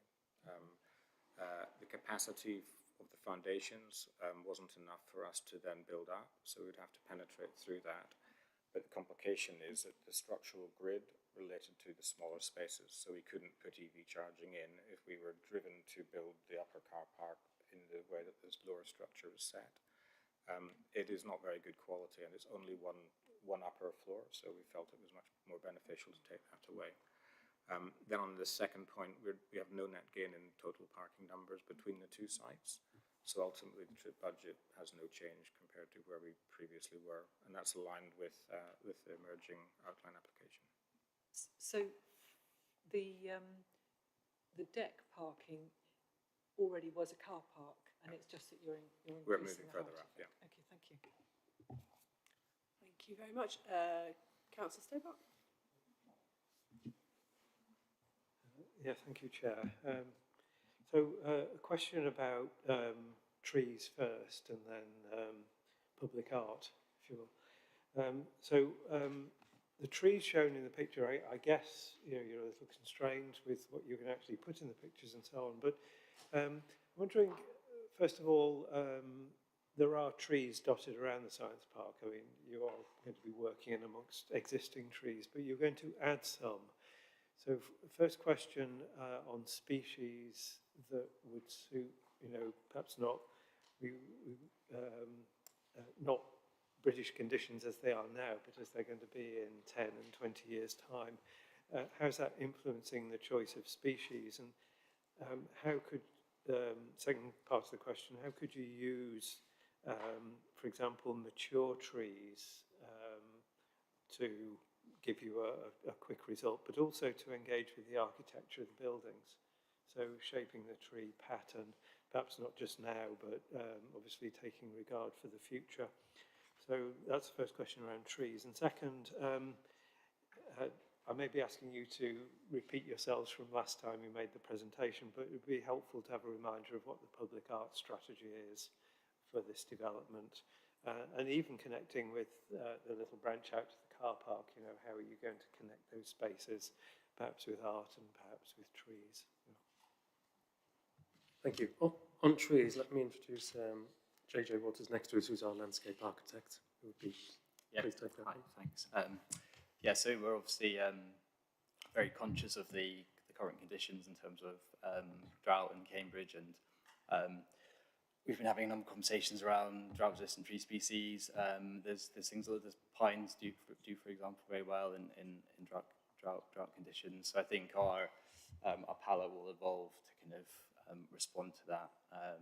We're also very lucky in the site at the moment. We have has a really nice framework of mature trees, and the kind of the scheme looks to retain as many of those as possible. And the kind of nice thing about that is that you have these nice big trees from day one that kind of respond to the scale of the architecture as well. So we've worked really hard, particularly in that central space and around the grove, to retain as many trees as possible. And we now can, particularly around the pollinator garden and the arrival space, we were quite constrained by the soil depth. So we had the kind of basement slab as I think it was constraining the soil depth to about 1 metre. So now we've got rid of that now. So we've updated our planting strategy to include much bigger trees and with a much bigger soil volume. So that will also help with drought resistance as well. And on public art, so in the original scheme we had a public art strategy now agreed within that, and just changing building A into 2 buildings still makes that a very resilient and appropriate public art strategy we're committed to, which is up to set a position for up to 3 interventions running through the scheme, so you can be engaged with art right on the edge and then running through the scheme and draw people into that public open centre. Thank you. I had a couple of questions. I think we have Councillor Bradnam and then Councillor Illingworth. I just wanted to ask, with the revised multi-storey car park, it would be useful to know something about the pedestrian access, obviously, from there to your site. It seemed to sort of go around the outside. There did seem to be a desire line down the middle, but I don't know if that's your land. And I think certainly when it comes forward, it would be useful to see a little bit more about the height increases, because obviously it is going up high. You did a few slides there, but just again, in relation to the master planning for the area, and also whether there's other, I think you implied there was a building that sort of shielded it further out, but I wasn't quite sure. So it would just be useful to get that context, because obviously at the moment there's one focal building and you're in effect moving to 2 marker buildings. So I think that would be useful to have some more information on, not necessarily now. Thank you. So I think the only question was about the pedestrian access really, and how you envisage that. Are there going to be crossings? Is it going to be safe? Thank you. Yes, there is an existing pavement route from the Fenway site to the plot 280 plot where the MSCP will be, but we're looking to enhance that and working with county officers in terms of putting in a crossing as well across the loop road to get onto that improved pedestrian way to the MSCP. And there did seem to be a desire line down to the left as you were looking on it. So, but again, I presume you'll take that into account as to whether that's the pedestrian way they already use. I don't know. If I can picture the same route, yes, we've got all the desire lines mapped on. Yeah, just because otherwise you're running through for cycles, climbing over other people's landscape. Thank you, Councillor Bradnam. Thank you. The other thing I wanted to ask is if you've split the building A into 2 and are making the garden pavilion taller, does that imply an increase in the commercial or usable floor space, and thus will it mean a larger number of employees using that? Compared to what there would have been in A, will A1 and A2, 2 pavilions, represent more floor space and more employees? Yes, by doing that, there is more usable floor space. The total gross floor space on the site goes down because we're taking the basement out and some of the ancillary space that goes with that. But in terms of usable floor space, councillor, yes, that will go up. So in terms of employees, we're making sure that flows through all of the assessments in terms of water usage, in terms of modal share, all those things will come through and be presented. Okay, so the follow-on question is then, given that you've got more employees, but you've said earlier on, not an increase in the number of car parking spaces. So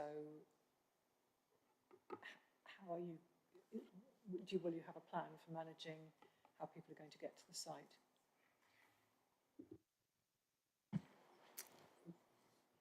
We've got Stuart Moss from KMC, our transport consultant, on the line. I think that'd be a question of Stuart.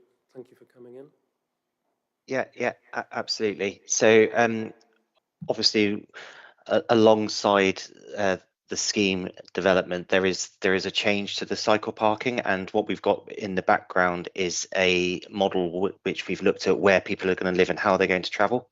So what we wanted to make sure is that there's all of the cycle parking provision to address that need with some contingency going forward, so that if there are people that need to cycle, they can. Obviously, with the outline consent, outline application that's come forward as well, there's measures there that will come forward and help things going forward. We are also contributing positively to local schemes through Section 106 agreements, and so that alongside the travel plan would be the strategy that we would bring forward. Thank you very much. Councillor Illingworth. Thank you, Chair. Just two separate points. First of all, the new car park, the existing two-deck one appears to have been demolished already. Is that correct?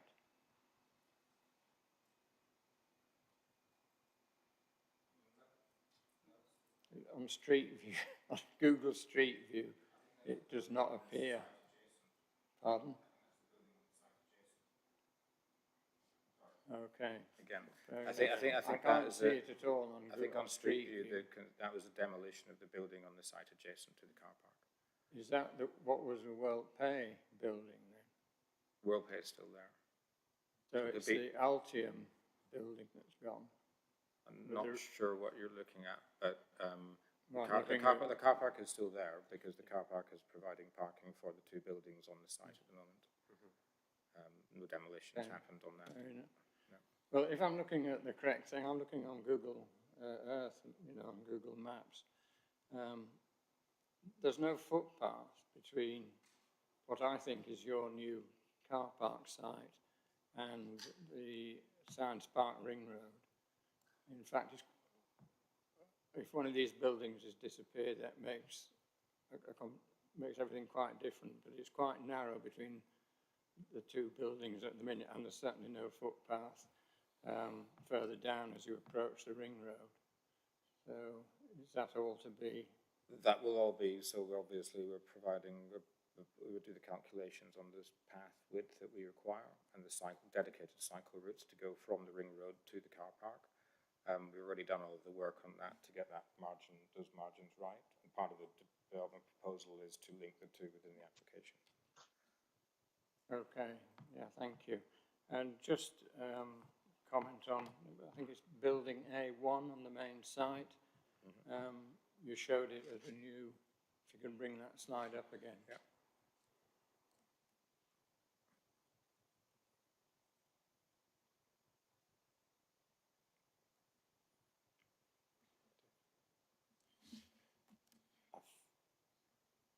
I think it's a CGI. It's a CGI, yeah.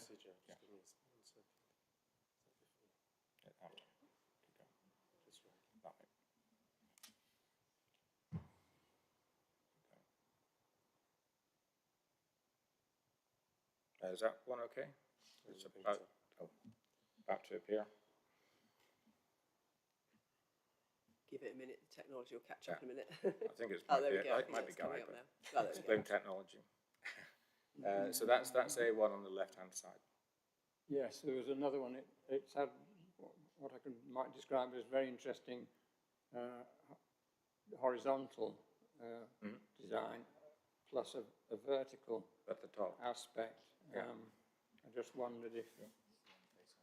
Yeah, I just found the right one. Yeah, I can't get this to move.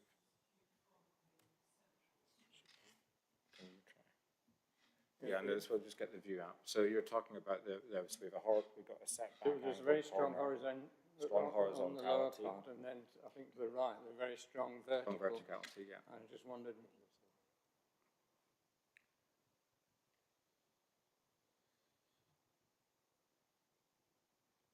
Here somewhere. You're going the wrong way. If he's working now. Yeah. Okay. Oh, it's definitely not very low.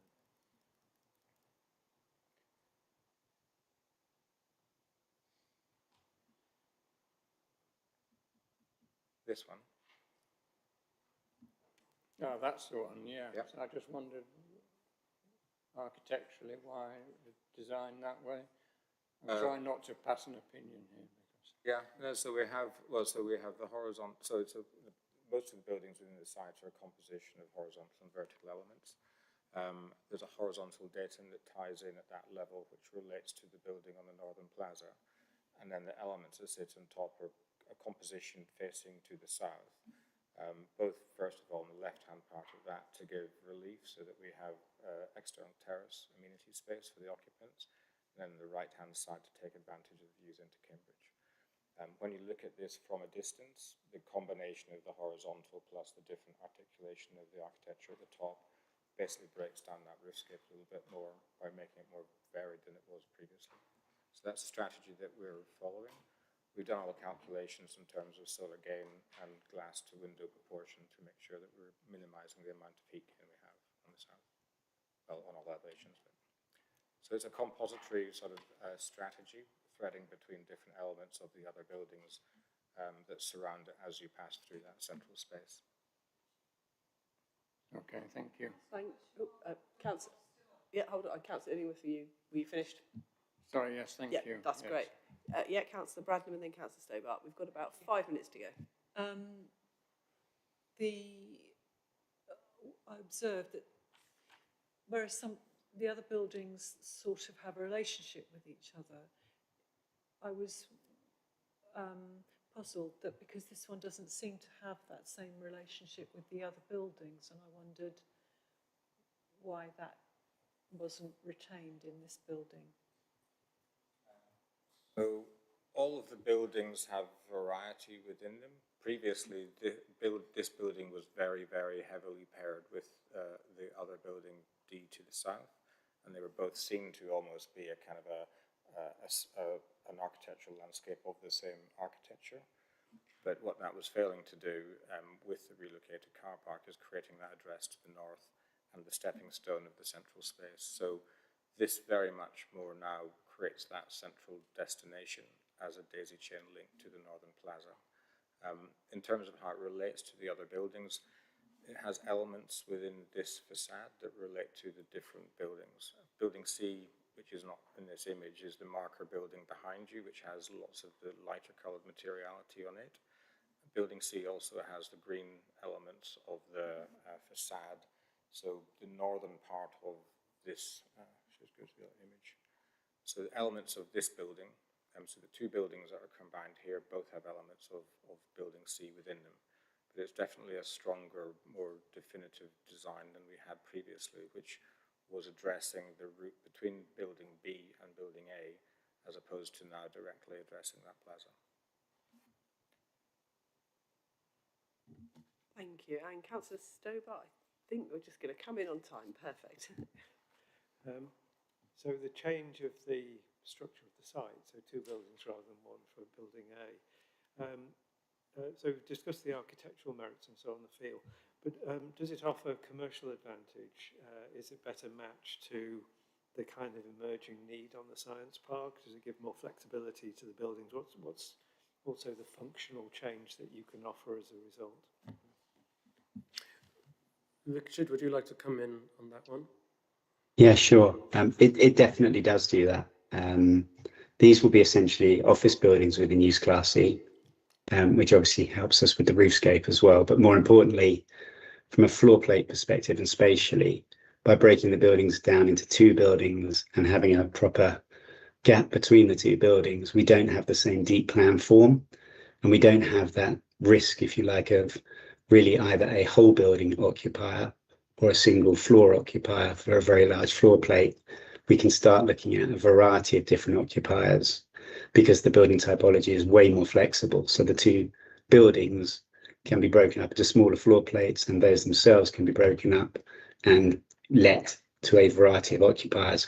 What we're starting to see, and I'm sure you're seeing it too, is as AI sort of coalesces with R&D in science, there is a change in the way commercial floor space is used in R&D, and how what the convention of sort of wet and dry lab that we've all become familiar with is definitely evolving, and the building typologies need to respond to that. So having as much flexibility and diversity in the plan form is critical, we think, to trying to capture the demand for both technology and science, which is what makes Cambridge Science Park particular, and the quality that it has is because it is both science and technology that is attracted to the science park, in contrast perhaps to the biomedical campus or West Cambridge. So this building and these two buildings now introduces a much richer variety, which we think is much more appropriate for the type of occupier that would be attracted to Cambridge Science Park,